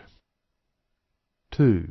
The second of these laws, called the law of contradiction, informs us that the same quality or class cannot be both affirmed and denied of a thing at the same time and place. A sparrow cannot be said to be both bird and not bird at the same time. Neither can sugar be said to be sweet and not sweet at the same time. A piece of iron may be hot at one end and not hot at another, but it cannot be both hot and not hot at the same place at the same time. 3. The third of these laws, called the law of excluded middle, informs us that a given quality or class must be affirmed or denied to everything at any given time and place. Everything either must be of a certain class or not, must possess a certain quality or not, at a given time or place. There is no alternative or middle course. It is axiomatic that any statement must either be or not be true of any certain other thing at any certain time and place. There is no escape from this. Anything either must be black or not black, a bird or not a bird, alive or not alive, at any certain time or place. There is nothing else that it can be. It cannot both be and not be at the same time and place, as we have seen. Therefore it must either be or not be that which is asserted of it. The judgment must decide which alternative, but it has only two possible choices. But the student must not confuse opposite qualities or things with notness. A thing may be black or not black, but it need not be white to be not black, for blue is likewise not black, just as it is not white. The neglect of this fact frequently causes error. We must always affirm either the existence or non-existence of a quality in a thing.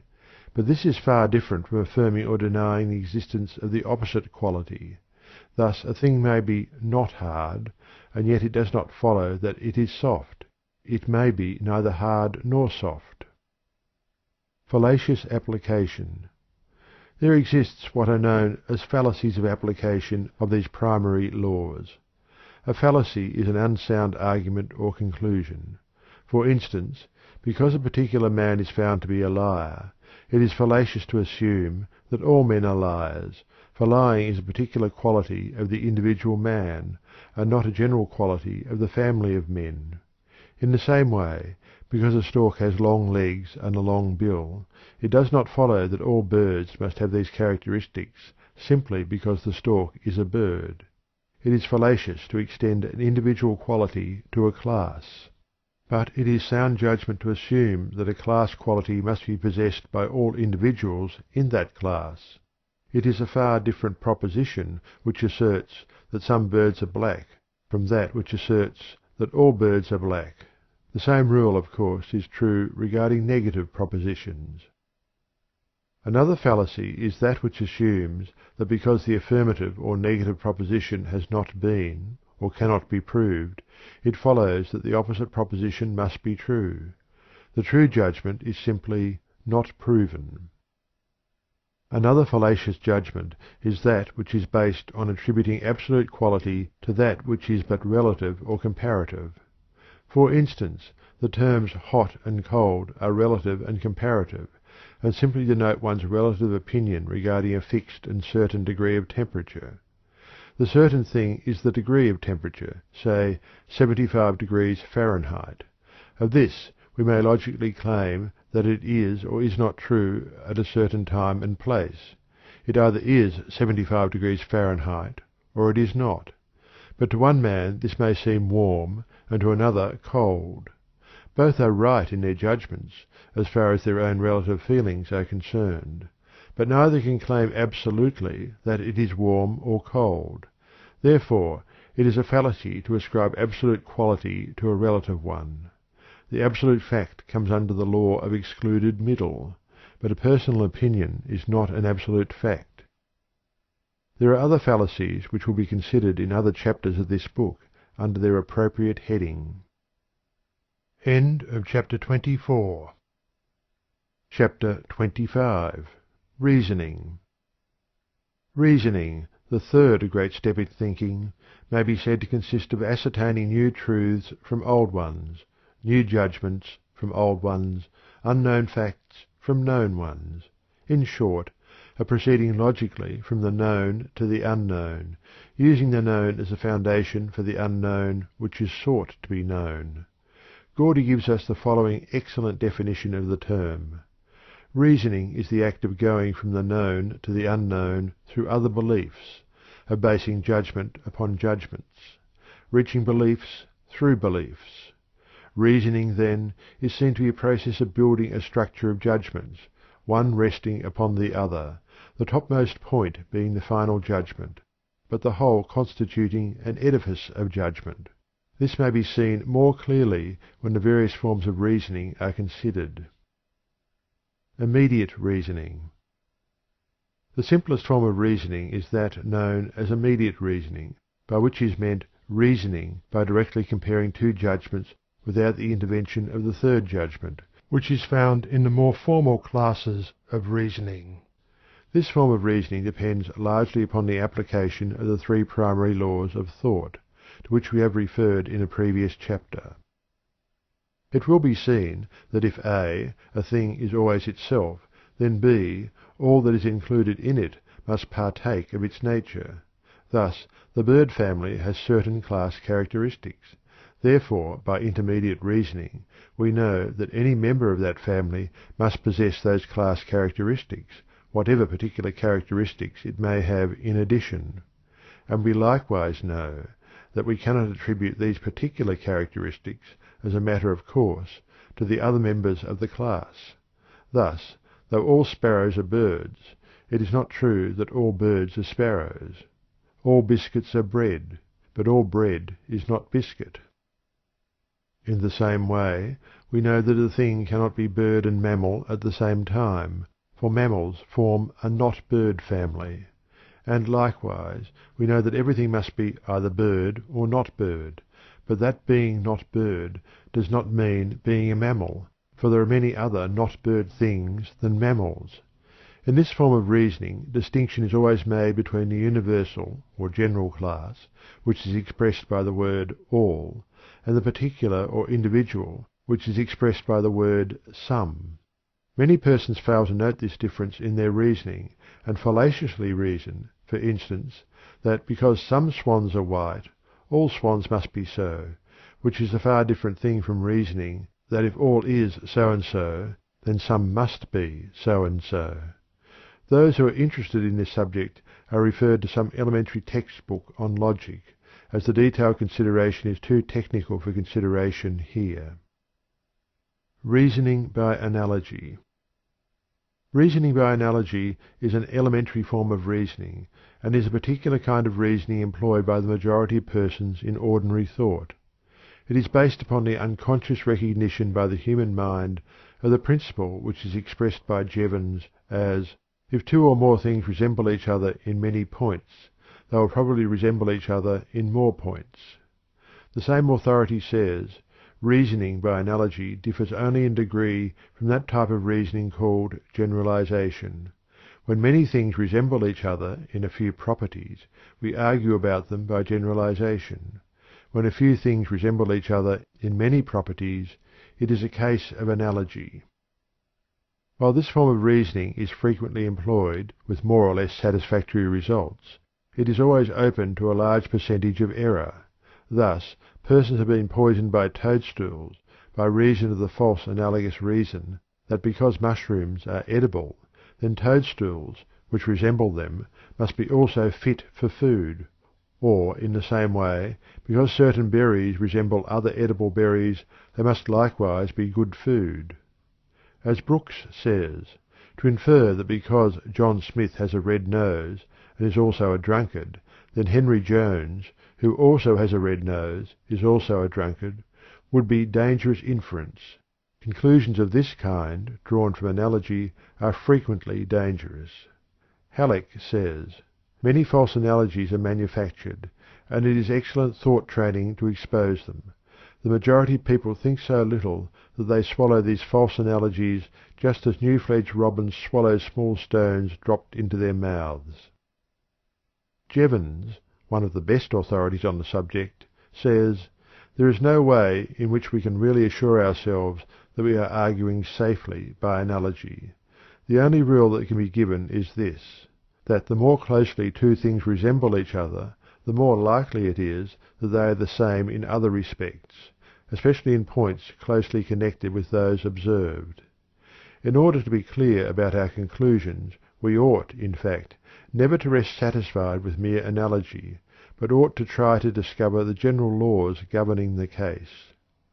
We find that reasoning by analogy is not to be depended upon, unless we make such an inquiry into the causes and laws of the things in question that we really employ inductive and deductive reasoning. Higher forms of reasoning. The two higher forms of reasoning are known respectively as 1. Inductive reasoning, or inference from particular facts to general laws, and 2. Deductive reasoning, or inference from general truths to particular truths. While the class distinction is made for the purpose of clear consideration, it must not be forgotten that the two forms of reasoning are generally found in combination. Thus, in inductive reasoning, many steps are taken by the aid of deductive reasoning; and likewise, before we can reason deductively from general truths to particular ones, we must have discovered the general truths by inductive reasoning from particular facts. Thus there is a unity in all reasoning processes, as there is in all mental operations. Inductive reasoning is a synthetical process, deductive reasoning an analytical one. In the first we combine and build up, in the latter we dissect and separate. End of chapter 25. Chapter 26. Inductive Reasoning. Inductive reasoning is based upon the axiom, "What is true of the many is true of the whole." This axiom is based upon man's belief in the uniformity of nature. Inductive reasoning is a mental ladder by which we climb from particular facts to general laws, but the ladder rests upon the belief that the universe is governed by law. The steps in inductive reasoning are as follows: 1. Observation, investigation, and examination of particular facts or things. If we wish to know the general characteristics of the bird family, we must first examine a sufficient number of birds of many kinds so as to discover the comparatively few general characteristics possessed by all of the bird family, as distinct from the particular characteristics possessed by only some of that family. The greater the number of individuals examined, the narrower becomes our list of the general qualities common to all.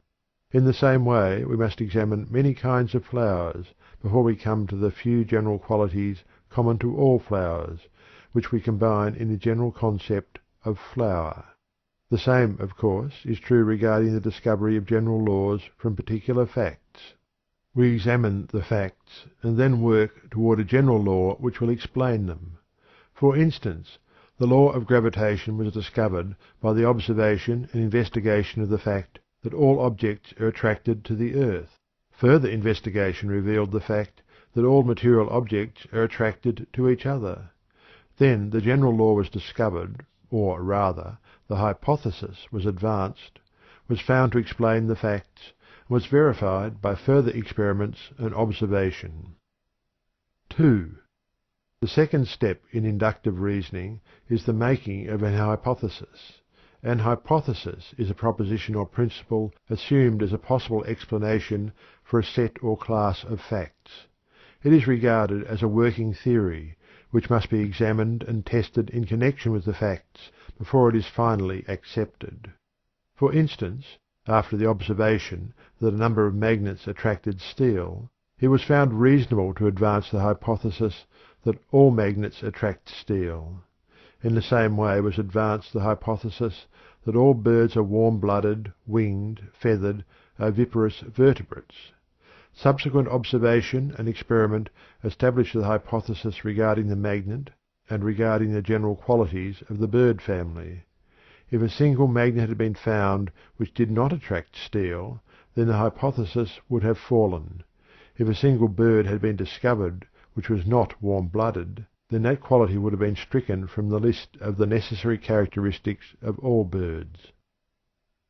A theory is merely an hypothesis which has been verified or established by continued and repeated observation, investigation, and experiment.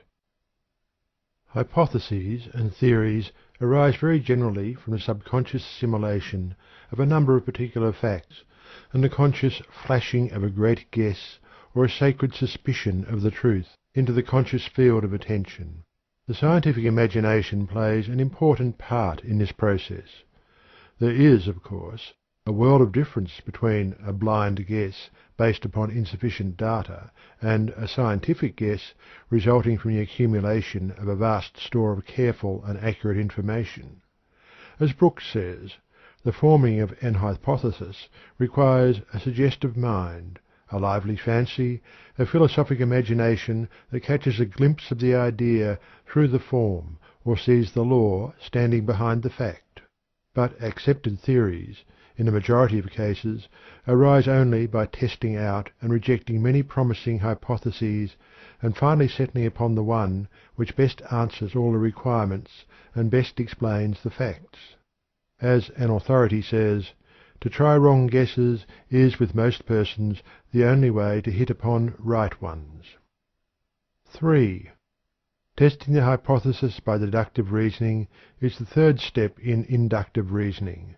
This test is made by applying a hypothetical principle to particular facts or things, that is, to follow out mentally the hypothetical principle to its logical conclusion. This may be done in this way. If so and so is correct, then it follows that thus and so is true, etc. If the conclusion agrees with reason, then the test is deemed satisfactory so far as it has gone. But if the result proves to be a logical absurdity or inconsistent with natural facts, then the hypothesis is discredited. 4. Practical verification of the hypothesis is the fourth step in inductive reasoning.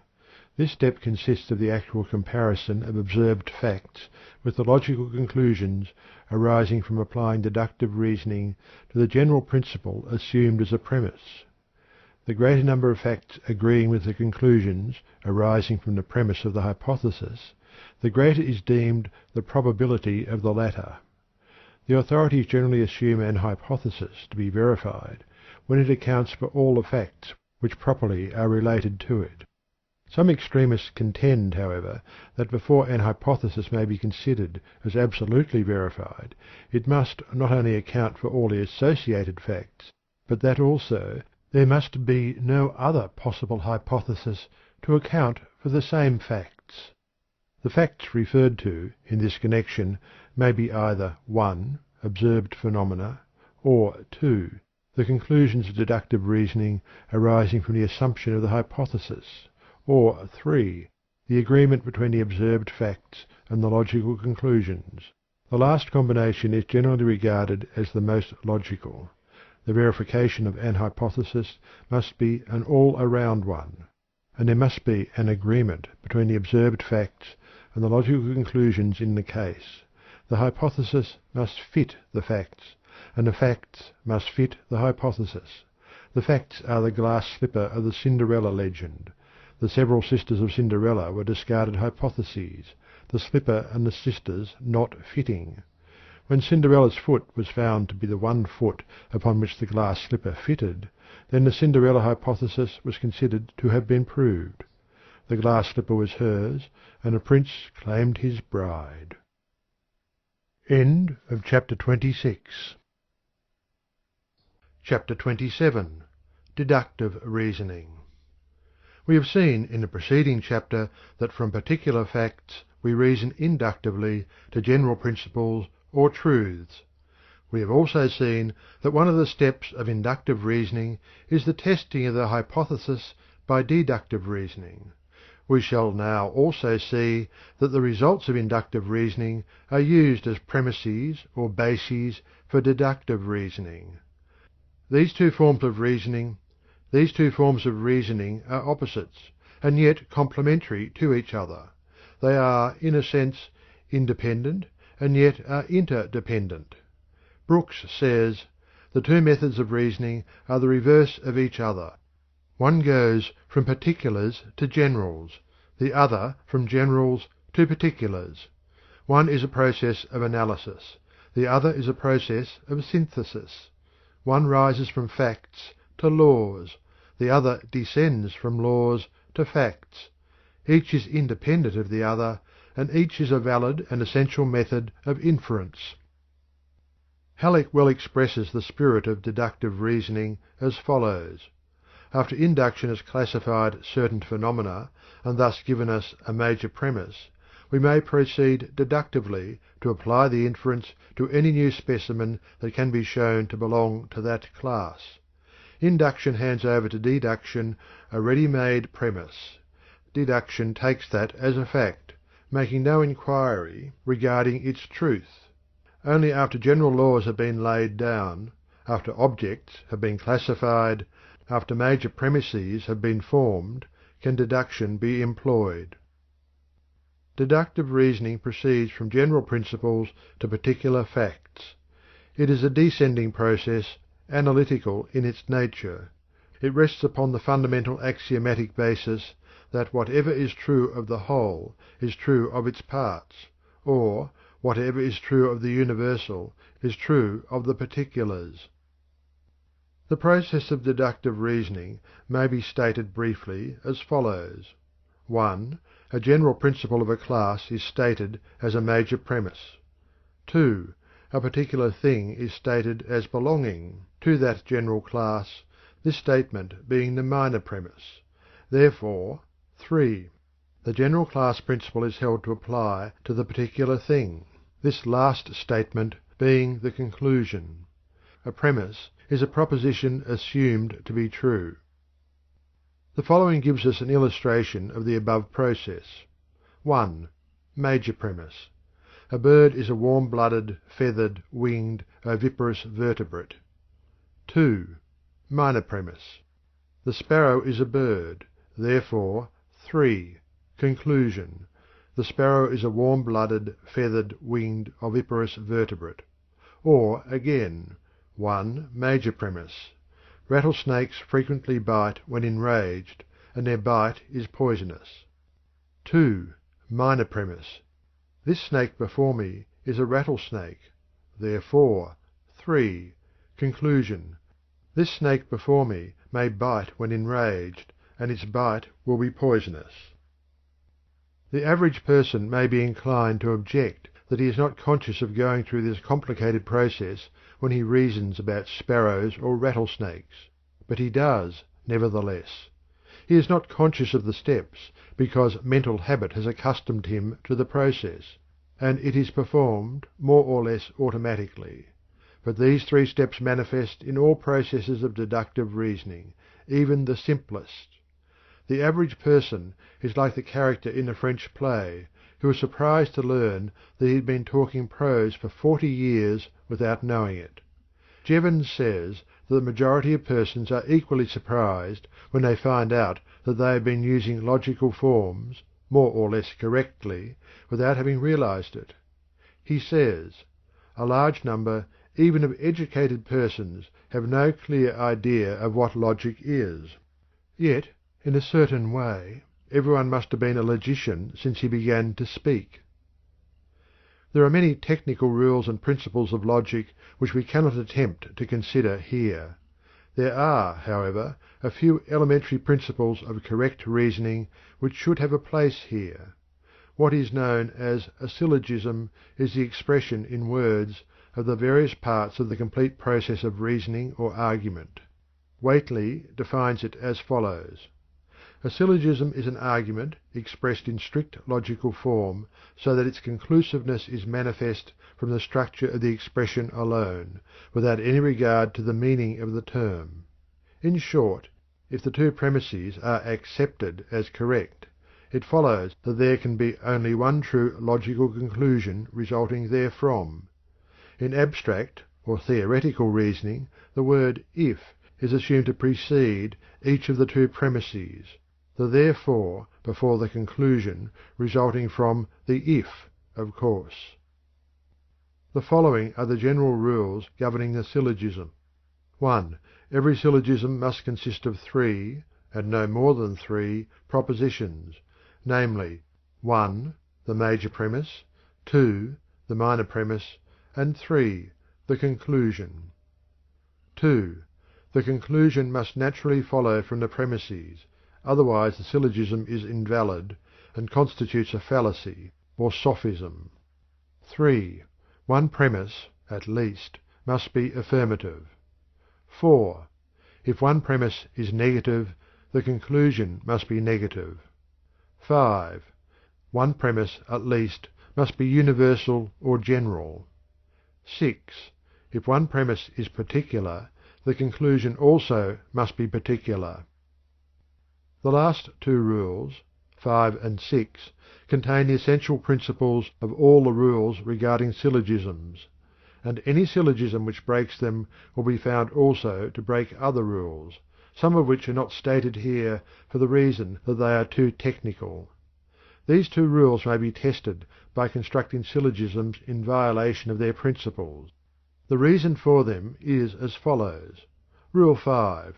Because from two particular premises no conclusion can be drawn, as for instance, 1.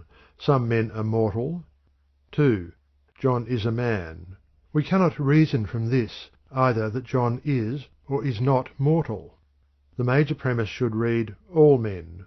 Rule 6.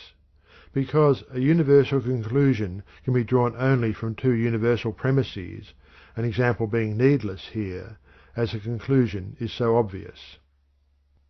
Cultivation of reasoning faculties. There is no royal road to the cultivation of the reasoning faculties. There is but the old familiar rule: practice, exercise, use. Nevertheless, there are certain studies which tend to develop the faculties in question. The study of arithmetic, especially mental arithmetic, tends to develop correct habits of reasoning from one truth to another, from cause to effect. Better still is the study of geometry, and best of all, of course, is the study of logic and the practice of working out its problems and examples. The study of philosophy and psychology also is useful in this way. Many lawyers and teachers have drilled themselves in geometry solely for the purpose of developing their logical reasoning powers. Brooks says, "So valuable is geometry as a discipline that many lawyers and others review their geometry every year in order to keep the mind drilled to logical habits of thinking. The study of logic will aid in the development of the power of deductive reasoning. It does this, first, by showing the method by which we reason. To know how we reason, to see the laws which govern the reasoning process, to analyze the syllogism and see its conformity to the laws of thought, is not only an exercise of reasoning, but gives that knowledge of the process that will be both a stimulus and a guide to thought. No one can trace the principles and processes of thought without receiving thereby an impetus to thought. In the second place, the study of logic is probably even more valuable because it gives practice in deductive thinking.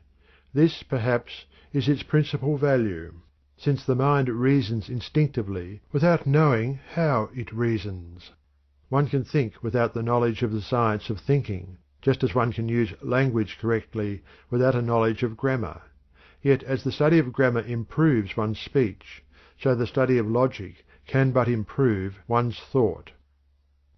In the opinion of the writer hereof, one of the best, though simple, methods of cultivating the faculties of reasoning is to acquaint oneself thoroughly with the more common fallacies or forms of false reasoning, so thoroughly that not only is the false reasoning detected at once, but also the reason of its falsity is readily understood.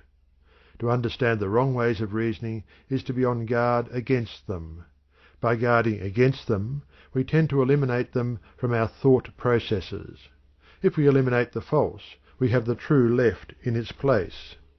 Therefore, we recommend the weeding of the logical garden of the common fallacies, to the end that the flowers of pure reason may flourish in their stead. Accordingly, we think it well to call to your attention in the next chapter to the more common fallacies and the reason of their falsity.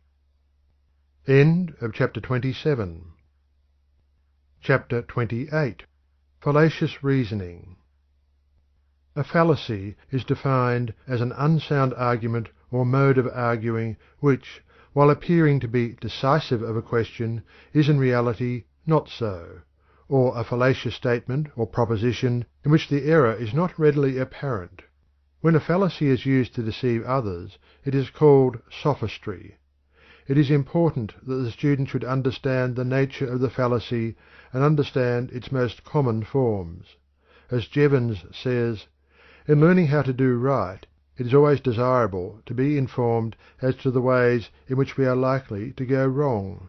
In describing to a man the road which he should follow, we ought to tell him not only the turnings which he is to take, but also the turnings which he is to avoid."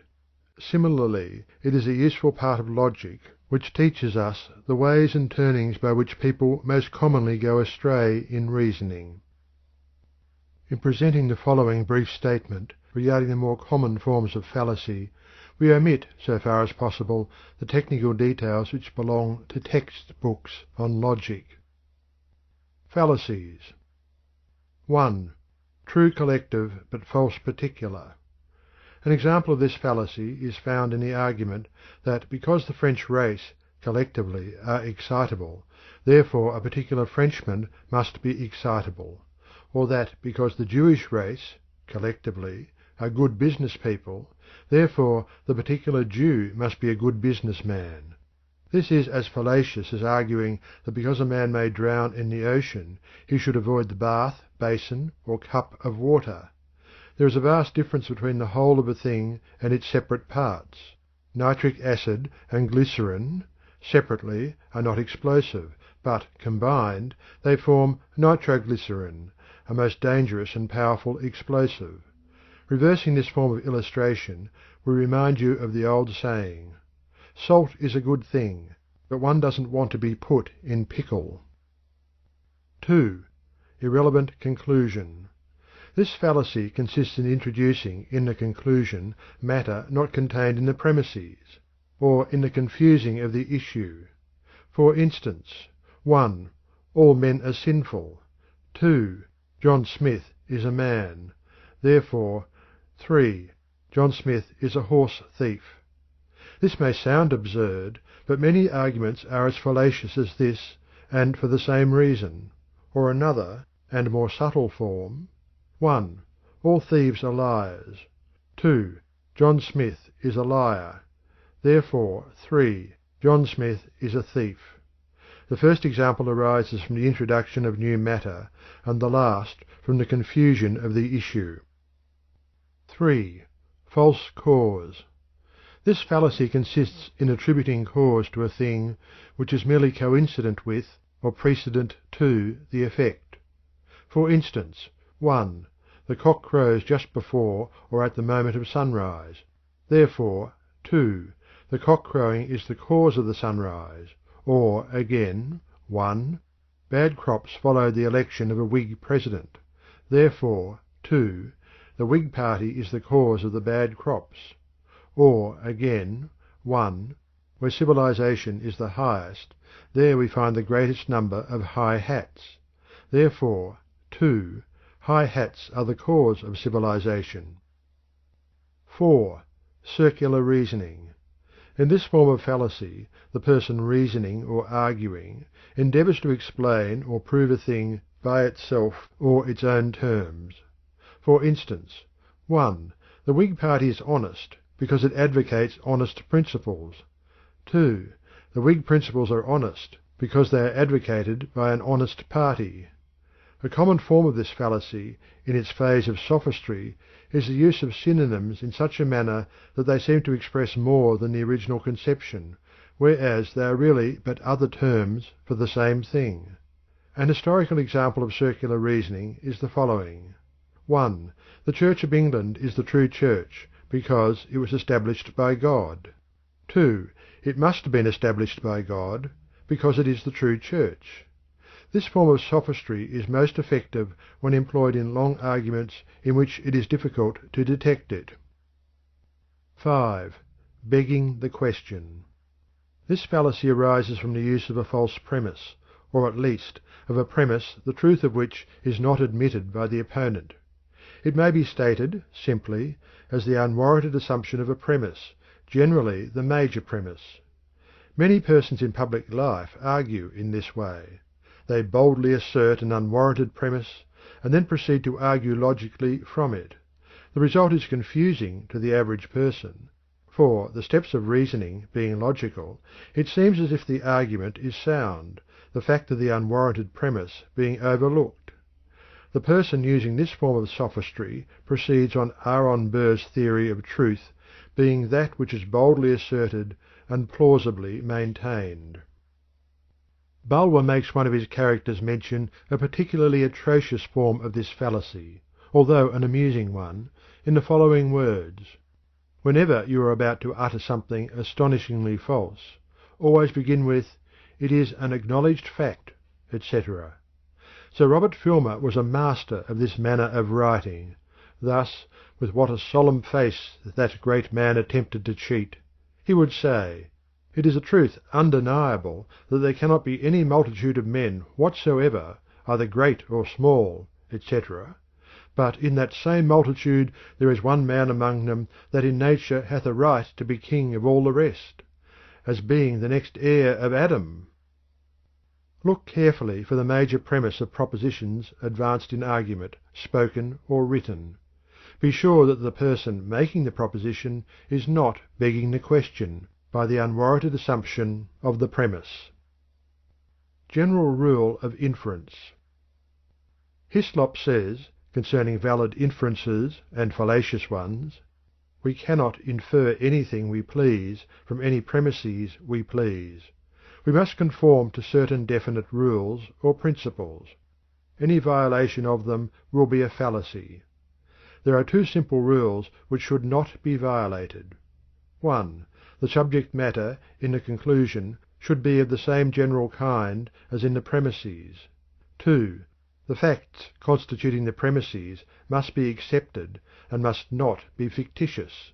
A close observance of these rules will result in the detection and avoidance of the principal forms of fallacious reasoning and sophistry." Sophistical arguments. There are a number of tricky practices resorted to by persons in argument, that are fallacious in intent and result, which we do not consider here in detail, as they scarcely belong to the particular subject of this book. A brief mention, however, may be permitted in the interest of general information. Here are the principal ones. 1. Arguing that a proposition is correct because the opponent cannot prove the contrary. The fallacy is seen when we realize that the statement, "The moon is made of green cheese," is not proved because we cannot prove the contrary. No amount of failure to disprove a proposition really proves it, and no amount of failure to prove a proposition really disproves it. As a general rule, the burden of proof rests upon the person stating the proposition, and his opponent is not called upon to disprove it or else have it considered proved. The old cry of "you cannot prove that it is not so" is based upon a fallacious conception. 2. Abuse of the opponent, his party, or his cause. This is no real argument or reasoning. It is akin to proving a point by beating the opponent over the head. 3. Arguing that an opponent does not live up to his principles is no argument against the principles he advocates. A man may advocate the principle of temperance, and yet drink to excess. This simply proves that he preaches better than he practices, but the truth of the principle of temperance is not affected in any way thereby. The proof of this is that he may change his practices, and it cannot be held that the change of his personal habits improves or changes the nature of the principle. 4. Argument of authority is not based on logic. Authority is valuable when really worthy, and merely as corroboration or adding weight, but it is not logical argument. The reasons of the authority alone constitute a real argument. The abuse of this form of argument is shown in the above reference to begging the question, in the quotation from Bulwer. 5. Appeal to prejudice or public opinion is not a valid argument, for public opinion is frequently wrong, and prejudice is often unwarranted. And, at the best, they have nothing to do with the case from the standpoint of logic. The abuse of testimony and claimed evidence is also worthy of examination, but we cannot go into the subject here. Fallacies of prejudice. But perhaps the most dangerous of all fallacies in the search for truth on the part of the most of us are those which arise from the following. 1. The tendency to reason from what we feel and wish to be true, rather than from the actual facts of the case, which causes us unconsciously to assume the mental attitude of if the facts agree with our likes and pet theories, all is well; if they do not, so much the worse for the facts. 2. The tendency in all of us to perceive only the facts that agree with our theories and to ignore the others. We find that for which we seek, and overlook that which does not interest us. Our discoveries follow our interest, and our interest follows our desires and beliefs. The intelligent man or woman realizes these tendencies of human nature and endeavours to avoid them in his or her own reasoning, but is keenly conscious of them in the arguments and reasoning of others. A failure to observe and guard one's self against these tendencies results in bigotry, intolerance, narrowness, and intellectual astigmatism. End of chapter 28. Chapter 29. The Will. The activities of the will comprise the third great class of mental processes. Psychologists always have differed greatly in their conception of just what constitutes these activities. Even today it is difficult to obtain a dictionary definition of the will that agrees with the best opinion on the subject. The dictionaries adhere to the old classification and conception which regarded the will as that faculty of the mind or soul by which it chooses or decides.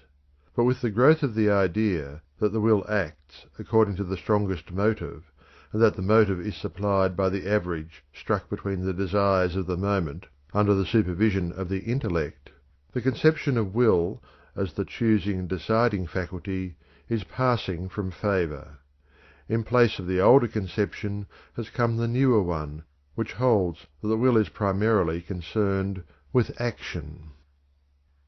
It is difficult to place the will in the category of mental processes, but it is generally agreed that it abides in the very centre of the mental being, and is closely associated with what is called the ego, or self.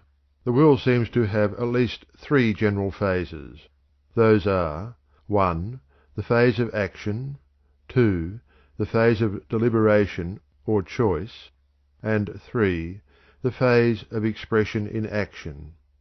In order to understand the will, it is necessary to consider each of these three phases of its activities. 1. Desire. The first phase of will, which is called desire, is in itself somewhat complex. On its lower side it touches, and in fact blends into, feeling and emotion. Its centre consists of a state of tension akin to that of a coiled spring or a cat crouching ready for a spring. On its higher side it touches, penetrates, and blends into the other phases of the will which we have mentioned. Desire is defined as a feeling, emotion, or excitement of the mind directed toward the attainment, enjoyment, or possession of some object from which pleasure, profit, or gratification is expected. Halleck gives us the following excellent conception of the moving spirit of desire. Desire has for its object something which will bring pleasure or get rid of pain, immediate or remote, for the individual or for someone in whom he is interested. Aversion, or a striving away from something, is merely the negative aspect of desire. In Halleck's statement, above quoted, we have the explanation of the part played by the intellect in the activities of will.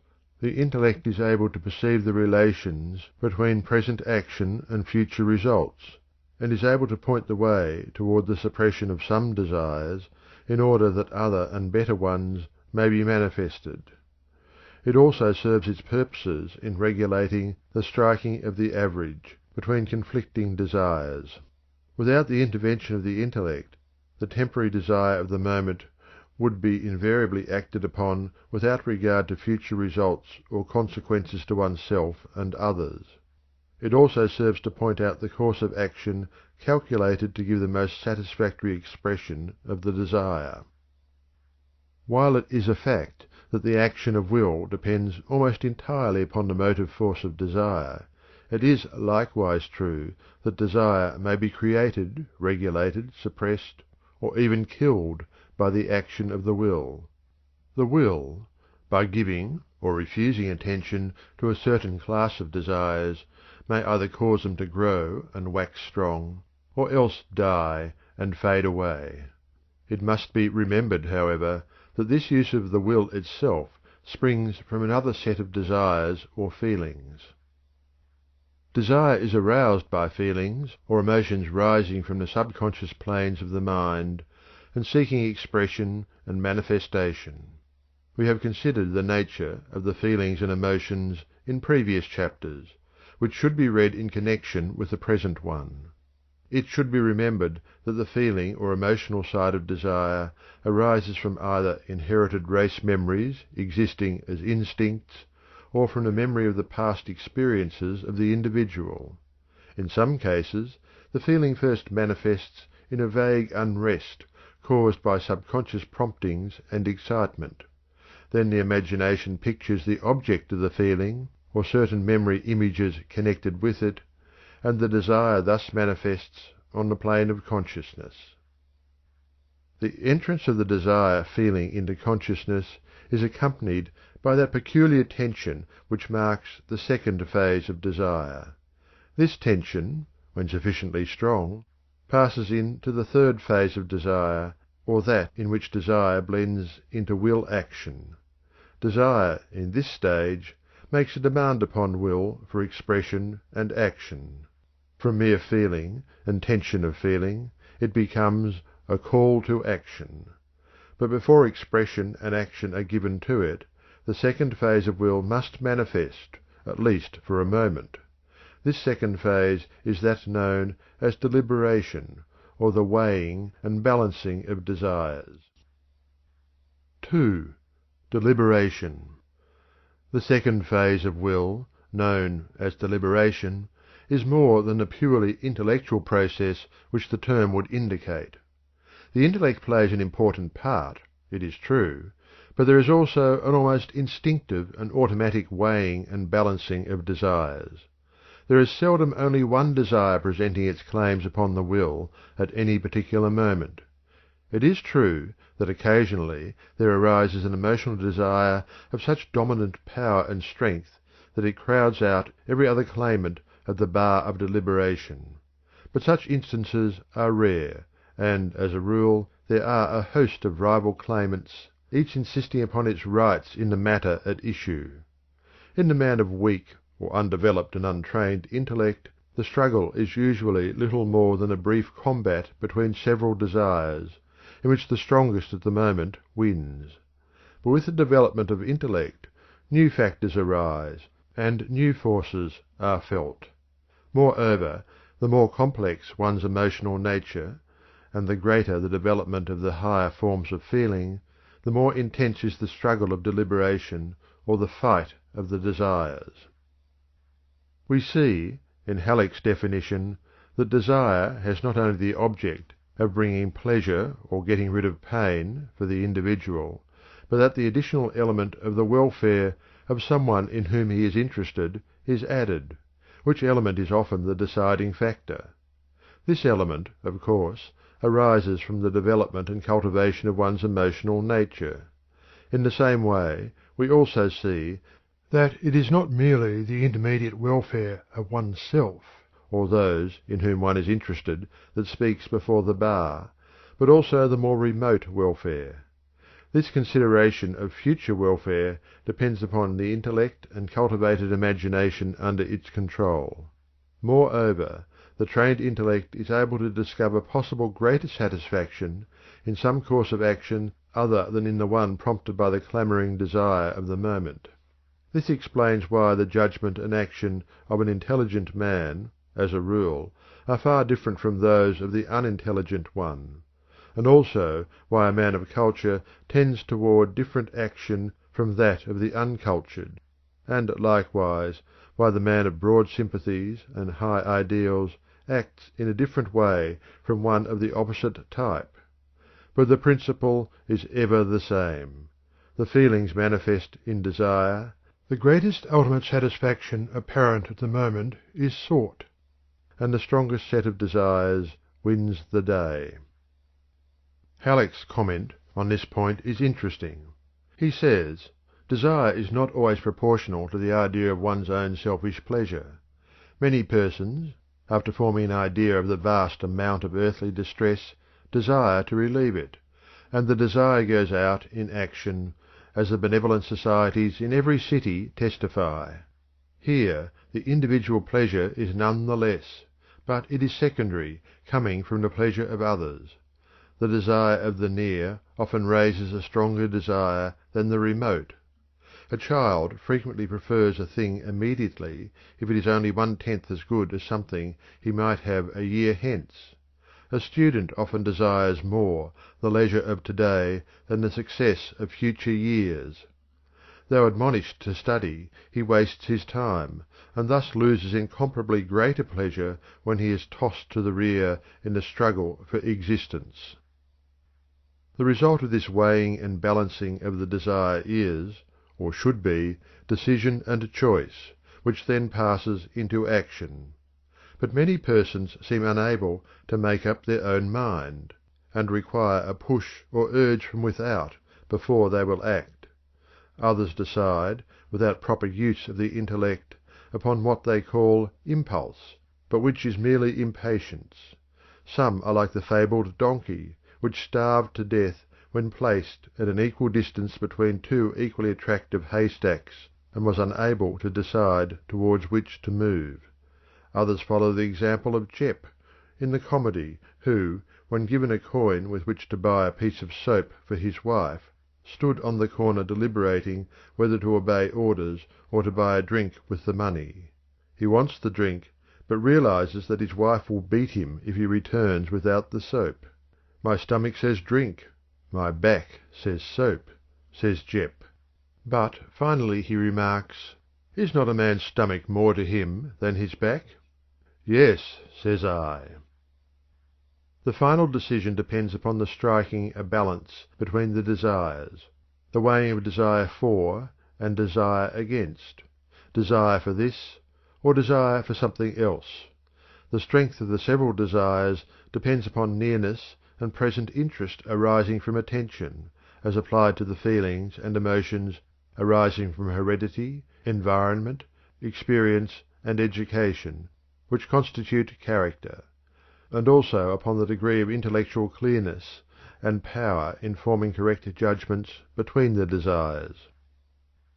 It must be remembered, however, that the intellect appears not as an opponent of the principle of the satisfaction of desire, but merely as an instrument of the ego in determining which course of action will result in the greatest ultimate satisfaction, direct or indirect, present or future.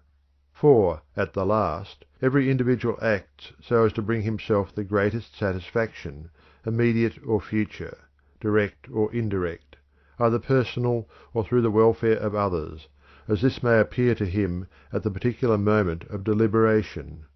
We always act in the direction of that which will greater content our spirit. This will be found to be the spirit of all decisions, although the motive is often hidden and difficult to find even by the individual himself, many of the strongest motives having their origin in the subconscious planes of mentality. 3. Action.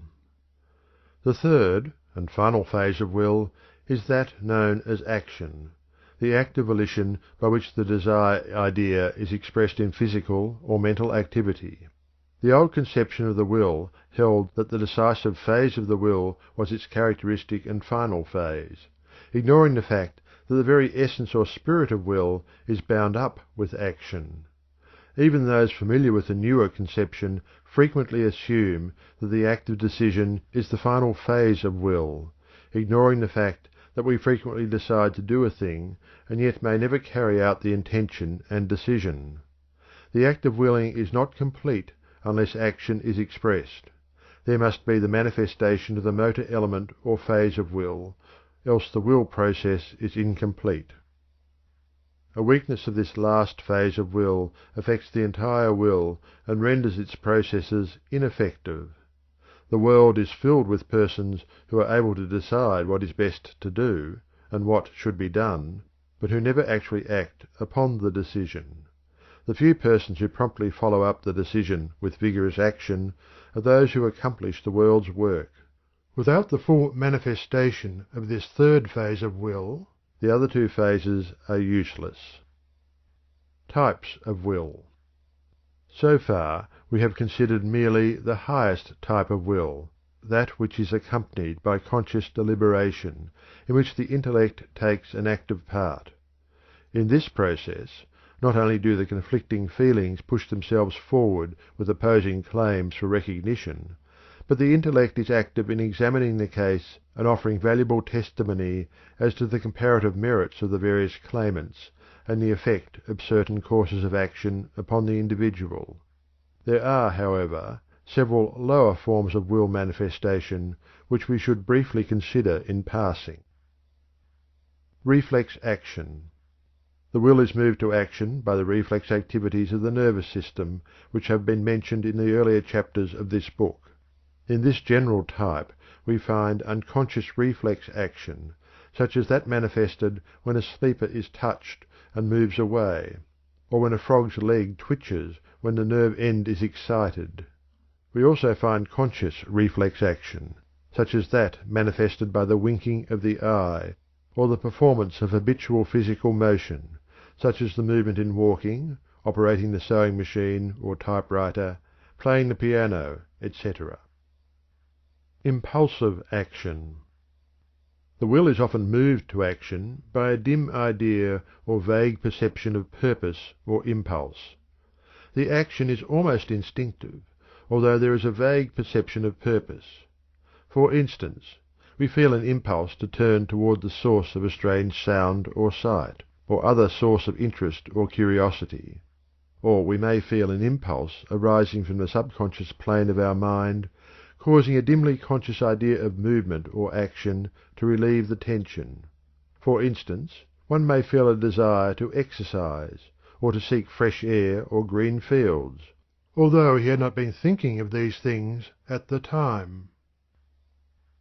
These impulses arise from a subconscious feeling of fatigue or desire for change, which, added to a fleeting idea, produces the impulse. Unless an impulse is inhibited by the will activities inspired by other desires, habits, ideas, or ideals, we act upon it in precisely the same way that a young child or animal does. Hofting says of this type of action, "The psychological condition of the impulse is that with the momentary feeling and sensation should be combined a more or less clear idea of something which may augment the pleasure or diminish the pain of the moment." Instinctive action. The will is frequently moved to action by an instinctive stimulus. This form of will activity closely resembles the last mentioned form, and often it is impossible to distinguish between the two. The activities of the bee in building its comb and storing its honey, the work of the silkworm and caterpillar in building their resting places, are examples of this form of action. Indeed, even the building of the nest of the bird may be so classed. In these cases there is an intelligent action toward a definite end, but the animal is unconscious of that end. The experiences of the remote ancestors of these creatures recorded their impressions upon the subconscious mind of the species, and they are transmitted in some way to all of that species. The nervous system of every living thing is a record cylinder of the experiences of its early ancestors, and these cylinders tend to reproduce these impressions upon appropriate occasions. In preceding chapters we have shown that even man is under the influence of instinct to a greater extent than he imagines himself to be. End of chapter 29. Chapter 30. Will Training. It is of the utmost importance that the individual develop, cultivate, and train his will so as to bring it under the influence of the higher part of his mental and moral being. While the will is used most effectively in developing and training the intellect and building character, it itself must be trained by itself to habitually come under the guidance of the intellect and under the influence of that which we call character. The influence of the trained will upon the several mental faculties is most marked. There are no faculties which may not be cultivated by the will. The first and great task of the will in this direction is the control and direction of the attention. The will determines the kind of interest that shall prevail at the moment, and the kind of interest largely determines the character of the man, his tastes, his feelings, his thoughts, his acts. Gordy says, "Co-operating with a pre-existing influence, the will can make a weaker one prevail over a stronger. It determines which of pre-existing influences shall have control over the mind." Moreover, concentrated and continued attention depends entirely upon the exercise of the will. As Gordy says, "If the will relaxes its hold upon the activities of the mind, the attention is liable to be carried away by any one of the thousands of ideas that the laws of association are constantly bringing into our minds." Even in the matter of mental images the will asserts its sway, and the imagination may be trained to be the obedient servant of the developed will. Regarding the influence of the will upon character, Davidson says, "It is not enough for a man to understand correctly and love duly the conditions of moral life in his own time.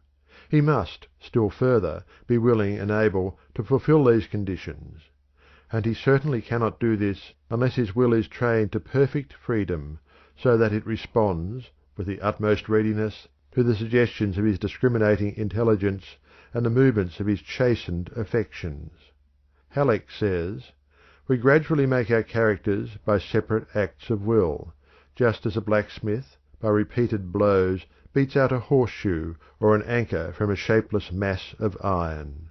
A finished anchor or horseshoe was never the product of a single blow." Training the will. Perhaps the best way to train the will is to use it intelligently and with a purpose. The training of any faculty of the mind is at the same time a training of the will. The attention being so closely allied to the will, it follows that a careful training of attention will result in a strengthening of the will. The training of the emotional side of one's nature also brings results in the strengthening of the will. Halleck gives his students excellent advice regarding the training of the will. It would be hard to find anything better along these lines than the following from his pen: "Nothing schools the will and renders it ready for effort in this complex world better than accustoming it to face disagreeable things. Professor James advises all to do something occasionally for no other reason than that they would rather not do it, if it is nothing more than giving up a seat in a street car. He likens such effort to the insurance that a man pays on his house. He has something that he can fall back on in time of trouble. A will schooled in this way is always ready to respond, no matter how great the emergency. While another would be crying over spilled milk, the possessor of such a will has already found another cow.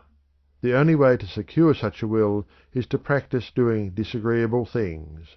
There are daily opportunities." A man who had declared his aversion to what he deemed the dry facts of political economy was one day found knitting his brow over a chapter of John Stuart Mill. When a friend expressed surprise, the man replied, "I am playing the schoolmaster with myself. I am reading this book because I dislike it." Such a man has the elements of success in him. On the other hand, the one who habitually avoids disagreeable action is training his will to be of no use to him at a time when supreme effort is demanded. Such a will can never elbow its way to the front in life. Habits. Habits are the beaten track over which the will travels. The beaten path of habit is the line of least resistance to the will. One who would train his will must needs pay attention to providing it with the proper mental paths over which to travel. The rule for the creation of habits is simply this: travel over the mental path as often as possible. The rule for breaking undesirable habits is this: cultivate the opposite habit. In these two rules is expressed the gist of what has been written on the subject. Professor William James has left to the world some invaluable advice regarding the cultivation of right habits. He bases his rules upon those of Professor Bain, elaborates these, and adds some equally good ones. We herewith quote freely from both James and Bain on this subject. It is the best ever written regarding habit building. 1. In the acquisition of a new habit or the leaving off of an old one, launch yourself with as strong and decided an initiative as possible. This will give your new beginning such a momentum that the temptation to break down will not occur as soon as it otherwise might, and every day during which a breakdown is postponed adds to the chances of it not occurring at all. James. 2.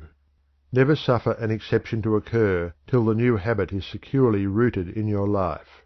Every lapse is like the letting fall of a ball of string which one is carefully winding up. A single slip undoes more than a great many turns will wind again. James. It is necessary, above all things, in such a situation, never to lose a battle. Every gain on the wrong side undoes the effect of many conquests on the right. The essential precaution is so to regulate the two opposing powers that the one may have a series of uninterrupted successes until repetition has fortified it to such a degree as to enable it to cope with the opposition under any circumstances. Bain. 3. Seize the very first possible opportunity to act on every resolution you make, and on every emotional prompting you may experience in the direction of the habits you aspire to gain. It is not in the moment of their forming, but in the moment of their producing motor effects, that resolves and aspirations communicate their new set to the brain. James. The actual presence of the practical opportunity alone furnishes the fulcrum upon which the lever can rest, by which the moral will may multiply its strength and raise itself aloft. He who has no solid ground to press against will never get beyond the stage of empty gesture-making. Bain. 4. Keep the faculty alive in you by a little gratuitous exercise every day. That is, be systematically ascetic or heroic in little unnecessary points.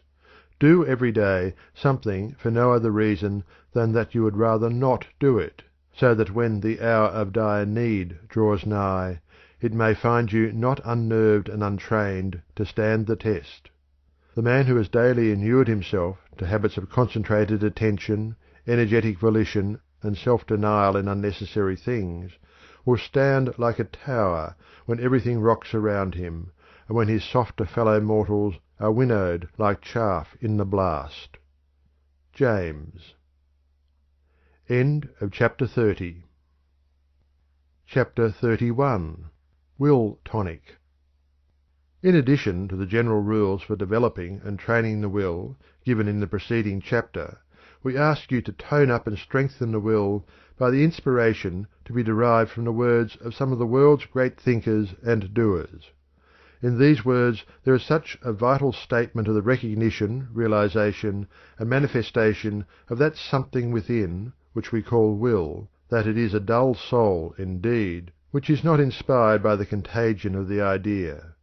These expressions are the milestones on the path of attainment, placed by those who have preceded us on the journey. We submit these quotations without comment. They speak for themselves. Words of the wise. They can who think they can. Character is a perfectly educated will. Nothing can resist the will of a man who knows what is true and wills what is good. In all difficulties advance and will, for within you is a power, a living force, which, the more you trust and learn to use, will annihilate the opposition of matter. The star of the unconquered will, it rises in my breast, serene and resolute and still, and calm and self-possessed. So nigh is grandeur to our dust, so near is God to man, when duty whispers low, thou must. The youth replies, I can. The longer I live, the more certain I am that the great difference between men, between the feeble and the powerful, the great and the insignificant, is energy, invincible determination, a purpose once fixed, then death or victory. That quality will do anything that can be done in this world, and no talents, no circumstances, no opportunities will make a two-legged creature a man without it. Buxton. The human will, that force unseen, the offspring of a deathless soul, can hew a way to any goal, though walls of granite intervene. You will be what you will to be. Let failure find its false content in that poor word environment. But spirit scorns it and is free. It masters time, it conquers space, it cowes that boastful trickster Chance, and bids the tyrant Circumstance uncrown and fill a servant's place. Resolve is what makes a man manifest. Not puny resolve, not crude determinations, not errant purpose, but that strong and indefatigable will which treads down difficulties and danger as a boy treads down the heaving frost-lands of winter, which kindles his eye and brain with a proud pulse-beat toward the unattainable. Will makes men giants. Donald G. Mitchell. There is no chance, no destiny, no fate can circumvent or hinder or control the firm resolve of a determined soul. Gifts count for nothing. Will alone is great. All things give way before it, soon or late. What obstacle can stay the mighty force of the sea-seeking river in its course, or cause the ascending orb of day to wait? Each well-born soul must win what it deserves. Let the fools prate of luck. The fortunate is he whose earnest purpose never swerves, whose slightest action, or inaction, serves the one great aim. Why, even death itself stands still and waits an hour sometimes for such a will. Ella Wheeler Wilcox. I have brought myself, by long meditation, to the conviction that a human being with a settled purpose must accomplish it, and that nothing can resist a will which will stake even existence upon its fulfilment. Lord Beaconsfield. A passionate desire and an unwearied will can perform impossibilities, or what may seem to be such to the cold and feeble. Sir John Simpson. It is wonderful how even the casualties of life seem to bow to a spirit that will not bow to them, and yield to subserve a design which they may, in their first apparent tendency, threaten to frustrate. When a firm, decisive spirit is recognized, it is curious to see how the space clears around a man and leaves him room and freedom. John Foster. The great thing about General Grant is cool persistency of purpose. He is not easily excited, and he has got the grip of a bulldog. When he once gets his teeth in, nothing can shake him off. Abraham Lincoln. I am bigger than anything that can happen to me. All these things are outside my door, and I've got the key. Man was meant to be, and ought to be, stronger and more than anything that can happen to him. Circumstances, fate, luck, are all outside, and if he cannot change them, he can always beat them. Charles F. Lummis. The truest wisdom is a resolute determination. Impossible is a word found only in the dictionary of fools. Circumstances. I make circumstances. Napoleon. He who fails only half wills. Sawarrow. That which the easiest becomes a habit in us is the will. Learn then to will strongly and decisively. Thus fix your floating life, and leave it no longer to be carried hither and thither like a withered leaf by every wind that blows. Man owes his growth chiefly to that active striving of the will, that encounter which we call effort, and it is astonishing to find how often results apparently impracticable are thus made possible.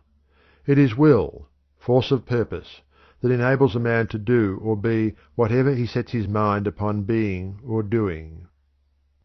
A strong defiant purpose is many-handed and lays hold of whatever is near that can serve it. It has a magnetic purpose that draws to itself whatever is kindred. Let it be your first study to teach the world that you are not wood and straw, that there is some iron in you. Munger. It's dogged as does it. Yorkshire proverb. One talent with a will behind it will accomplish more than 10 without it, as a thimbleful of powder in a rifle, the bore of whose barrel will give it direction, will do greater execution than a carload burned in the open air. O. S. Marden. Will may not endow a man with talents or capacities, but it does one very important matter. It enables him to make the best, the very best, of his powers. Fothergill. Tender-handed, stroke a nettle, and it stings you for your pains. Grasp it like a man of metal, and it soft as down remains. Don't flinch, don't foul, but hit the line hard. Roosevelt. The more difficulties one has to encounter, within and without, the more significant and the higher in inspiration his life will be. End of chapter 31. End of Your Mind and How to Use It, by William Walker Atkinson. Read by Algie Pug. Hi, this is Super Utils with some afterwords. I'm here just to ask, if you enjoyed this audiobook, then please do click on the like button down below and subscribe to my channel. Thank you for your time and take care.